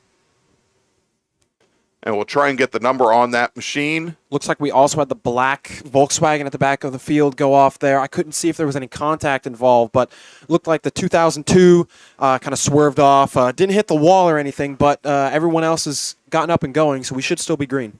Yeah, and we can see that Mini now making its way down through turn number 5. So when we get the number of that machine, we'll get you the number here. But right now, Cam Gruber, as he comes down across the start-finish line, he's got almost a 20 car length advantage on the rest of the field. And I was saying that Rich Roman had a great jump as he just kind of split the difference. He's getting a nice pull down the front straight now by Chuck Bucheski, that bright yellow Datsun 240Z. And it is only that 240Z between Rich Roman and your ITB leader right now, Scotty Holman, in the number 69 machine. I tell you what, Greg, Cam is already a mile pace between. I mean, even on that first lap, he's only kissing 0.3 off the track lap record. Yeah, I mean, he is just absolutely flying, and on that opening lap, he was almost 4 seconds faster than Steve Moeller, who is your second-place runner, running second in ITS. All right, and, we were talking about the 07 machine of Matt Littleton, who had issues during the bracket race, so we didn't know whether he would make the field. He did make the field. However, he had some major issues on that opening lap when the green flag came out, and he immediately, and this is what might have caused Philip Rule to go off, but Littleton very heavy on the brakes at the start, pulled into the crossover road and has brought it back to the paddock now. Yeah, it looked like a classic. Possibly somebody missed a shift, or maybe it could have been more mechanical than an engine shutting off completely. But luckily, as much a chaos that was of a start, it looks like everybody's gotten pretty well spaced out and everybody's still on track. Exactly. All right. So again, Cam Gruber, who again sets fast lap down to a 125.1, and I think that may be underneath the track record here in ITS. Is the record by 1.2 or 1.5 seconds? I believe the record was a 26.3 or 6. I could be mistaken. Yeah, well, I'll try and get those track records up here in just a second. But it's Gruber, then Moeller, then Jeff Lucas, who is really starting to close things down on Moeller after having dropped all the way back to about 10th position overall. He's worked his way through the majority of this field, and we'll track him in just a few moments here, as we're just watching watching one of the ITB battles, Alex Ratcliffe and I think Rich Roman, but we'll get that in just a moment. As it looks like we had another car go off over and just maybe run a little wide over at turn 8, throw up a little bit of dust and dirt there as we now have, and here comes, coming out of turn 10 now, this is the battle for second in ITS. Jeff Lucas running in third, Steve Moeller running in second. And that last time by, Jeff Lucas, 0.4 of a second faster than Steve Moeller, as they're now coming down into turn number 1 under braking. Let's take a look.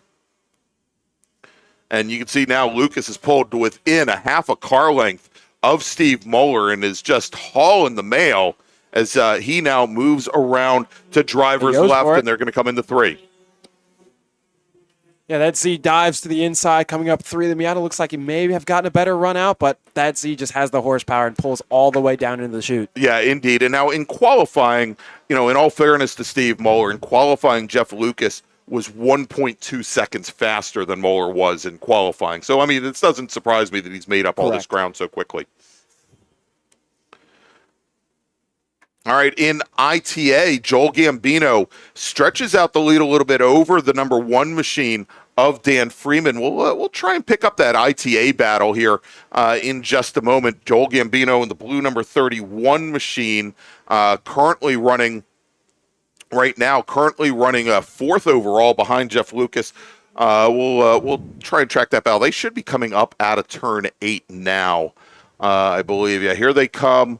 And there is actually, I think we'll take a look. Actually, coming out of turn 10 now, we've got Gambino, but this is now the battle for second in ITA, coming to the start-finish line, as we've got Dan Freeman, and directly behind Dan Freeman, David Lanning. Now, when the race started, Lanning was gridded up second in ITA, with Freeman in third, and still very close, very tight here as they come down into turn number 1. Freeman in that black with red top number 1, Lanning in the white number 41. Yeah, it's quite the standoff between the two, because there's certain points where they kind of close up, and there's certain points where they just separate a bit, and it looks like Lanning could be just keeping up in that draft, and maybe Dan may have a little bit more horsepower in that car. Looks like there's a car off on the outside of 4 or 3, just on the left side under the stand.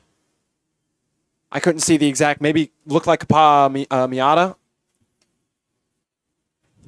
And it is the 49 machine of Steve Moeller. Ran wide, went through the grass. He has continued. But here's we'll continue to watch that battle in ITA. I've been watching another fight that's been going on in ITB between Ryan Moran's Mini Cooper and Matt Small's Volkswagen Golf. We'll get to that in just a few moments. That's the battle for 5th in ITB, as Jeff Lucas is now coming down the front straight, and Gambino and Freeman and Lanning are really starting to close things down now on Joel Gambino. Gambino's been running in the high 29s. Freeman and Lanning running almost 0.7 of a second faster than our ITA leader, as they now come under braking going into turn number 1. And again, Lanning not finding a way around Freeman, but I think at this point, Deacon, it's not to David Lanning's advantage to get around. He just took a quick little look coming up to turn 3.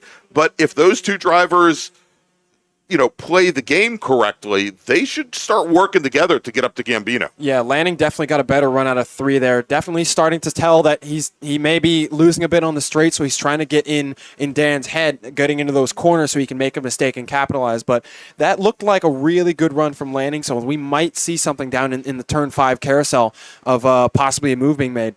All right, as we're now about 1/3 of the way through this 15-lap race, let's make a first call to the grid for our next group. Attention in the paddock. First call to the grid for race group number 6. SSM, please start heading to the grid. SSM drivers, please head to the grid. Your race is next.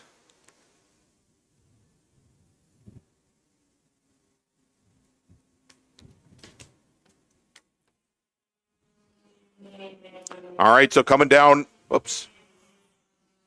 the start-finish line, there it is. There's that battle again for second in ITA between Freeman and Lanning as they continue to a pretty much, I always say nose to tail in like Spec Miata parlance or SSM parlance. There's about a half a car length, quarter of a car length separating them now. But Lanning moves to driver's left. It looked like he was going to try and get a run out of turn 2, heading into turn 3, but no, he tucks back in behind. Let's take a look again. Although and Gambino maybe sensing that gap was closing behind him. Gambino just put in his fastest lap of the race, which was almost 0.3 of a second faster than Freeman and Lanning. So it looks like Gambino is doing a good job driving the mirrors at this point. Yeah, I think managing his race. Yeah, I think Joel's definitely. They're kind of, even though the times are close, Joel is comfortable enough to where he's outrunning by himself, and Dan really has to worry about Lanning on the attack. But they're really running identical times, so Joel's is still very susceptible to, if any mistake, could be capitalized by both of them. As we've got our Jeffrey Lucas in the ITS 240Z roaring down the straightaway, followed by our ITA leader Joel Gambino, and Dan Freeman with Lanning right on his tail. Just peeking in the draft, still not quite enough to catch him, but we'll see if he can get the move done coming into 1, maybe in 3. Yeah. And, Deacon, it just doesn't look like Lanning is able to, even though he's within like a couple car lengths, he just cannot seem to make up any ground even in the draft. He just seems to be perpetually about a half to a 3/4 of a length back and does never seem to get up to the rear bumper.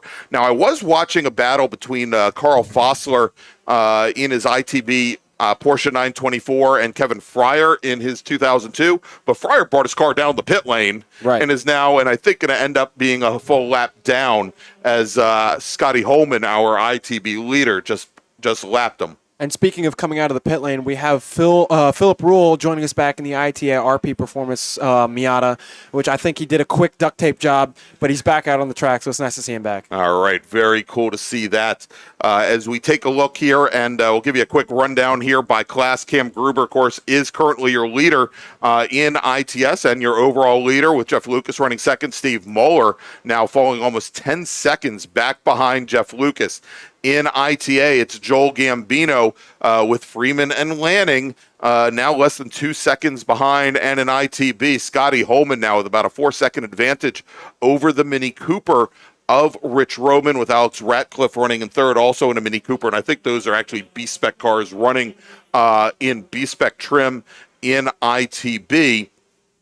And then finally, our sole B-Spec racer that is running in B-Spec, Mario Marino in his Ford Fiesta, still circulating. And I was watching here as they came out of turn 10 onto the front straight in ITB. We had Rich Roman for a time starting to make up some ground on Scotty Holman, but Holman, even just a 1/10 of a second that last time by, continues to stretch things out over Roman. The gap now almost 4.2 seconds. Yeah, that is one fast taxi cab. Yes, it is.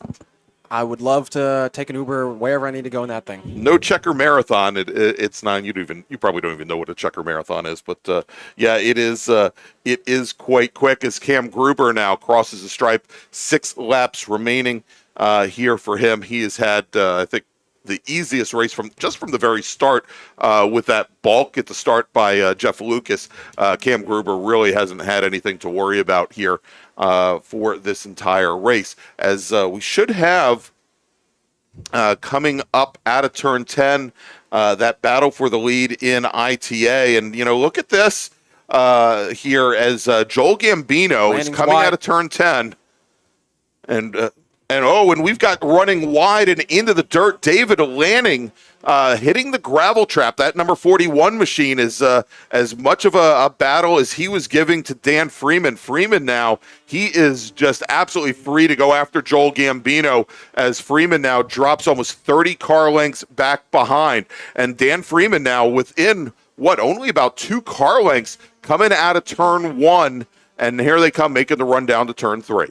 Yeah, Dan up by 0.3 on that fast lap. He's looking to make the move, probably just getting in that sweet spot of draft where you're still able to run your lap, but you're still getting some of the benefits on the straightaway. But that was really unfortunate from Lanning. He was getting ready to possibly capitalize on both of them. Yeah, he was right there, and probably gave a bit of a moment to Steve Moeller in the number 49 ITS Mazda Miata, who was trailing those three cars as Lanning had to try and recover, and we saw Moeller get out of the throttle basically to give that white 41 machine a ride back. Now, here's something interesting. Cam Gruber, our leader, has brought his car down the pit lane and is headed back to the paddock. You know, I just noticed on that last lap, that was only a 1:27.1, which still isn't slow, but in terms of the rest of his pace, that was a few seconds off. So he may be having, I know he's had a occurring misfire issue before, so he may have run into something else, but it looks like he's backing it straight up into the RP tent. Yeah, so there you go, going back over to RP Performance, where Brett DePedro will take a look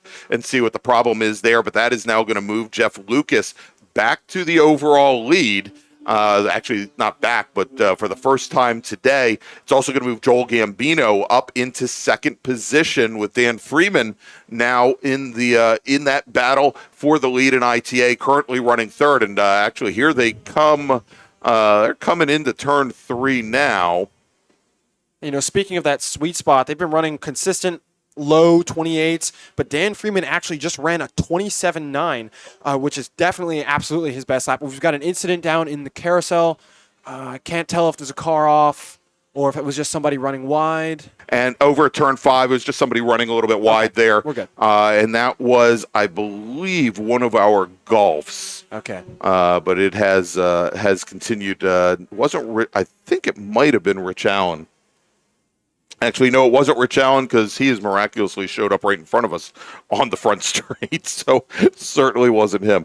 We'll try and track that car here as our leader, Jeff Lucas, now coming out of turn 10 with 5 laps remaining. Deacon, let's make another call to the grid for our next group. All right. Attention in the paddock. Second call to the grid for race group number 6. That's SSM. Please start heading to the grid. Your race is next. SSM drivers, please head to the grid. Your race is next. And we got let's take a look here, Deacon. Looks like the rear bumper on the yellow 240Z is actually hanging off. It doesn't look torrentially bad, but that could be a meatball flag. Yeah, well, we'll see how that is. That's Chuck Bucheski, who just went down into turn 1, and that being a 240Z, that is just and it's a very thin, it's a chrome bumper there, and there's not a lot to attach them. They don't do much for the car either. He may have gotten a tap early on. A matter of fact, I think there was a call right after the start that might have appeared to be a little loose, so we'll see if he can keep that there and can keep his run going. Bucheski right now is running third in ITS and is actually the last of the running cars, as we started off with 5 drivers. Littleton retired before completing a lap, and of course Cam Gruber. That leaves Jeff Lucas as your leader in ITS with Steve Moeller, and then Bucheski third. Some very impressive laps from our ITA field.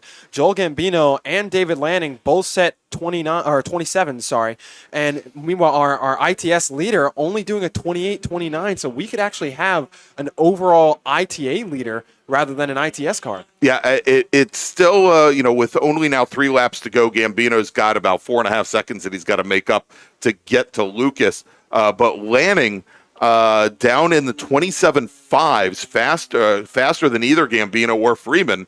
You ask what could have been if he hadn't gone wide there. As we see now coming out of turn 2, heading into turn 3, one driver letting Gambino by. That's the Civic SI of Matt Phillips. Good move there. As he lets the leaders through. Yeah, and that's actually David Lanning has now caught back up to Dan, so this is back in the fight. All right, as we've got 3 laps remaining here in Improved Touring. And again, it's Jeff Lucas, your leader in ITS. Joel Gambino, your leader in ITA. Scotty Holman continues to stretch out his lead over Rich Roman in ITB. And then, again, our sole B-Spec racer. Is he even, I don't even think he's running. Mario Marino, I don't think ever took the green today. So, oh nope, there he is. He's running in 16th position. My mistake. Sorry, Mario. Mario in his Ford Fiesta. I say it every week. Somebody take away my announcer That's card. a big traffic train coming out of 10. It is, as we've got now Dan Freeman getting pushed along by Steve Moeller, the ITS car, pushing the ITA car down the front straight around Carl Fossler's Porsche, and now around Matt Phillips in that ITA Civic. And Lanning is, he's had a lot of issues with traffic there, is Lanning in that white number 41 machine. You'll see he's about 3 or 4 car lengths back from that pack as he was coming up on the back of some of that slower traffic. Yeah, Gambino definitely got out of that big traffic train at the right time because now all Freeman, Moeller, and Lanning all got caught up quite a bit, and even Lanning actually lost the catch-up that he had built up. So now they're going to be a few car lengths back with the last what we have 2 laps to go. Yeah, 2 laps to go. It's going to be a very interesting shootout.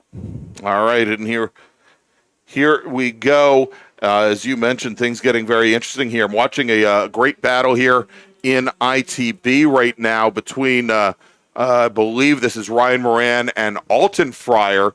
Moran in the red number 88 Mini Cooper. Fryer in the black, probably the silver 2002. They're going down into turn 1 now. And a great little fight there. That is currently a little bit further back in ITB, but great battle nonetheless. That is actually currently the battle for 4th in ITB. As our leader, Jeff Lucas, working his final lap. He's making his way out of towards turn 3 now. And just as Cam Gruber had no competition early on, Jeff Lucas free and clear here on this final lap with almost a 4-second advantage over our second-place overall driver, Joel Gambino. We've actually got a little bit of a rundown from that start from Justin Shepard, who's commenting on the live stream, saying he was the one that pulled in. It seems like someone from the pack just missed a shift and caused the chain effect. Oh, lovely. Good to see you in the comments, Justin. All right, good to see Scott Merker, member of the board of directors of the for now, of the Washington, D.C. region here. And I want to thank Justin for, or as he likes to call himself, Random McRandom. I'd like to thank him for chiming in and giving us that information on the start of the race. Also, we got Adam DeLong here as well. As our leader, Jeff Lucas, comes underneath the bridge and into turn number 10 for the very last time when he crosses the start-finish line. He'll get the checkered flag, hopefully, here. And the checkered flag is being displayed. Jeff Lucas is your winner in ITS. Your winner in ITA. Crossing the line, it is Joel Gambino. Dan Freeman will finish second in ITA. Steve Moeller will finish second in ITS. David Lanning comes home third in ITA. And then Chuck Bucheski will come home third in ITS as we look to see now for that battle for the win in ITB. Scotty Holman now coming out of turn number 10 all by himself. And he comes across to the checkered flag and taking the win in ITB. Scotty Holman in his Mazda Protege. Rich Roman in the bronze-colored Mini Cooper Coupe, the number 11 machine, hand out the window. He will come home second in ITB. And then finishing third in ITB, Rich Roman's teammate Alex Ratcliffe in the number 03 car. He will round out that podium. So again, it is an ITS, Lucas, Moeller, Bucheski. In ITA, it's Gambino, Freeman, and Lanning. And then in ITB, it's Holman, Roman, and Ratcliffe. Those are your podiums. And, oh, yeah, that's right. Let me not forget Mario Marino taking the win in B-Spec. All right. So that is going to wrap up our 5th race of 8 today. That means, if I can do my simple math, we've got 3 races remaining. Is that right? 3 races. 7, 8. That's right. So Deacon is confirming. So I didn't screw that. It's less than 10. So I'm usually if we're under 10, I'm okay. Next up, going to be probably our largest field of the weekend, going to be SSM. But before that, we're going to take a quick little break. And let's thank, actually, let's do this before we take the break. Let me first make another and last call to the grid for our next group. Attention in the paddock, attention in the paddock. Final call to the grid for race group number 6. That is SSM. Please head to the grid. SSM drivers, please head to the grid. So let's thank one of our great partners and sponsors here, and that is our new sponsor this weekend. It is Belmont Classic Cars. Belmont Classic Cars is a family-owned classic and collector car dealership located in Eastern Ohio, specializing in 1960s and 70s American muscle cars and other unique automobiles. Belmont takes pride in taking you back to a simpler time with iconic classic rides and never selling anything that they wouldn't want in their own collection. To see Belmont's extensive inventory of classic cars, visit their website at belmontclassiccars.com or find them on Facebook and Instagram at Belmont Classic.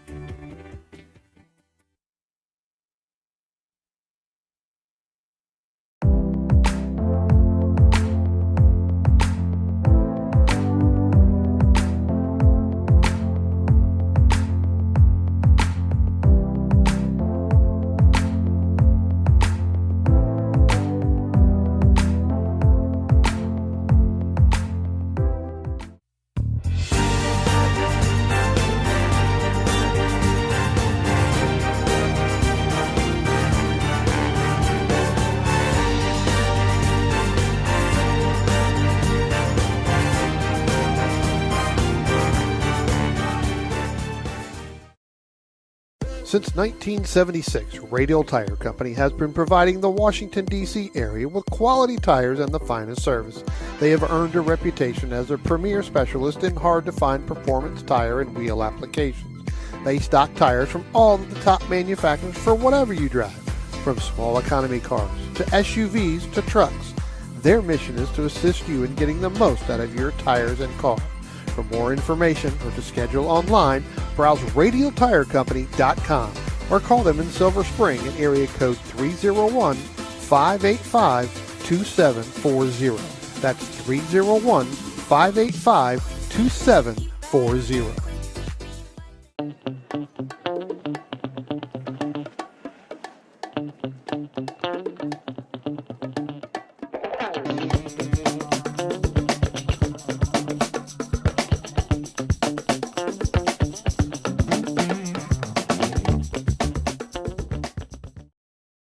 If you like what you see today, become part of the action by joining Sports Car Club of America. Whether you want to drive, flag, or just have fun with cars, SCCA membership opens the door to all kinds of motorsports to feed your obsession, along with 65,000 like-minded members ready to be friends. Ask someone trackside how to get involved or visit scca.com for more information. OG Racing carries just what you need to get on the track, from driving suits and shoes to helmets, data and video systems, to your favorite brake pads from Performance Friction, Hawk, and Paget. OG Racing has built its reputation during the last 22 years by providing the best customer service in the motorsports business, and their depth of inventory is second to none when it comes to safety equipment. That's why OG Racing has been the highest volume Sparco dealer for 17 years. Come visit their 12,000 square foot showroom and warehouse located in Sterling, Virginia. Call them at 1-800-934-9112 or order online at ogracing.com.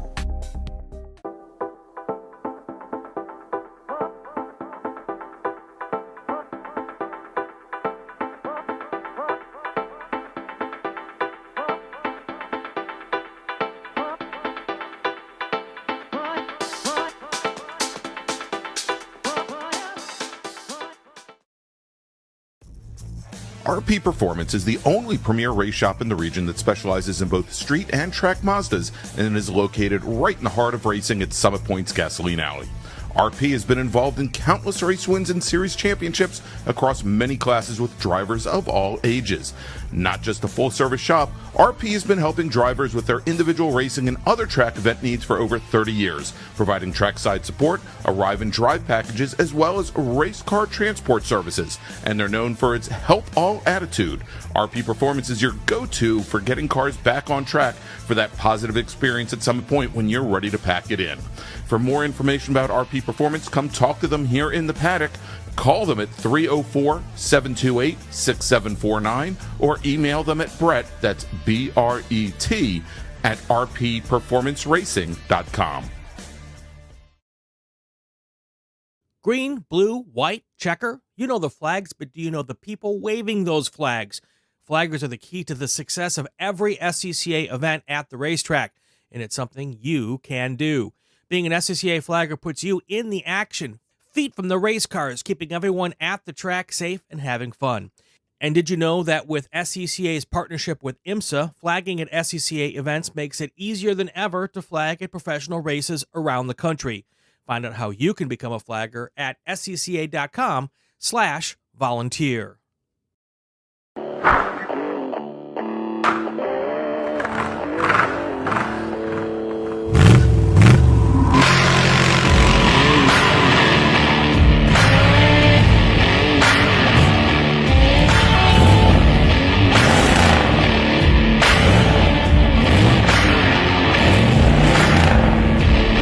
Hey, dog.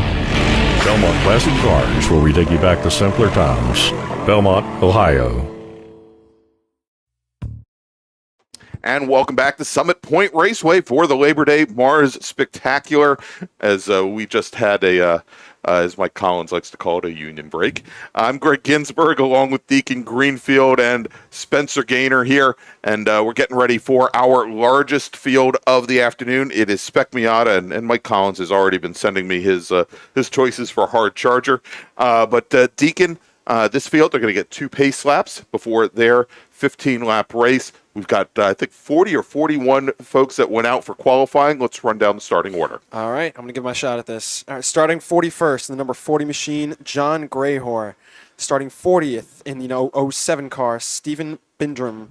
In starting 39th, we have David Cook in the number 74 RP Performance machine. Starting 38th, we have John Maslin in the number 75 SSM Miata.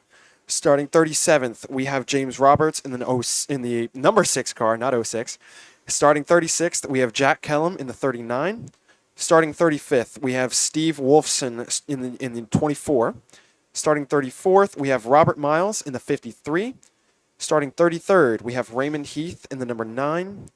Starting 32nd, we have Patrick Sharkett in the number 96 car. Starting 31st in the number 44 car, we have Michael Monaghan. Starting 30th in the number 36 car, we have Christopher Tilson. Starting 29th in the number 61 machine, we have Richard Ura. Starting 28th in the number 25 machine, we have Gary Schenk. Starting 27th in the number 113 car, we have John Moyer. Starting 26th, our own in the box, we have Brian Donati driving the 73 RP Performance rental machine. Starting 25th, we have in the number 65 car, Brooks Hunt. Starting 24th, we have Jay Bindrum in the 88. Starting 23rd, we have in the 199 machine, Ben Sarley. Starting 22nd in the number 8 Red Bull machine, Jordan Fearman. Starting 21st in the 49 machine, we have Morgan Burkhardt. Starting 20th in the number 29 machine, we have Isaac Crandall. Starting 19th in the number 35 machine, we have Stephen Rollo. Starting 18th in the 123, that's going to be Callan Crocker. Starting 17th, we have Isaac Jordan in the number 46 car. Starting 16th in the number 92 machine, we have Victor Bruni. Starting 15th in the number 04 machine, we have Adam Volatile. Thank you. Starting number 14, we have in the 121, Frank DeBerzi. Starting 13th, we have in the number 98 machine, Arif Kazim. Starting 12th, in the number 37 car, we have Ryan Franklin. Starting 11th, in the number 89, we have Jameson Huffman. Starting 10th, in the number 32, we have Scott O'Rourke. Starting 9th, in the number 63 car, we have John Hotz. Starting 8th, in the number 10 car, we have Ben Jones. Starting 7th in the number 1 car, we have David Biegert. Starting 6th in the number 14 machine, we have Andy O'Brien. Starting 5th in the number 58 car, we have Jack Murchison. Starting 4th, we have Neil O'Rourke in the 06. Starting 3rd, we have Ryan Maloney in the 15. Starting 2nd is last year's SSM champion in the number 11, Richard Roman. And your pole sitter in the number one spot, driving the 42, John Evans, with a best time of 128.407. All right, there you go. 41 cars strong here in today's SSM field. And a couple of things. Want to thank Jake Gullick, a noted Spec RX-7 driver, for checking in the chat. Of course, he is record boy Rob Miles' cheering section, I think exclusively. So want to thank Jake, great longtime racer, IT7 racer. And so as the field here, they're working this pace lap. Wanted to know, Deacon, because obviously now Rich Roman, he's in the same position that you were this morning. You ran in the first race of the day in the small bore race in your Honda CRX. You immediately had to get out of that, jump into, well, actually, you didn't have to immediately do it, but you qualifying I did. Yeah, qualifying you did, and you're going to have to in the next 2 days, both tomorrow and Monday, jump out of one car and immediately into the next. As that second group heads out for the pace up? What's it like? It was really nice having lunch break in between. I was able to actually breathe. But the FE2 definitely is a very, very physical machine and a lot to get used to. So, getting in and out of qualifying wasn't too bad. I did end up having to, I had to cut my qualifying short in small bore a bit. I only did 5 laps. Luckily, I was able to put in, a good enough lap with the brand new setup car, thanks to Dave at RP Performance.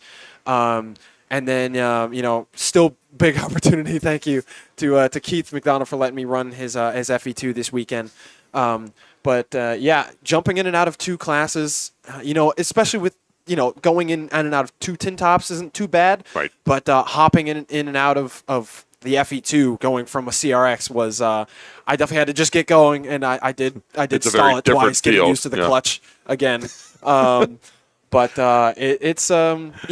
I was still in the zone still, so okay. I wasn't too frantic. Okay. And I did do the practice day yesterday, so I was a little more accustomed with hopping in and out. Okay.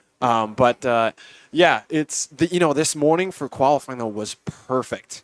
The just track conditions being so cool as it is definitely not now.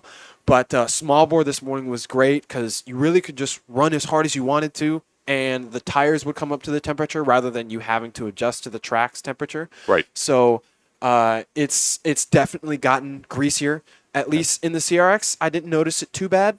But, around the 1 to 3 p.m. time is when I've seen on our forecast would be the highest temperature. Okay. So the FE2, even in that group, it was a little slick, especially down in 5 and 6. But it'll be interesting to see how we handle it out here in a 41-car field. All right. And so as the pace car now bringing the field down through turn 5 and into the carousel, we've got John Carlos Schooler, good friend of yours, checking in, son of Carlos Schooler, H Production MR2 driver, and he's saying Morgan Burkhardt top 10, trust the process. So Morgan, very first time in an SSM car. He's driving Lynn Tolan's old SSM and has been driving around on a myriad of different age tires. Yeah, I think he got the idea watching the Schumacher documentary and just went around to everybody who had old tires. And he said he was going to try to get 4 tire sets and make 2 out of them. And make 2. So we'll see how he does. Yeah, so he went out for qualifying in his very first time in an SSM car. He did some testing yesterday on 15-year-old tires and put himself qualified dead center in the field. As we've got the pace car now on the pit lane, John Evans now has the field as our starter, looks over the field.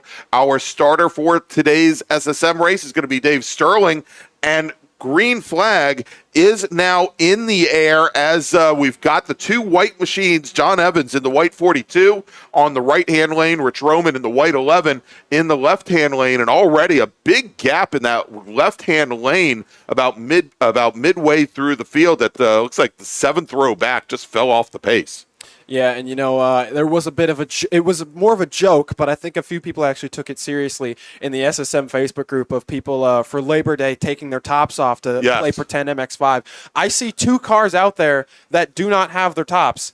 It's the 37 and the 9 decided to actually not use the tops. So that is the 67. So that's Ryan Franklin is one of those drivers. You just said the 67 machine. We'll get the driver of the 67's name in just a second here. But these first gen, these NA Mazda Miatas, they're not the most aerodynamic things to begin with, but I guess imitation is the sincerest form of flattery. Is they want to look like the Global MX-5 Cup cars here. Something tells me they may be hurting in a straight line. Yeah, and I was talking to Jameson Huffman yesterday about how it was, and he said it was fun, but definitely wasn't fast.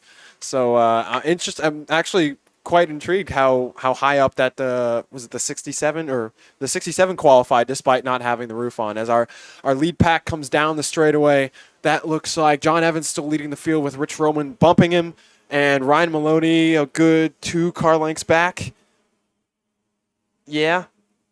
And then about hard on the brakes. Yeah, hard on the brakes. And then you got Neil O'Rourke in the 06 machine and Andy O'Brien in that green 14 machine. Just got a call from the starter stand that they feel that John Evans might have jumped the start a little bit, gotten into the throttle before the green flag came out. We'll see how things play out. But your leader now, as they head down into turn number 3 and actually heading down into the chute, it is Rich Roman.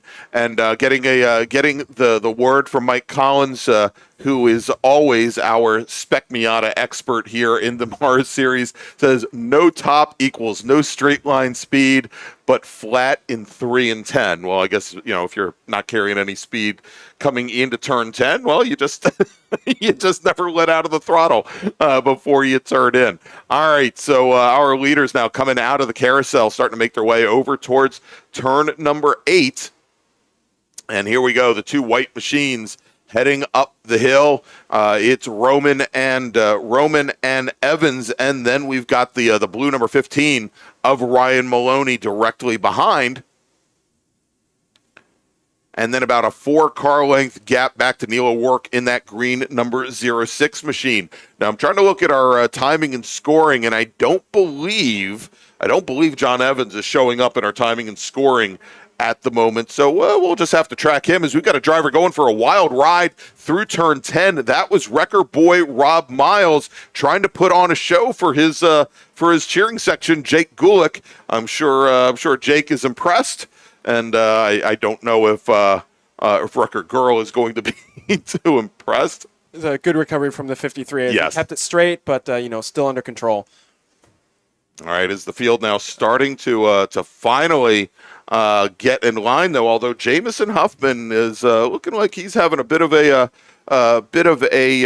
fight there with Ben Jones, a battle for 9th as they ran through turn number 3. And let's take a look here. And so before the race, as I keep invoking the name of Meathead Mike Collins, before the race, he texted me and said Scott O'Rourke for hard charger. And of course, Scott started back in 10th position, and Scott now currently up into. Remember, we have to take into account that Evans isn't showing up at our timing and scoring system, but Scott O'Rourke making up 3 positions on the opening lap, up now to 7th. All right. And actually, I saw that looked like to be Andy O'Brien taking the Tristan Herbert line out of 3 on that last lap, as Rich Roman peeks out on the lead to go around John Evans.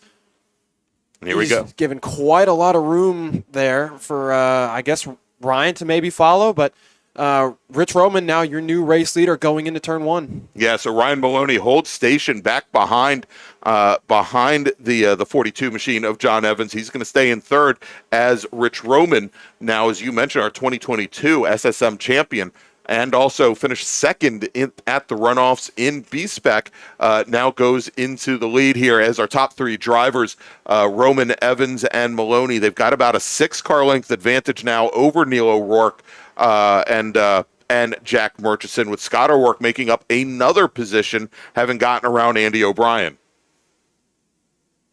If we look a little bit further back in the field, Ben Jones now it falls back behind Jamison Huffman. That battle we were looking at just a lap ago. Frank DeBerzy in 11th, then Ryan Franklin and Arif Kazem. And Vic Bruni having a bit of a wild ride coming out of turn 3, running through the gravel. I think that started 16th. I think that's probably the best position I've seen him qualify in SSM after he went to driver's school a couple of years ago. Of course, Vic is the father of Nick Bruni, who we saw just a little while ago in Spec Miata. All right, John Evans giving Rich Roman the bump down the straight. I think he's definitely respected Rich Roman's race pace and race strategies, and I think he's going to try and run away from Ryan. And if I were him, really just try and, as rare as it is, force a mistake out of Rich Roman and possibly just use the draft all the way to the end and try and possibly capitalize back to the lead. But Ryan Maloney is still right there within half a mistake's grasp of that second place. All right, we've got that green 06 of Neil O'Rourke, and then the 58 of Murchison, the black number 58. Those two drivers are working together, trying to push back up to our drivers in the top 3, try to get up to the back of the 15 machine. But they are currently sitting, I believe, about 2.5 seconds back, about 10 car lengths. So it's going to be a bit of a challenge there, as currently our top 5 drivers no longer setting fast laps. Scott O'Rourke, though, as he's sitting in 6th position ahead of Andy O'Brien, just turns in a 1:30.63. That is it's about a second and a half off of actually a little bit, about a second off of our lead drivers at the moment. Yeah, running it back to that B pack that's usually consistent of the same drivers. We have Frank DeBerzy at the back of that in 12th position, and Scott O'Rourke leading that, with Andy O'Brien really putting the pressure on in that yellow 32. And it is just a train of Scott, Andy, who's that? John Hotz, and then David Biegert, Jamison, Huffman, Ben Jones, and Frank DeBerzy giving Ben the push to try to get up there. Although it looks like Frank may be looking to the inside to try to take that 10th place or 11th place away from him. I think that is exactly what we're looking at. And also watching right now, Morgan Burkhardt. We talked about Burkhardt, who's had a couple of wins this season in majors racing in Spec Racer Ford. Took the win here at Summit Point, took wins at both Virginia International Raceway and Pit Race as well, running for his first time in SSM. He's made up a couple of positions. He's currently in 18th position, and looked like the silver 49 car giving Steve Rollo in the 35 a nice push down the front straight. And it's good to see Morgan out in a class like this, especially such a driver skill that we know he can really deliver, especially like Surf, which is close-ish, but it's just not to the same degree of raw competitiveness that SSM is. So, in a good car, which he may not have the best, but he can still get his elbows out in that mid pack and see what he can do here, as our leaders are now rounding the corner of turn 10, come on the straightaway with a sizable lead over Jack Murchison, and looks to be, which number is that? The 06? 06 of Neil O'Rourke, yeah. Yeah, as they're together. Yeah, as they're working together, try to move up to the next pack. Hey, just got word from Taylor Hyatt, who is heading up our charitable activities here this weekend, that the Boys and Girls Club Kids Zone, located over Charity Central, it opened up at 11 a.m. It's going to be open till 7. And if you've got some young kids, we've got some great games and activities. If you want to bring them by, again, they're going to be open until 7 o'clock this evening. So head on over, and maybe while you're there, take a look at some of the items that we're going to have up for auction, and also as part of the raffles that we have this evening as well.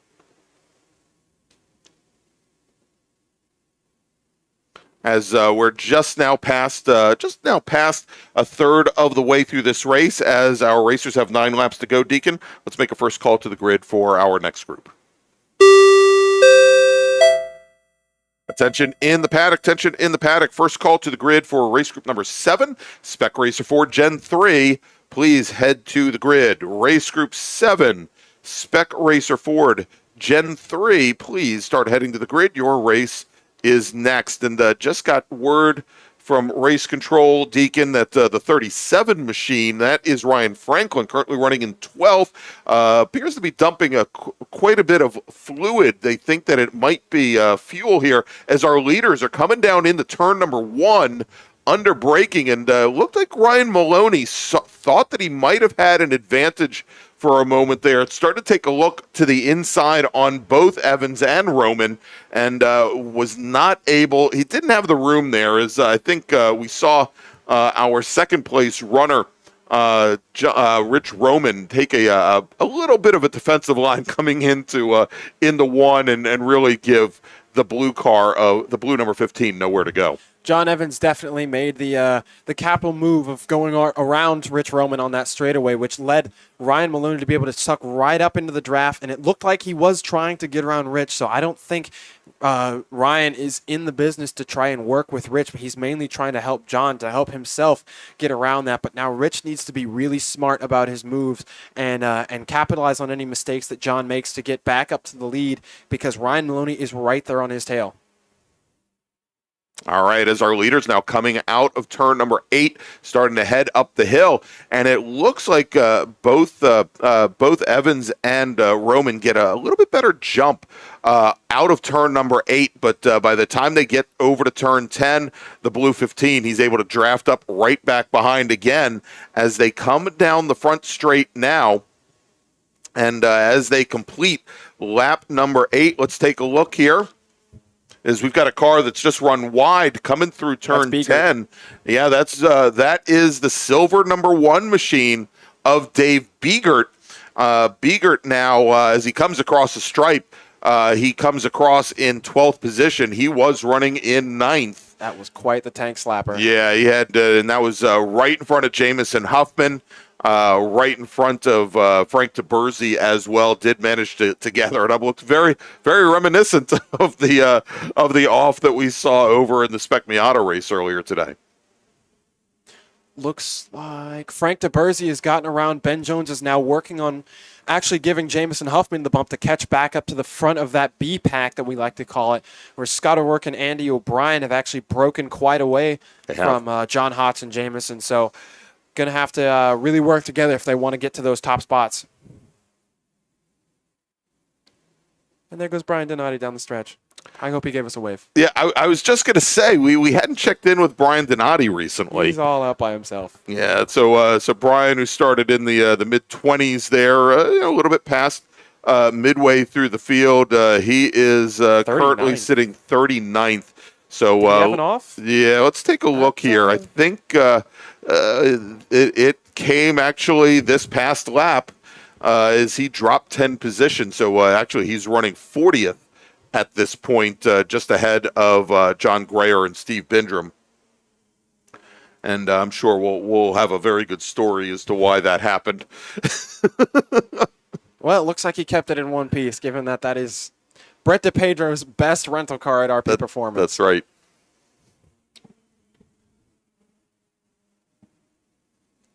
Looks like we have a small pack forming in the back of a battle with Arif Kazim on the back half of the. I didn't catch the number. I think. Well, we've got hang loose car. There's Callan Crocker. There's Ryan Franklin there as well. The green 37, one of the topless cars, and also, well, I don't know if it's still dropping fluid, but they're coming out of turn 2 right now, making the run over towards turn 3. Looks tight.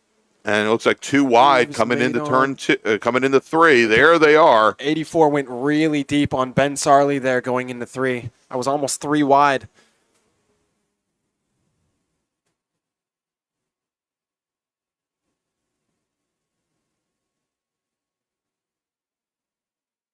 Yeah, it was tight, and you said Sarley was pinned all the way driver's left, and that is a very difficult corner to negotiate when you are there. It looks like it's an increasing radius corner, but because you're heading uphill and because you've got that very, very tall curb there at the apex, it really becomes very challenging if you get pinned in there. As our leaders now coming out of, it looks like, well, our leaders are heading down into turn 1.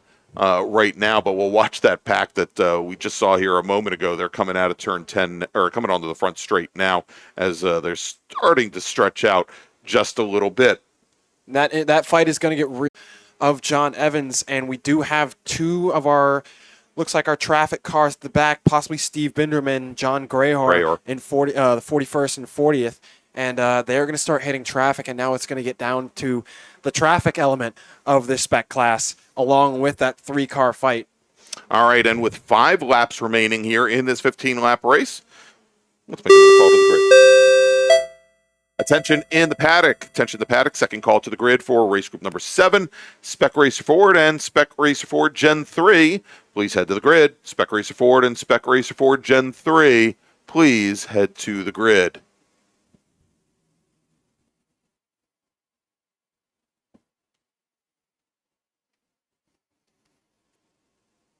All right, our leader's coming out of turn 10 now. And as you mentioned, Deacon, they're starting to come up on some slower traffic, which we're going to see here coming across the start-finish line. I think here in just a moment, actually. Well, we'll see them coming into turn 1. We're going to see how close they're getting, as we've got a local caution now over at turn 8 coming up the hill. That looks like a car on the wall. I can't exactly And it is tell. I believe it is the 121 machine. Oh, that's Frank DeBerzy. Yeah, Frank DeBerzy off there, driver's left, and into the tire wall. Looks like he's gotten it off. He's pointing towards the track, so hopefully he can get that thing back underway. We'll see if he manages to continue. We also have a couple of other drivers that have had some challenges over at turn 3. You've got the never-ending dust cloud there on the exit of turn number 3. And the exit of turn 10. Yeah. Yeah. Oh, there we go. All right, Frank's moving again. Looks like he's gotten that back on the track. I don't know if that car is straight, though. Oh, and we've got a car that's gone off over at turn 10, and I believe, I'm looking to see if that's the number 9 car. I think it's the 8. Is it the 8? We'll get the number. That is the number 9 machine that has gone off, and looks like we are going to at least be going. We are going to. Well, we'll see here if we go to a full course caution. As it is, John Evans and Rich Roman have started to make their way through some of that slower traffic, and we are indeed going to a full course caution. Here is we just had one of our drivers head back to the paddock at a rather high rate of speed. But full course caution here with 3 laps remaining. And for the car over at turn 10, we'll have emergency services vehicles responding here soon enough. I hope he's okay in there. That was one of our topless cars.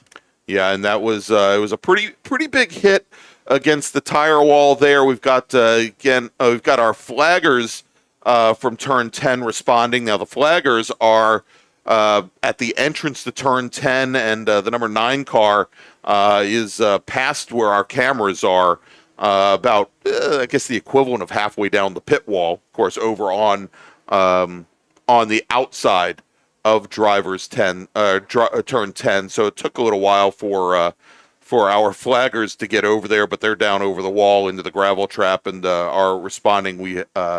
We'll see here, but at this point, we're still trying to get the field packed up so that our emergency services vehicles can respond.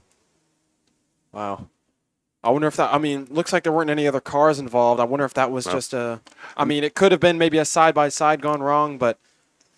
Yeah, it appeared that the car went off by himself. Getting word from the corner workers that the driver is okay, and again, we've got emergency services teams responding. The problem is that a good portion of the teams are responding from the pit out area, so they're going to have to take the cutoff and then head down around the track as our leaders are coming through turn 10 now, and you can see that, again, our leader has slowed the pace down considerably to start bunching up the field.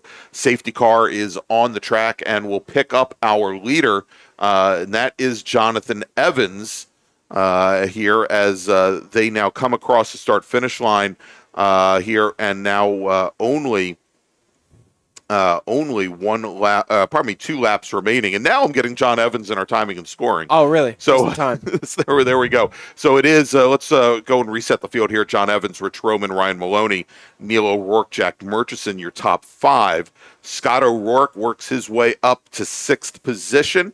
And then we've got Andy O'Brien, Jamison Huffman in 8th, Ben Jones in 9th, David Biegert in the number 1 machine after Biegert's wild ride through 10 earlier. I've had a few wild rides. Yeah, he's had an exciting race. He's sitting 10th with John Hotz sitting in 11th, and getting word that we're going to end this race a lap early, Deacon.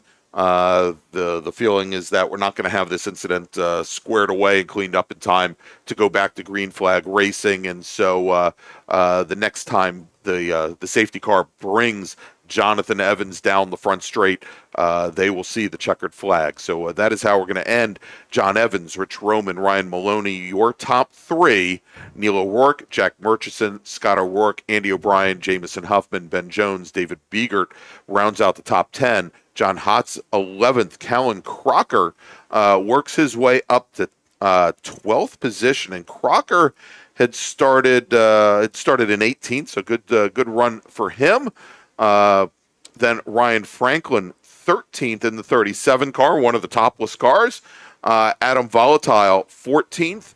Steve Rollo, 15th. Morgan Burkhardt makes up a couple positions. Burkhardt started off 21st in the field. Will finish in 16th. Brooks Hunt will finish 17th. Isaac Crandall, 18th. Vic Bruni, 19th. And finishing 20th will be Isaac Jordan.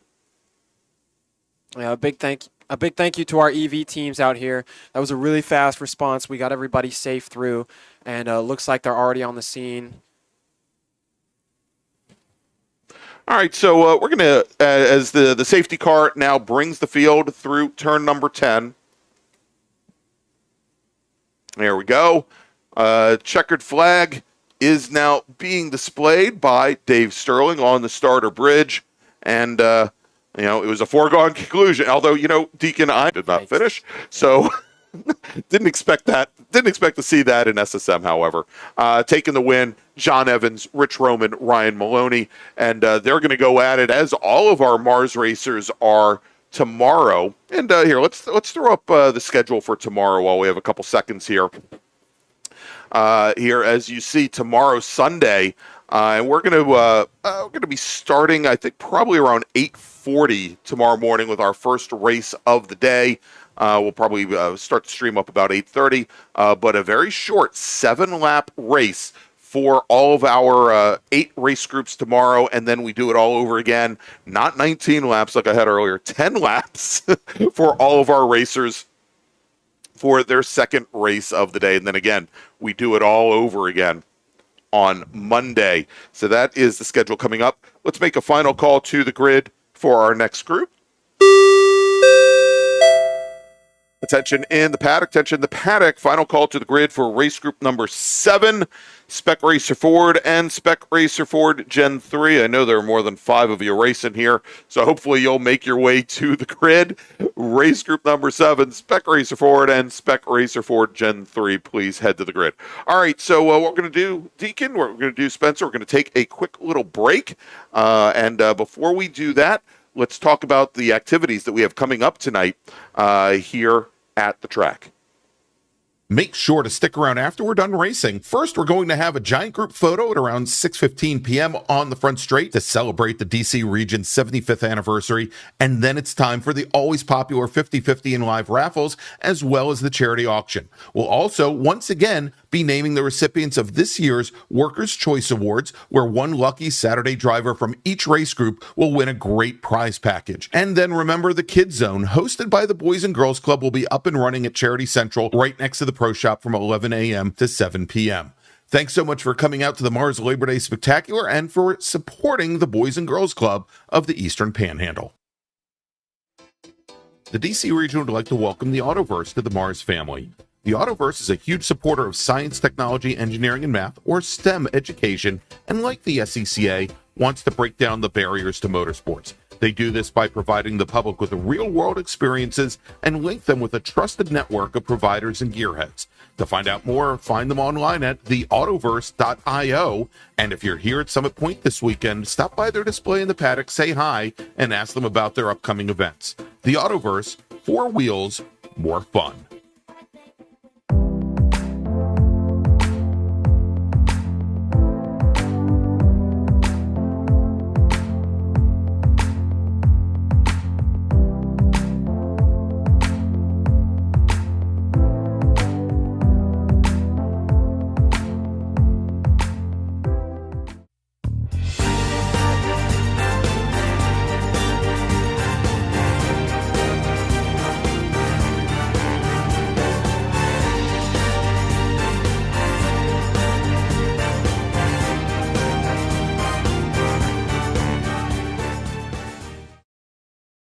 Since 1976, Radial Tire Company has been providing the Washington, D.C. area with quality tires and the finest service. They have earned a reputation as a premier specialist in hard-to-find performance tire and wheel applications. They stock tires from all of the top manufacturers for whatever you drive, from small economy cars to SUVs to trucks. Their mission is to assist you in getting the most out of your tires and car. For more information or to schedule online, browse radialtirecompany.com or call them in Silver Spring at area code 301-585-2740. That's 301-585-2740.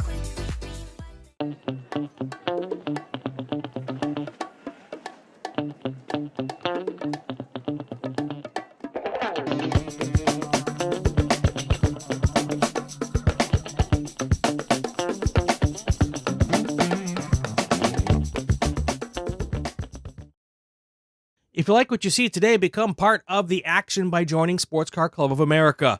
Whether you want to drive, flag, or just have fun with cars, SCCA membership opens the door to all kinds of motorsports to feed your obsession, along with 65,000 like-minded members ready to be friends. Ask someone trackside how to get involved or visit scca.com for more information. OG Racing carries just what you need to get on the track, from driving suits and shoes to helmets, data and video systems, to your favorite brake pads from Performance Friction, Hawk, and Paget. OG Racing has built its reputation during the last 22 years by providing the best customer service in the motorsports business, and their depth of inventory is second to none when it comes to safety equipment. That's why OG Racing has been the highest volume Sparco dealer for 17 years. Come visit their 12,000 square foot showroom and warehouse located in Sterling, Virginia. Call them at 1-800-934-9112 or order online at ogracing.com.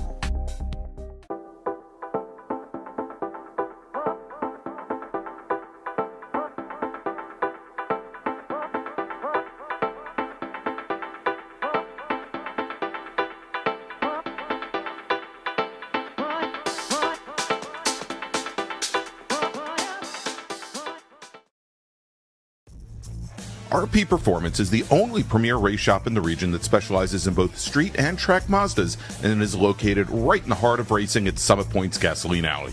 RP has been involved in countless race wins and series championships across many classes with drivers of all ages.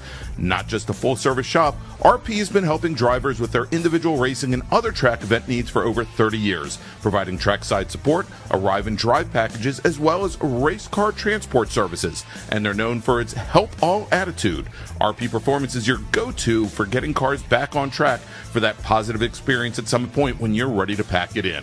For more information about RP Performance, come talk to them here in the paddock.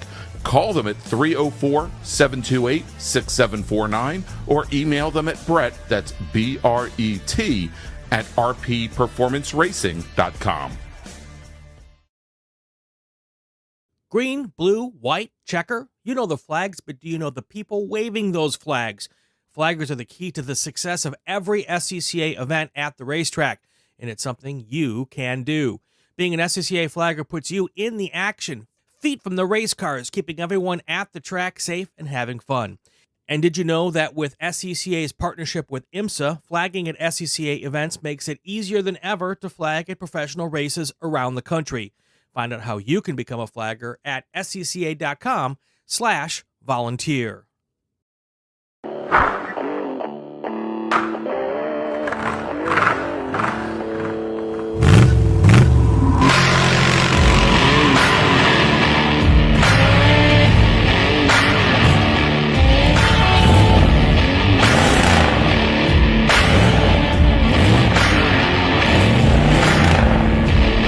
Hey, dog. Belmont Classic Cars, where we take you back to simpler times. Belmont, Ohio.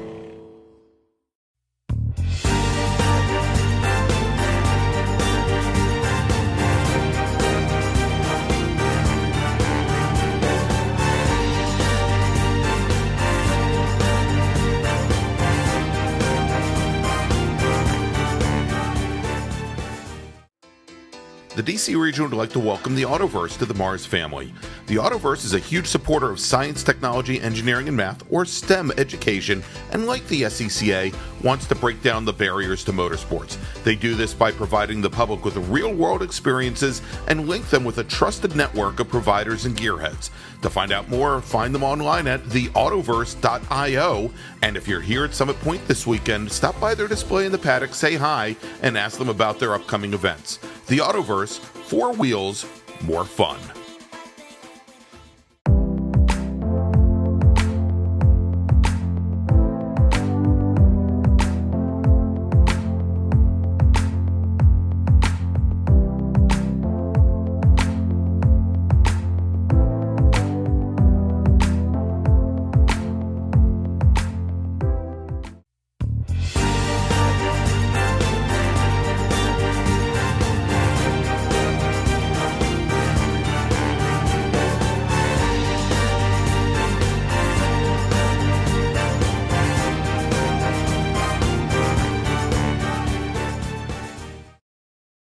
Since 1976, Radial Tire Company has been providing the Washington, D.C. area with quality tires and the finest service.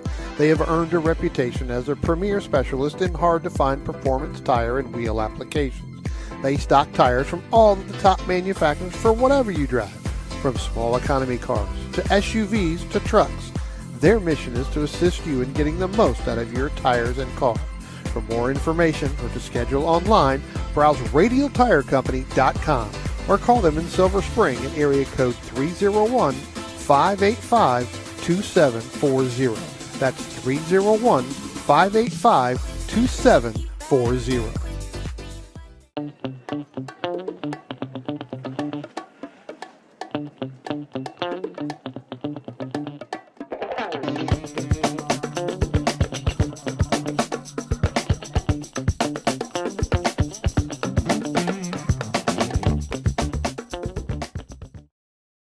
If you like what you see today, become part of the action by joining Sports Car Club of America. Whether you want to drive, flag, or just have fun with cars, SCCA membership opens the door to all kinds of motorsports to feed your obsession, along with 65,000 like-minded members ready to be friends. Ask someone trackside how to get involved or visit scca.com for more information.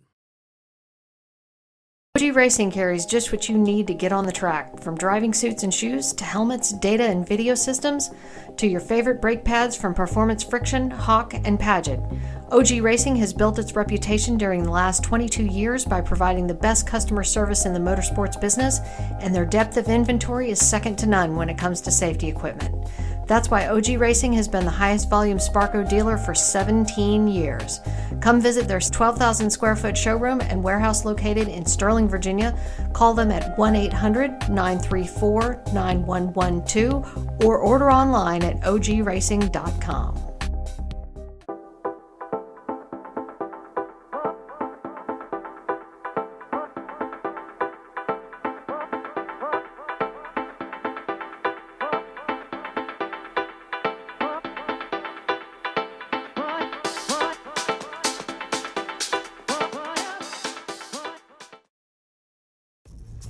RP Performance is the only premier race shop in the region that specializes in both street and track Mazdas and is located right in the heart of racing at Summit Point's Gasoline Alley. RP has been involved in countless race wins and series championships across many classes with drivers of all ages.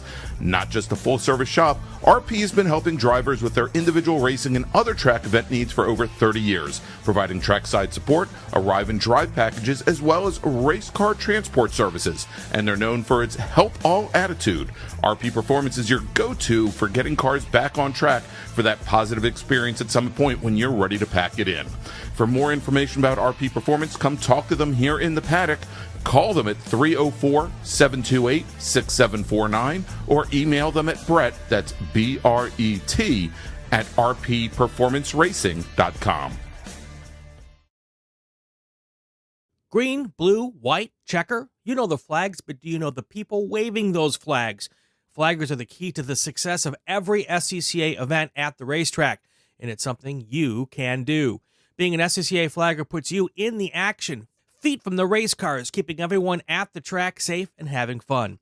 And did you know that with SCCA's partnership with IMSA, flagging at SCCA events makes it easier than ever to flag at professional races around the country? Find out how you can become a flagger at scca.com/volunteer.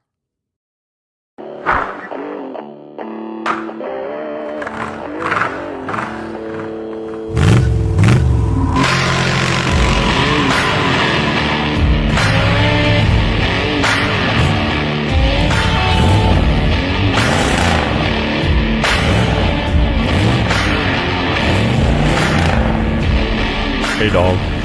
Belmont Classic Cars, where we take you back to simpler times. Belmont, Ohio.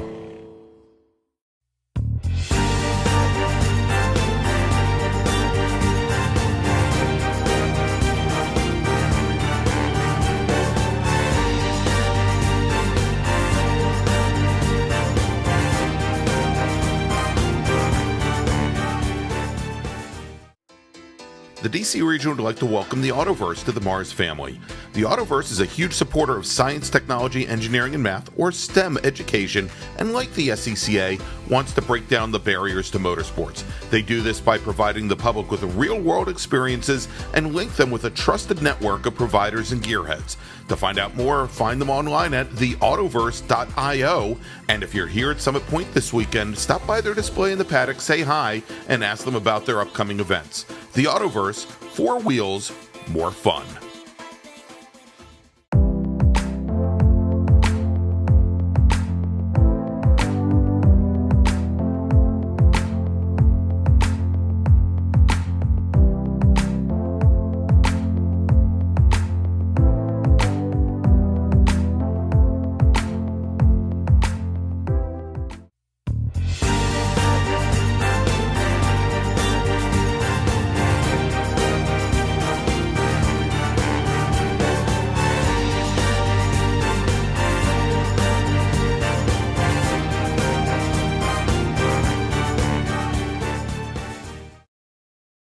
Since 1976, Radial Tire Company has been providing the Washington, D.C. area with quality tires and the finest service.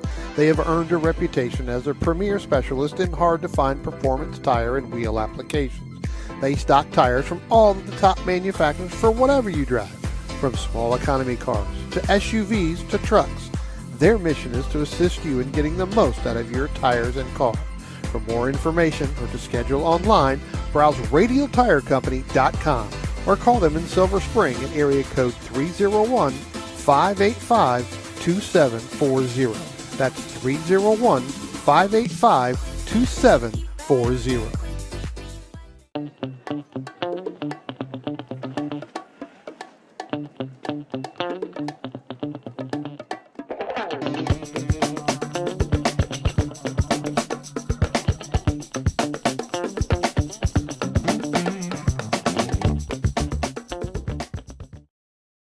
If you like what you see today, become part of the action by joining Sports Car Club of America. Whether you want to drive, flag, or just have fun with cars, SCCA membership opens the door to all kinds of motorsports to feed your obsession, along with 65,000 like-minded members ready to be friends. Ask someone trackside how to get involved or visit scca.com for more information. OG Racing carries just what you need to get on the track, from driving suits and shoes to helmets, data and video systems, to your favorite brake pads from Performance Friction, Hawk, and Paget. OG Racing has built its reputation during the last 22 years by providing the best customer service in the motorsports business, and their depth of inventory is second to none when it comes to safety equipment. That's why OG Racing has been the highest volume Sparco dealer for 17 years. Come visit their 12,000 square foot showroom and warehouse located in Sterling, Virginia. Call them at 1-800-934-9112 or order online at ogracing.com.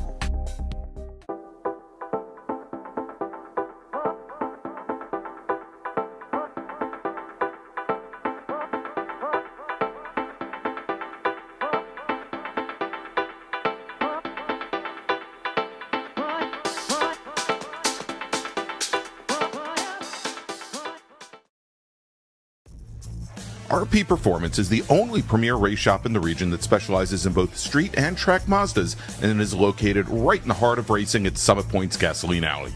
RP has been involved in countless race wins and series championships across many classes with drivers of all ages. Not just a full-service shop, RP has been helping drivers with their individual racing and other track event needs for over 30 years, providing trackside support, arrive and drive packages, as well as race car transport services. And they're known for its help-all attitude. RP Performance is your go-to for getting cars back on track for that positive experience at Summit Point when you're ready to pack it in. For more information about RP Performance, come talk to them here in the paddock. Call them at 304-728-6749 or email them at Brett, that's B-R-E-T, at rpperformanceracing.com. Green, blue, white, checker. You know the flags, but do you know the people waving those flags? Flaggers are the key to the success of every SCCA event at the racetrack, and it's something you can do. Being an SCCA flagger puts you in the action, feet from the race cars, keeping everyone at the track safe and having fun. And did you know that with SCCA's partnership with IMSA, flagging at SCCA events makes... All right, and welcome back to Summit Point Raceway for the 2023 Labor Day MARRS Spectacular presented by Radial Tire Company. I'm Greg Ginsburg along with Deacon Greenfield and Spencer Gaynor. We're going to give Brian Donati at least another group here, give him a little time to rest and relax. He worked hard for that 39th position. He did. In SSM. He's going to kill me when he hears this. But we've got two more races coming up. We just finished up. We had some cleanup over by that incident, turn 10. As Miatas will do, they showered the exit of turn 3 with gravel, so we had to get that cleaned off, and we also had some cleanup down at the bottom half of the course. But we've got now the pace lap starting for our Spec Racer Fords and Spec Racer Ford Gen 3s, and let's run down the starting order here. Only a single Spec Racer Ford Gen 2. That is Robert Skinner. He's going to be starting 21st on the field, representing Dynasty Motorsports. That is the number 23 car. Brad Gould, good to see Brad back. He is in the number 97 Doggone Racing Spec Racer Ford Gen 3. He starts 20th on the field, starting 19th. Nicky Ruman Skinner. Wow, great to see Nicky here. Not only GT1 Trans Am driver, Nicky Ruman. Good to see her racing here for McNichol's company and Ruman Racing. She is going to be starting 19th in the number 2 machine. Kevin Silbert driving the number 14 car. He starts 18th on the field from Columbia, Maryland. Steve Minkin is driving the number 99 car. He's from Schwenksville, Pennsylvania. Starts 17th. Starting 16th in the number 41, Spec Racer Ford Gen 3 from Vienna, Virginia, Phil Ackley. John Ryan is going to start 15th today in the number 87 car. He's from Delmont, Pennsylvania. Theo Pepes is going to start 14th. He's in the number 38 machine from Clifton, New Jersey, with John Hall representing the Surf Shop. He starts lucky 13 on the field in the 71 car. Keith Frazier starts 12th in the number 7 alltackle.com machine with J. Mark Wendling starting 11th. He's driving the number 3 Doggone Racing Spec Racer Ford Gen 3. Also from Doggone Racing, Bruce Kerminga, he starts 10th in the number 31 car. Aaron Meisner will start 9th today in the number 25 with Eric Prepsius in the AVDC Time Motorsports machine. He'll start 8th, starting 7th, driving the number 74. Spec Racer Ford Gen 3 from Chesapeake, Virginia. It's Joe Blanks. Stephen Shue is driving the Hagerman Race Engineering Spec Racer Ford Gen 3. It's the number 81 car, and he starts 6th. Jason Pintar will start 5th in the number 56 machine with Jisoo Kim starting 4th, driving the number 11, the Surf Shop Spec Racer Ford Gen 3. Brian Cates is driving the Cates Engineering Spec Racer Ford Gen 3. That's the number 21 car. He'll start on the inside of row number 2 in 3rd. Starting on the outside of row number 1 from Washington, D.C., representing Windsor Customs, it's Mac Harrison, and your pole sitter today with a qualifying time of 120.143. Also representing Windsor Customs, driving the number 55 Spec Racer Ford Gen 3, it's Sam Schechter. As the pace car is on the pit lane, starter is looking the field over. John Burkhardt is your starter, and green flag is in the air as the inside lane, headed up by Sam Schechter, gets the early jump on the outside, led by Mac Harrison as they come down into turn number 1, and Schechter moves right over to the center of track, trying to hold off both the inside and the outside lanes, Deacon, as they go into turn 1 for the first time. Little shuffling there, but everybody else relatively stayed in about their same grid spot coming through turn 1 and 2. Now we're starting to go to single file, and it looks like, I can't get the number on that card, we've got two Surfs going side by side through turn 3. It's the yellow and the green and white machine of what number was that? I didn't catch the numbers on those, but a nice respect from both drivers going through 3, and it looked like the yellow car had made up the position through there. All right, I think, and actually I believe that yellow machine may be, well, I thought it was the machine of Jisoo Kim, but I think he is back to the green and white number 11. We'll try and track that machine down the next time they come through, as our leaders now heading through the carousel through turns 6B and 7, as they are already now heading up turn 8 here, and our leaders coming out of turn 10 for the very first time, and Sam Schechter now with a 4-car length advantage over Brian Cates in the 21 machine, who has gotten around Mac Harrison in that silver number 30 machine. So move Cates up in the second. Jason Pintar in the 56 car. He gets around Jisoo Kim. Stephen Shu, and that, I believe, is the one we're thinking about. Stephen Shu in the 81 machine, I believe, is no, he's not the yellow car. We'll get that yellow car in just a moment. He's sitting back, and actually, that is the 11. That is the 11. That is Jisoo Kim. Well, there you go. Stephen Shu is in the green and white machine directly ahead. Then Joe Blanks, Eric Prepsius, Aaron Meisner, Bruce Kerminga, your top 10.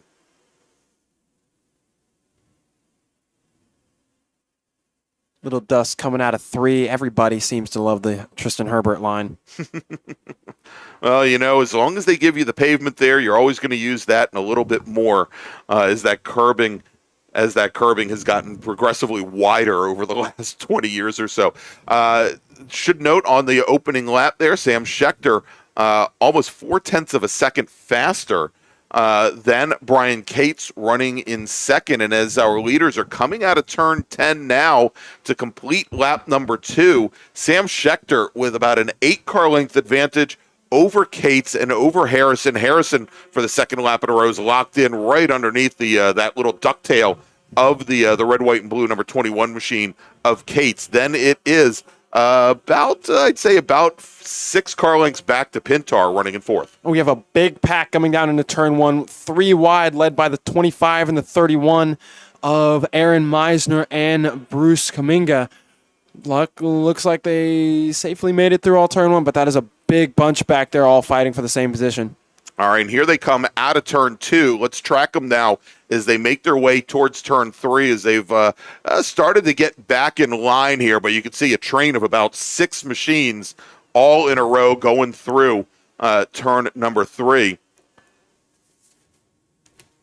And it sounds like Bruce Kerminga, and actually looks like Bruce Kerminga, we'll see him as they come down the hill. The green number 31 machine might have lost a couple positions as he went all 4 wheels off into the grass. Didn't get to the gravel trap, but at least to that little grass lip on the outside of turn 1. Gotcha.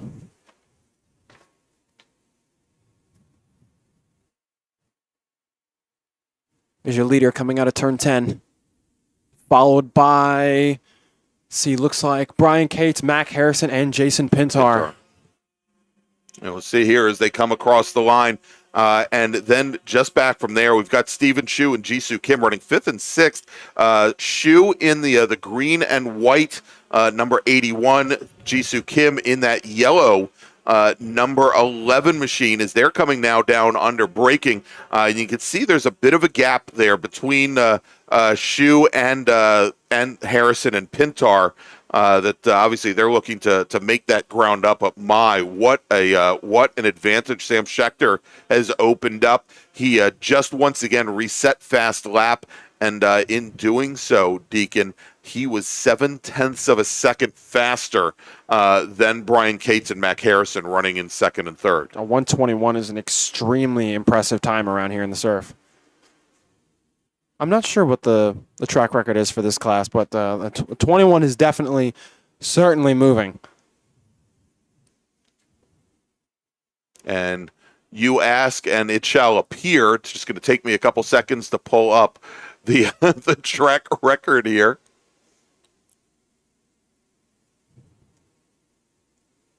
I'm very fascinated by track records. They're very cool to keep track I'll of. bet you are. All right, let me see if I can pull this up here.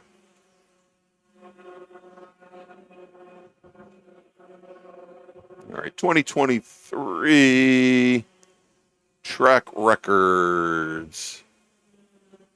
In Spec Racer 4 Gen 3, David Dickerson at a 119.532, set back August 8th, 2022, when it was quite a bit cooler than the 90 degrees that it is right now.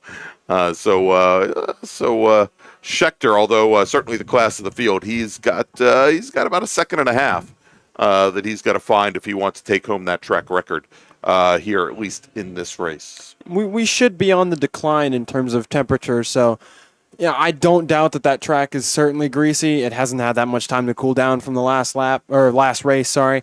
But that track is definitely there's barely any clouds out here. So that track is just getting pounded by heat, and all that tire and grease and anything else coating the track is going to come up and just make certain spots slick, and even just getting under acceleration, despite even if you feel like you've done your best lap ever, a hot track is just not going to give you the grip to actually move forward enough to get to that time.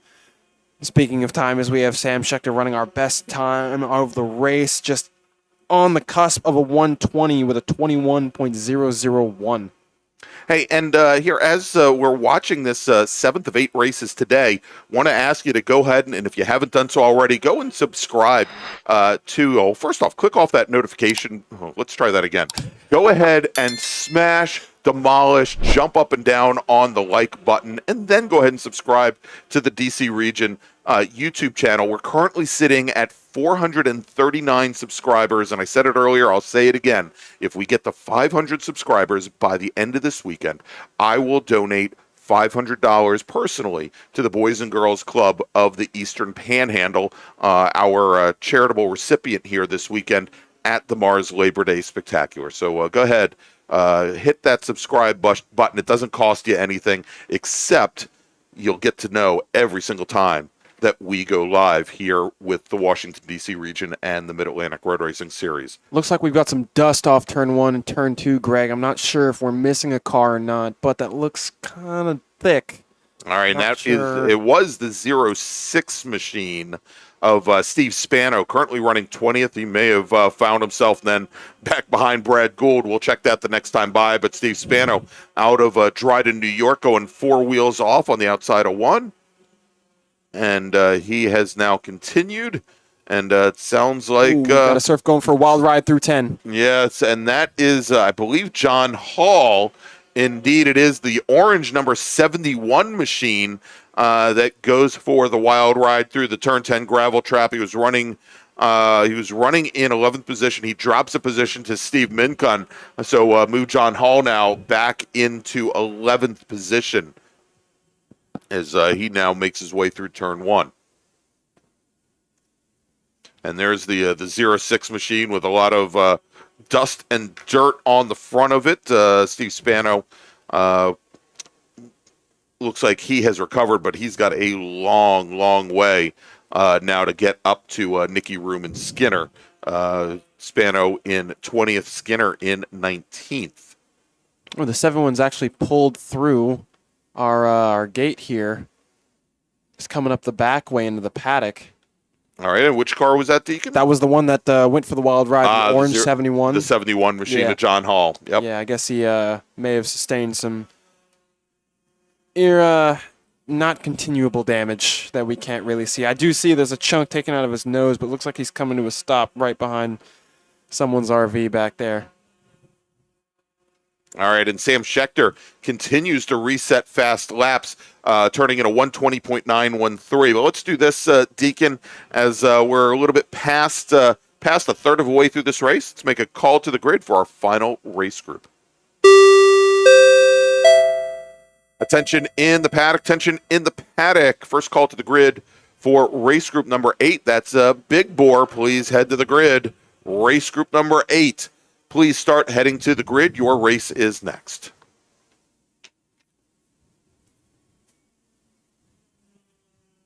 And so Schechter now, he's down into the 20s. He's got a 120.913. More importantly, he's got a now a 3-second advantage over our new second-place runner. That is Mac Harrison, who did manage to get around Brian Cates. We got a nice little battle going on now, coming down the front straight.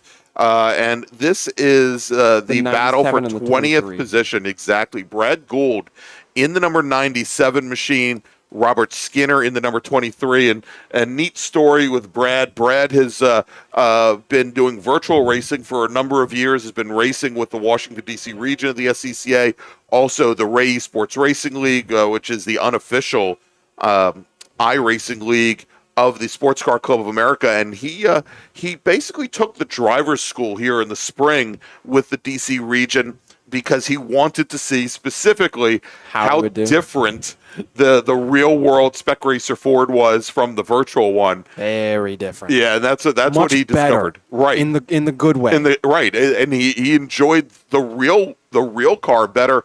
And so he raced with us once in the spring, and he was saving his money up, and he's back with us racing here at the our biggest race weekend of the year. So good to see him on track, and it looks like he's having a nice little battle there with Robert Skinner. Yeah, I believe that 97 actually used to be the 02 car, which is the car that we've seen Morgan Burkhardt take that same vehicle to several victories in Surf 3 this year. And it still looks good. So I'm hoping Brad's having fun out there. Looks like he just came around turn 10. He's put some gap on the car he's battling with. So I bet he's going to have some trouble going back to the iRacing with that, though. Yeah, well, when we talked to him after driver's school, that's what it sounded like, and I haven't seen him in any of the virtual races lately. So that may be the case. He may have found a new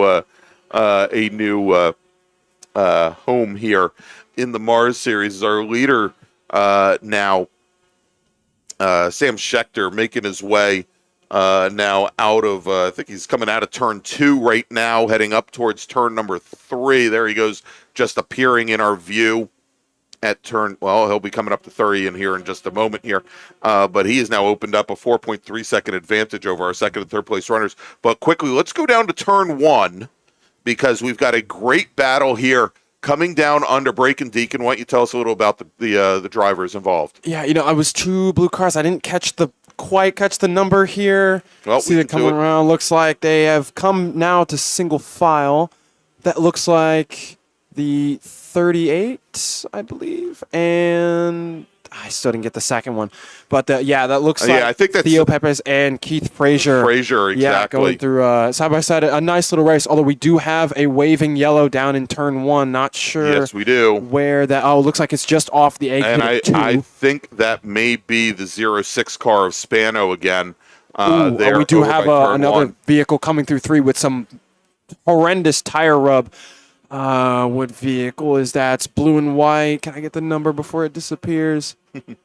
Not quite, but looks like there was definitely some contact there because that tire is smoking up a storm. Okay, and by the way, over that battle that we were watching with the blue cars, it was Eric Prepsius, Theo Pepes, and I think Keith Frazier as well. As we've got that vehicle that I was talking about earlier. I don't know if we can catch the number on the cameras, but he'll definitely be pulling that in because that is just not continuable.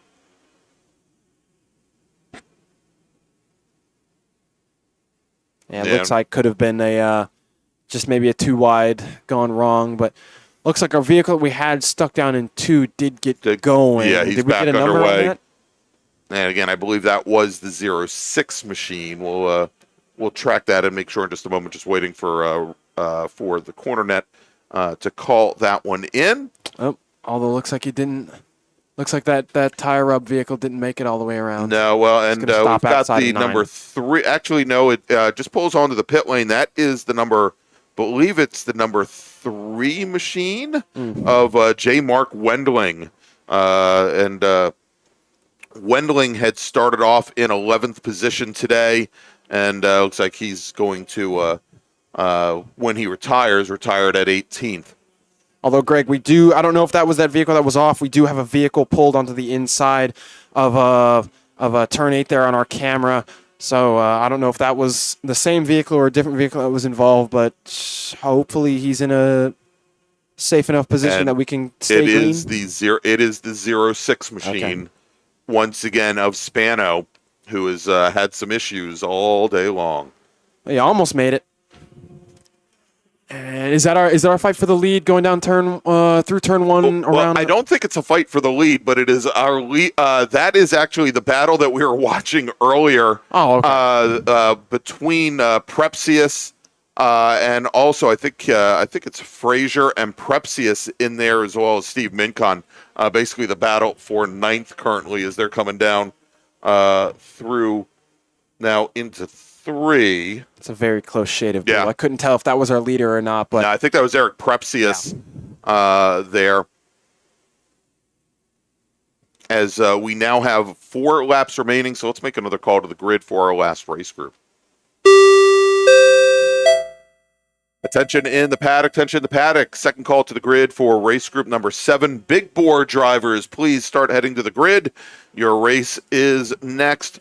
Race group number 7, big bore driver, or pardon me, race group number 8, big bore drivers, please head to the grid. And wanted to remind everybody here at the track that we do still have some items coming up here as part of our charity this evening. When we break for when we finish racing tonight, hopefully starting about 5:30. Of course, we'll have our all-participant dinner for drivers, crew, family, friends, you name it, over by Charity Central, and then we will have our 50-50 raffle. We'll have our live raffle as well as charity auction. We'll also be awarding the Workers' Choice Awards here later tonight, and that is all going to happen after all of us head up to the front straight, where we are going to have a group photo to celebrate the 75th anniversary of the Washington, D.C. region of the SCCA. So listen to the PA announcements, and we'll let you know exactly when to come on up to the front straight to get that photo. Looking forward to it. All right, as we've got now 2 laps remaining. And watching now, coming out of turn 10, Brian Cates, who was for quite some time sitting back in 2nd position tonight, now finds himself in 4th. As Jason Pintar in the 56 car had made his way around, but more importantly, Stephen Shue in the 81 machine now all over the back of Brian Cates' red, white, and blue number 21 machine. So we will continue to watch that. But the next time Sam Schechter comes by, Deacon, he'll be working his very last lap here at the Labor Day Spectacular. Sam has ran a great, consistent race. All of his laps, after starting to get onto the fast laps, have been consistent 21s, then gone down to the 20s, bounce a little bit back up to 21s. That could be, traffic and whatnot. But despite the traffic out there being pretty thin, not super heavy, Sam has still ran a very, very consistent and quick race. So really deserving win for him as he's coming out of the last turn now. And we have, is that going to be the one to go? There you go. That's going to be 1 to go. That's right. So Sam Schechter now working his last lap, had a great start to this race, and he now has he's got about a 60 car length advantage over Mac Harrison. But here's what we should be watching. Coming down into turn 1, Jason Pintar in the Gulf livery number 56 machine, he has gotten right up to the back of Mac Harrison in the number 30 machine, and we're going to watch them now as they're coming through turn 1. And again, they're quite a distance back from our leader, but again, this is for the second step on the podium as Mac Harrison continues to lead, and Pintar keeps taking quick looks to the inside of the number 30 machine, but he's still about a car length and a half back. He's going to have to draft up quite a bit. Harrison actually did have a 4-off coming just barely out of 10, enough to where he did skip up, but it looked like he didn't lift. So, Pintar has the opportunity to now just get right up to the rear, and it looked like it may be a matter of either tire heat or all 4 tires have been overheated. But Harrison had a big save. I mean, I even saw the rear end coming out of 3. All right, our leader coming out of underneath the bridge and into turn 10 now. And here he comes onto the front straight all by himself, much as he's been most of this race. Sam Schechter comes across the line, takes the checkered flag, takes the win in race number 1 this weekend at the Labor Day Spectacular. Finishing second, holding off Jason Pintar, is Mac Harrison. And look at this as we then have the number 41. Let's see here. Brian Cates, he manages to hold off Steven Shu for 4th. Jisoo Kim will cross the line in 5th. With Joe Blanks, who ran his fastest lap of the race in the 74 machine, directly behind, finishing in 7th. And now in a drag race, coming down the front straight, side by side, it is the 38 machine of Theo Pepes. He's going to hold off Keith Frazier for 8th. So Frazier will finish in 9th, and then Eric Prepsius will round out the top 10. A very deserving win for Schechter there. That was, yes. I mean, he had 1 and 2 corners completely clear of the entire field. So just commanding very, race. Yes, that's a good word to put it. Very commanding race. We have the 31 and the 25 bumping door to door across the line. Let's see who took that. That was Kreminga and Meisner battling it out for 12. And look at that. Kreminga finishes in 12th position, 3 1,000ths of a second over Aaron Meisner. Steve Minkin had crossed the line just ahead of them in 11th. John Ryan will finish in 13th. Will finish in 14th. And Nicky Ruman Skinner moves up to 15th. Kevin Silbert 16th. Phil Ackley, Brad Gould 17th and 18th. Robert Skinner and of course J. Mark Wendling. I think the first of our drivers to not see the checkered flag. He'll finish in 20th. All right, so let's do this. Let's make a final call to the grid for our next group. Our final group today. And that is Big Bore, race group number 8. If you haven't already headed to the grid, you need to do so now. You're going to be on track in just a few moments. Again, race group number 8. Please head to the grid. All right, so with that, let's take a quick little break. We're going to thank one of our partners, and that is Radial Tire Company, our title sponsor here this evening. Since 1976, Radial Tire Company has been providing the Washington, D.C. area with quality tires and the finest service. They have earned a reputation as a premier specialist in hard-to-find performance tire and wheel applications. They stock tires from all of the top manufacturers for whatever you drive, from small economy cars to SUVs to trucks. Their mission is to assist you in getting the most out of your tires and cars. For more information or to schedule online, browse radialtirecompany.com or call them in Silver Spring at area code 301-585-2740. That's 301-585-2740.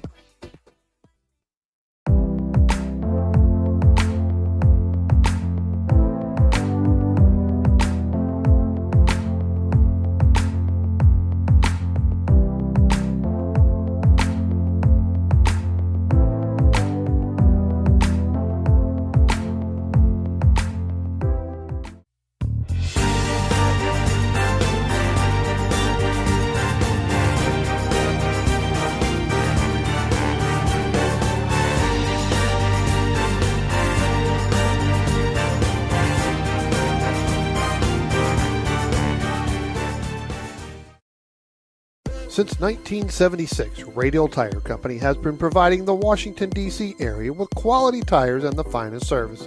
They have earned a reputation as a premier specialist in hard-to-find performance tire and wheel applications.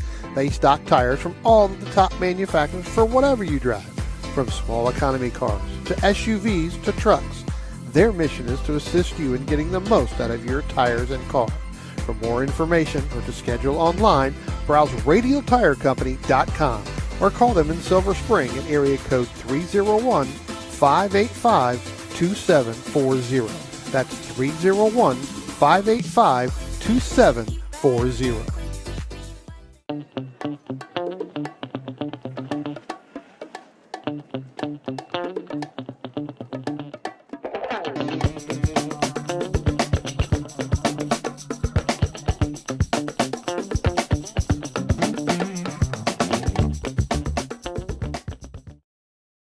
If you like what you see today, become part of the action by joining Sports Car Club of America. Whether you want to drive, flag, or just have fun with cars, SCCA membership opens the door to all kinds of motorsports to feed your obsession, along with 65,000 like-minded members ready to be friends. Ask someone trackside how to get involved or visit scca.com for more information. OG Racing carries just what you need to get on the track, from driving suits and shoes to helmets, data and video systems, to your favorite brake pads from Performance Friction, Hawk, and Paget. OG Racing has built its reputation during the last 22 years by providing the best customer service in the motorsports business, and their depth of inventory is second to none when it comes to safety equipment. That's why OG Racing has been the highest volume Sparco dealer for 17 years. Come visit their 12,000 square foot showroom and warehouse located in Sterling, Virginia. Call them at 1-800-934-9112 or order online at ogracing.com.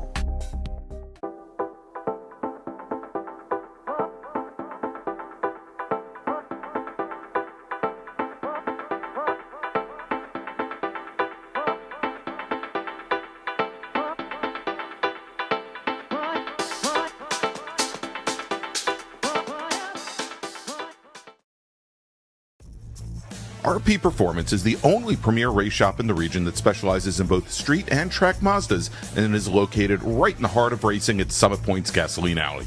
RP has been involved in countless race wins and series championships across many classes with drivers of all ages. Not just a full-service shop, RP has been helping drivers with their individual racing and other track event needs for over 30 years, providing trackside support, arrive and drive packages, as well as race car transport services. And they're known for its help all attitude. RP Performance is your go-to for getting cars back on track for that positive experience at Summit Point when you're ready to pack it in. For more information about RP Performance, come talk to them here in the paddock. Call them at 304-728-6749 or email them at Brett, that's B-R-E-T, at rpperformanceracing.com. Green, blue, white, checker. You know the flags, but do you know the people waving those flags? Flaggers are the key to the success of every SCCA event at the racetrack, and it's something you can do. Being an SCCA flagger puts you in the action, feet from the race cars, keeping everyone at the track safe and having fun. And did you know that with SCCA's partnership with IMSA, flagging at SCCA events makes it easier than ever to flag at professional races around the country? Find out how you can become a flagger at scca.com/volunteer.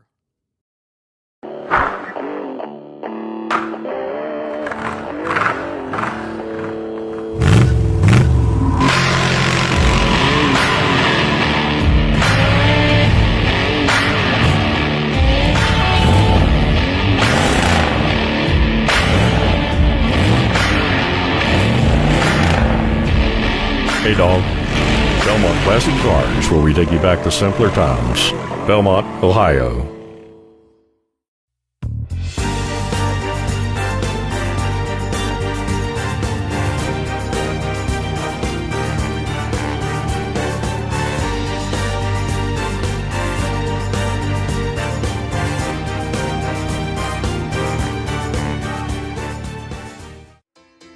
The DC region would like to welcome the Autoverse to the MARRS family. The Autoverse is a huge supporter of science, technology, engineering, and math, or STEM education, and like the SCCA, wants to break down the barriers to motorsports. They do this by providing the public with real-world experiences and link them with a trusted network of providers and gearheads.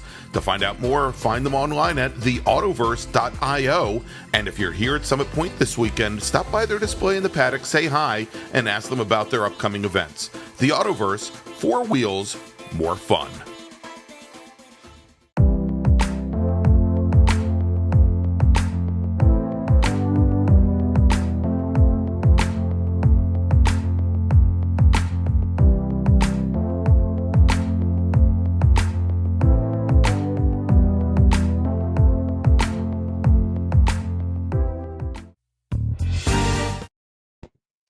And welcome back to Summit Point Raceway and the Lars Maber, the Lars. I was thinking Lars Ulrich from Metallica. The MARRS Labor Day Spectacular presented by Radial Tire Company. I'm Greg Ginsberg along with Deacon Greenfield. and Spencer Gaynor here, and we have one more race to go, Deacon. And that is our big ground pounders. It is, although I think we've got one. I don't want to call it a exotic. Yeah, it's a very. I was gonna use another EX, and that was Exception. But yes, and I've actually seen a lot of these Legers of late.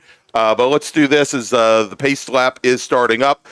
We've got 16 cars that have set times in qualifying. Let's run down our starting grid. All right, starting 16th in SPO, we've got the 23 machine of Carl Ricker. Starting 15th in T3, number 55, we have Joseph Tierney, correct? Yeah? Okay. Starting 14th, also in T3, the number 44, we've got Clark Ostrom. Starting 13th in T1, we've got the 92 of Jonathan Hansen. Starting 12th in STU, we've got Scott Luttrell in the 121 Mini Cooper. Starting 11th in ITE, we've got Andres Blanc, correct? Okay. Sorry about that, yeah. Starting 10th in SPO, we've got the 9 of Robert Hayshak. In 8th, in the GT2 number 34, we've got Qais Musmar. Starting on 7th in the GT3 number 98, we've got Timothy Proctor. Starting 6th in T3, in number 4, we've got Rob Hines. Starting 5th in ITE number 14, we've got Marshall Lytle. Starting 3rd in GT2, we've got Gerson Rosenberg. Sorry, I skipped number 4. Starting 4th in GT2, the number 6, we've got Nicholas Carangelin, thank you. Starting 2nd in GT2, we've got Andrew Mistak in the number 17 Chevrolet TA2 Camaro. And your pole sitter in GTX with the Liger JSP 320, we've got David Glassman with a 113.659. Yeah, definitely. And so that is the exception, is the prototype X field had been rolled into GTX this season. Of course, I just saw my share of Ligier JSP 320s. Is it Ligier? Yes, Ligier. At Virginia International Raceway last week for the IMSA races. And you know, we always talk about Nissans having truck motors, and that actually does have a truck motor. It's the 5.6 liter V8 out of the Titan. That's more like KA24 disrespect. I don't appreciate it. Sorry about that. Yeah, they all sound like trucks anyhow. All right. All right. So pace car now bringing the field up the hill, and the field looking very strung out here towards the back of the field as the pace car is on the pit lane. Very fast pace lap as our starter, Beth Burkhardt, is looking over the field. We'll see if she gives the green flag, and she does. Green flag is in the air as the field now makes their way down to turn number 1. And we've got Spencer literally rumbling out of his seat right now as we have side-by-side the Ligier of Glassman. We've got the TA2 Camaro of Mistak side-by-side. And we've seen, Deacon, with Andrew Mistak, he will definitely take a little while to get the tires up to temp in that car. Will usually take the first couple laps, get the car underneath him. He doesn't mind dropping back a couple positions, but I think all of a sudden here with that Ligier out in the field, all bets were off, and he said, "Oh, well, you know, we'll see what this thing can do from the green flag." Yeah, I don't know if the Ligier maybe had a bad start, but Andrew Mistak just drag raced a prototype car in a Camaro, and he won. He got down to turn 1 a nose ahead, but America. You know, those brakes on the GTX car are miles better. And I'm sure using all the ground force from that big arrow. So that's right. we see him coming up through. I mean, already flying through turn 8 camera. Flying through into turn 10 as well, and he's about to roar past. It's always such a treat seeing that thing because it's just never at a small track like this, but it is so powerful. Roar. Literal roar. Happy Labor Day, everybody. All right, and coming down the front straight now, and Nick Carangelin in the GT2 Porsche 911 Cup car running 3rd overall behind Glassman and Mistak. Mistak, by the way, want to thank him. He's doing quite a bit with Taylor Hyatt this weekend for our charity things going on with the Boys and Girls Club. He is the owner of Belmont Classic Cars out in Ohio, so want to thank him for all he's doing with the series. Marshall Lytle, our ITE leader, currently running 4th, and Robbie Hines. We saw him earlier doing work in the Spec Miata with Nick Bruni. He is now getting some time in behind the wheel of his T3 Nissan, which he will be bringing out to the runoffs here in just a few weeks. That where is it? Where's that? Right? Yeah, that T3. It's got the Nismo kit on it. It's a very, very pretty car. And seeing him run so high up is really nice. Doing a 23.6 behind. Let's see. Is he? Yeah, leading the T3 pack. Actually, yeah. The one of two T3 One of cars. two T3s, exactly. Well, three, actually, because we've got Clark Ostrom we in the BMW Spec E46, and then we've got Joseph Tierney in his BMW M3. But that field is really now, as Robbie Hines comes across the start-finish line, there he is now crossing the line in that silver Nissan. He has now almost, I think, an 8-second advantage over the rest of the T3 field. In ITE, Marshall Lytle in that bright orange BMW. We saw it a little bit earlier in the bracket racing. No. He has... He did not run bracket today. He's not. He is only running ITE. I was just getting ready to say that Marshall Lytle running the ITE. He has run bracket in the past, right? The last several events here, but he is now only running at an ITE this week. Oh, great! So, and he currently leads Andre Blanc's Chevy Corvette by almost 13 seconds here on the open lap. I just want to mention this because I know we didn't run down what the different cars were when we ran down the starting grid. But there is one car that I cannot look past. When you see this in the paddock, it is just absolutely the most gorgeous thing. And I'm not normally the biggest Volvo fan ever, but Volvo P1800 coupes just work as race cars.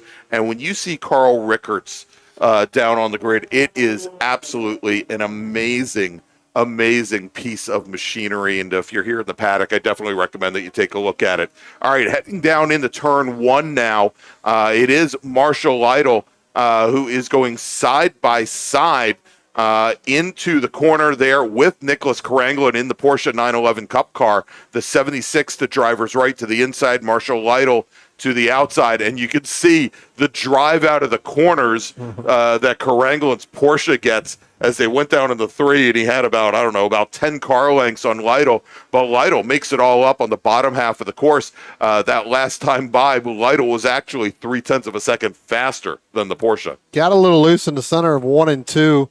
Marshall Lytle ended up putting his left rear right there on the very outside, and what ended up happening was he ended up losing some ground there to that Porsche, but it looks like, as you said, Greg, he'll make that up. Yeah, and I think we do have an issue on track. Scott Luttrell in the STU Mini Cooper is crawling out of turn 2. Hopefully he can get off the track in time. I noticed it looked like he was running a little slow there, but it looks like his day may be done in that Turbo Mini. Scott's had a lot of problems with that over the last year and a half, and bounced around with that. So looks like he's those gremlins are back up and running as well with that Mini. All right, and so we also have a local caution now down in the carousel over by turn 6A. We've got a car that is pulled to the inside of we see there in the island, and I'm trying to get the car number there, but looks like it may be the Corvette, possibly. Yeah, that might be Andre Blanc's Corvette, as Blanc has dropped down, and as a matter of fact, and I'm showing him now as being 2 laps down. So we are starting to have cars. Well, I don't want to say they're dropping like flies, but they are. They're dropping. Yeah, they are definitely dropping at the moment.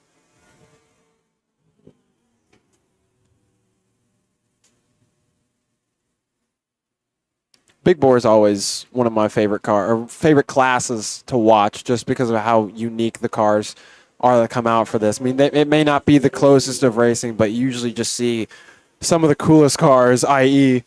a prototype car and a Volvo that no one's seen race around here for a while, but it just always brings some of the most unique cars out to the summit point here. All right, so as we break things down here, again, Robbie Hines continuing to open up his advantage now over the rest of the Touring 3 field. Wow, and a big pop off with the upshift there from one of our Porsches, from one of our GT2 cars, and I think that was the 34 Porsche 911 of Case Moosmar heading down into turn 2 now, but that thing made a heck of a noise there, and Kumar has let's see who he's got sitting, or Moosmar, pardon me, right behind him, Tim Proctor in the Nissan 240SX directly behind, as they've got a nice little battle going on there, not in class as Moosmar's Porsche GT2 car, Proctor's Nissan a GT3 car, but nice nonetheless. I'd like to ask Moosmar if that is if that was Darren Stonecipher's car at one point. That looks exactly like it. Darren It does. Stonecipher's. And look, we got what a great pass by Marshall Lytle coming out of turn 10. Deacon almost jumped out of his chair, Greg. I tell you what, that was an inside move. It's like the 76, like it didn't go anywhere coming out of turn 10, like it stalled or something. That was a very smooth pass from Lytle. I mean, it didn't look like he even bled off really that much momentum, but he was able to actually go up the inside of 10, which is very rare. And it looks like we may have a problem from Mistack as well. Yes. It's going slowly in the same place that Lytle was going. And just as Mistack is trying to get to the crossover road at turn 2, you can see there a very, very late decision by Nick Karanglin in the 76 Porsche to move just a little bit driver's left and not get into the back of the Camaro. That Camaro was not happy going over that dirt bump. No. That hurt to watch. Yeah. And so he is now on the little access road heading back to the paddock, trying to follow Scott Luttrell's path there in the back door.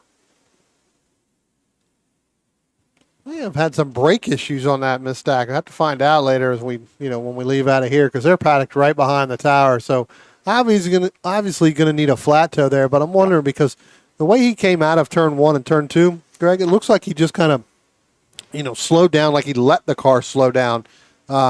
Maybe a possible brake issue, or being that coasting, obviously the engine may have shut off. Luckily, it doesn't look like too much of a torrential issue. He's still staying in the car. It may just be a mechanical something. Who knows? Mm-hmm.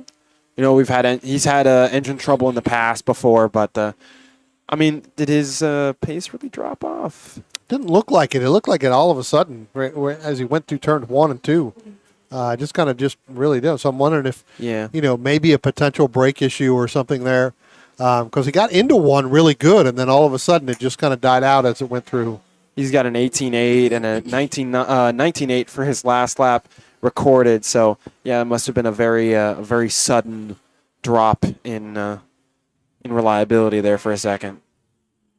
All right. Well, all the while, David Glassman, no issues with reliability at the moment here, as he is now he's come off the pace just a little bit into the 119s, fastest lap of a 115 and change. And let's take a look, because I believe Glassman had picked up the track record a little bit earlier this year. Had done it at the first, actually, I think it was the Majors race, beginning of April 2nd, where he turned a 112.695. So, absolutely flying here. But I think he sees that there isn't the necessity for those kind of laps here right now. Plus, it is quite a bit warmer.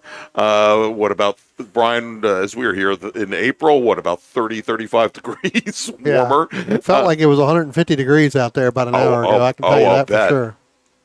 It was pretty warm there for a while.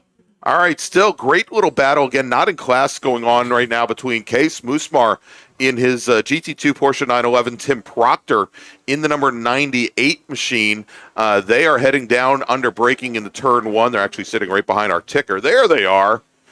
There they are. And Moosmar with that Porsche getting a great jump out of turn 1. One of the advantages always of having those rear-wheel drive machines out of slower corners. You can just you got all the weight over the rear axle. It just hunkers down and just goes whereas the Nissan, a much lighter machine, also down on horsepower considerably from Sure. the GT2 machine. Right. Also, but looks like he makes up a lot of it down in the carousel, where Moosmar may be waiting perhaps to get that car to straighten up out of some of those corners before getting back to the throttle. What used to be our battles, Marshall Lytle in the that BMW Screaming has put on almost a complete straightaway of pace on the Porsche he was battling with. Who's the name of that? Carangolin. Nick Carangolin, yes. In the 997 Cup car, and it's good to see Lytle in a class rather than bracket, because there's more cars out here, while they may not be in the same class, that he can at least run with and not have to always run over Surf or on Murphy Nichols. Wow. I knew that was Wow. coming. Wow. Sorry, Murphy. I knew that was coming. Nah. Well, Marshall raced an ITS for many, many years in a 3 Series BMW. So I was going to say I would think that when he was racing ITS cars, he had beaten that Nissan quite a number of times. So it was like coming home week for him or something here. Tell you what, one of the smoothest racers I've seen is Marshall Lytle out here. You come into March with the driver school and everything else, and he's one of the top instructors. I tell you what, just watching him and sitting underneath him for a couple of years, he is just, so smooth, so calm, just everything. And looking at his times, he's within tenths of everything else. Yeah. But as the race goes on, he gets faster. Again, he sets the car up to get faster like that as he crosses the start-finish line. But he is just so smooth with all of his hand movements, his shifting movements, everything. He's just so smooth. Very good driver to learn from. If you ever want to come and sit down and just talk with Marshall Lytle, about the track and about the driving and about the shifting and about racecraft, that's a gentleman you want to go talk to. Yeah, and like I say, he was for many years a regular here in ITS and was always at the pointy end of the field. And again, great person with a very distinguished career in the Coast Guard. Yes. As well. Great person to learn from, and of course, always giving. Even though we have seen him on track a lot recently, but he's always giving back as an instructor at the driver's school, which is great. Yeah. All right, let's take a look as David Glassman just ran his fastest lap of the race. As I said, he's dialing things back, nothing to work for. Well, he turns in a 1:15.196 here, and has now. Well, at this point, I don't think there's any sense in checking what the gap is back to Marshall Lytle. There's only about 250 horsepower difference between the two cars, anyhow, and about 1,500 pounds, 1,600 pounds of difference between the two cars. As Glassman now. I think I lost him. Where is he? Probably a few. I think he's in the carousel. Yeah, a few thousand pounds of downforce too. Yeah, seriously. I'll tell you why. Listening to Carangolin's Porsche come by, that thing is awfully is just something sweet to listen to. It's just one of the best sounding cars ever. Period. Any Boxer 6 Porsche, just beautiful. And, let's also talk about consistency. Robbie Hines in his T3 Nissan. Now, he's getting back in racing the 350Z that last year he ran ran a 370Z that he had felt for years, I think was a little bit better suited to T3 national competition. It was given some weight breaks and some tire breaks compared to the 350. The 350 just in the last month has been granted a wider tire than than it had been running for a number of years. He still thinks it's a little bit heavy for the class, but he had last year. He rode the 370Z is the car that he had run in World Challenge that year, but he's back to the car that he's been running for a couple of years. Of course, Robbie was finished on the podium twice in 2020 at Road America, both in Spec Miata as well as T3, and won the T3 national championship. I'll have to go back. I think it was 2012 or 2013.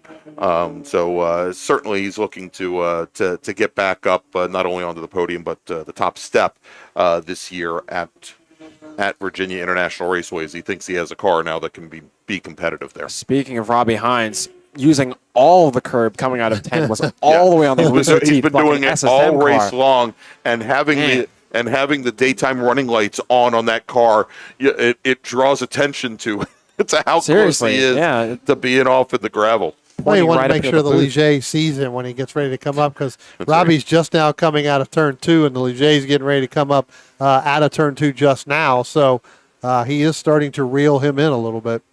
All right, well, the next time David Glassman comes down the front straight, he's going to get that one to go board as he is working. What is it, ladies and gentlemen? It's the penultimate lap currently. He's got about a lap and a half remaining here in today's very first MARRS race of the weekend for this big bore group. And again, we're going to be going at it all weekend long. When we wrap things up here and we throw the checker, we'll run down the schedule for the remaining days here, because we will be racing tomorrow. We'll be racing Monday as well. So while you're cooking hamburgers and hot dogs at home and partying it up on Monday, you can watch some great Mid-Atlantic Road Racing Series action here from Summit Point. It's a pretty race-filled weekend. We've got F1 as well. That's right. F1 at Monza this weekend. NASCAR's at Darlington this weekend. Oh, I don't even know about that. To tame. Yeah, that's on tonight or tomorrow night. So. All right, and so David Glassman crosses the start-finish line, and he is, he just got by Robbie Hines going into turn number 1. There they are, going through 1, and now working the last lap. And Glassman once again resets his personal best here today, a 1:15.120, and talk about, actually, that is, let's see, where was he before? Before he was at a 1:15.196. So again, he's been pretty darn consistent here the last couple of laps. 7/100ths of a second faster. I don't even know if you can blink that quick. I can't. We know. All right, yeah, exactly. All right, Marshall Lytle running second overall. He just crosses the start-finish line. What's I think amazing to me is that Lytle is actually on the lead lap. That Glassman hasn't lapped that car. But again, if Glassman was running 3 seconds faster, he might. And now Glassman, I thought he just started this lap. Glassman's going to come down the front straight. He lets out of the throttle to let the BMW, I think it was the Spec E46 of Clark Ostrom cross the finish line. And so there you go, David Glassman, our winner today, our sole racer in GTX. Marshall Lytle crosses the line, and he will finish second today, our winner in ITE. Nick Karanglin in the GT2 Porsche 911, he crosses the stripe, and he will take the win in GT2 as Brian Goodman in his BMW M3 will. And actually, I think that was Goodman in the M3 that Glassman let by. So Goodman now on his final lap. And actually, there is Marshall Lytle just now coming out of 10 to finish his race and take the win in ITE.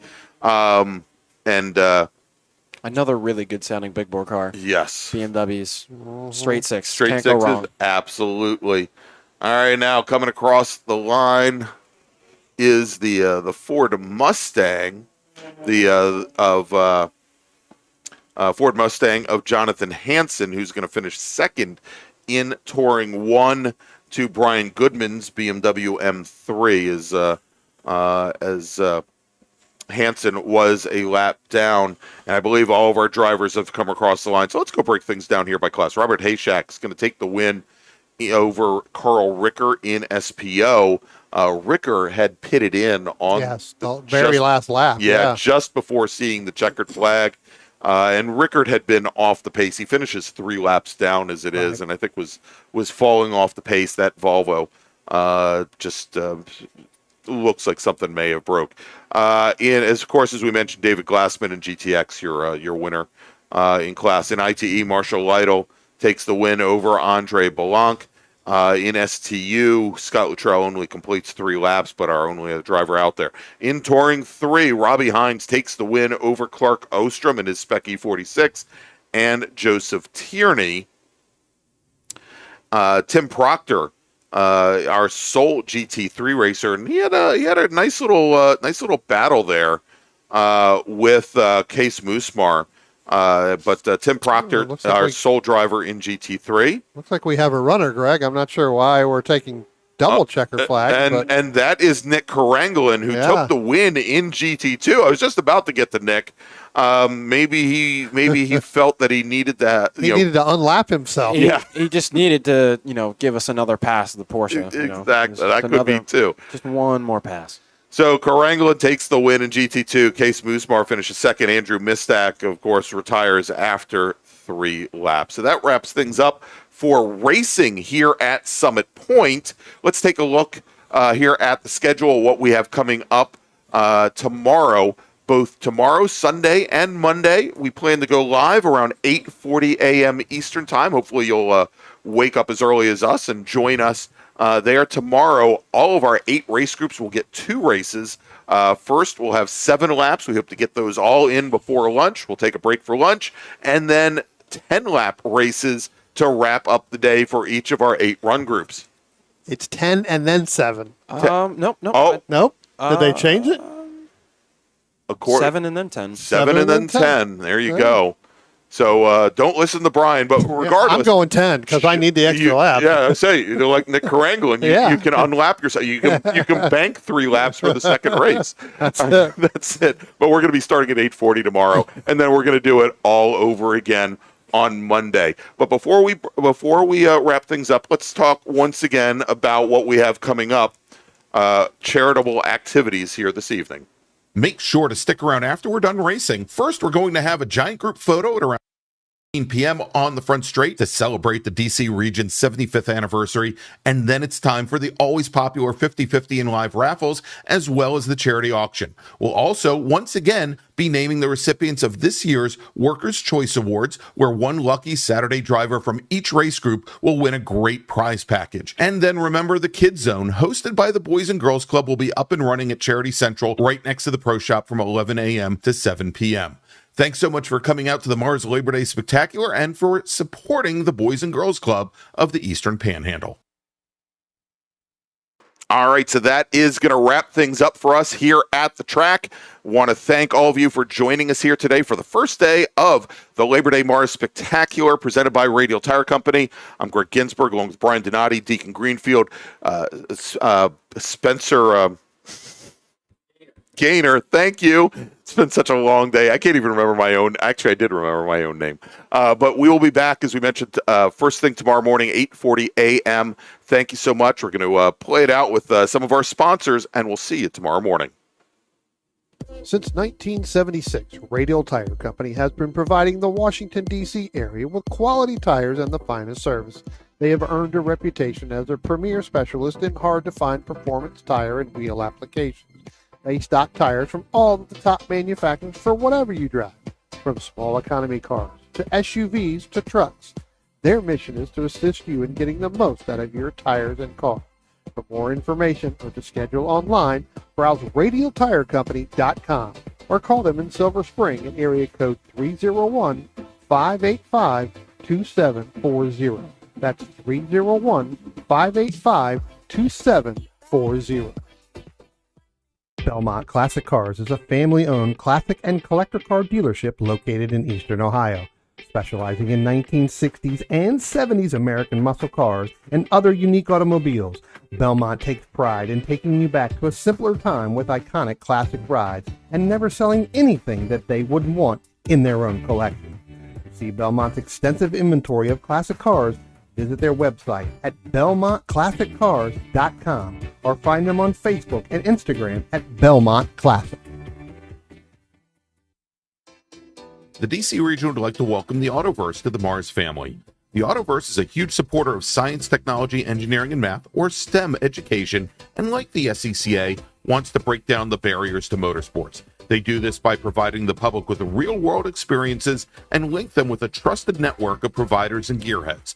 To find out more, find them online at theautoverse.io. And if you're here at Summit Point this weekend, stop by their display in the paddock, say hi, and ask them about their upcoming events. The Autoverse, 4 wheels, more fun. RP Performance is the only premier race shop in the region that specializes in both street and track Mazdas and is located right in the heart of racing at Summit Point's Gasoline Alley. RP has been involved in countless race wins and series championships across many classes with drivers of all ages. Not just a full-service shop, RP has been helping drivers with their individual racing and other track event needs for over 30 years, providing trackside support, arrive and drive packages, as well as race car transport services. And they're known for its help all attitude. RP Performance is your go-to for getting cars back on track for that positive experience at some point when you're ready to pack it in. For more information about RP Performance, come talk to them here in the paddock. Call them at 304-728-6749 or email them at Brett, that's B-R-E-T, at rpperformanceracing.com. OG Racing carries just what you need to get on the track, from driving suits and shoes to helmets, data and video systems, to your favorite brake pads from Performance Friction, Hawk, and Paget. OG Racing has built its reputation during the last 22 years by providing the best customer service in the motorsports business, and their depth of inventory is second to none when it comes to safety equipment. That's why OG Racing has been the highest volume Sparco dealer for 17 years. Come visit their 12,000 square foot showroom and warehouse located in Sterling, Virginia. Call them at 1-800-934-9112 or order online at ogracing.com.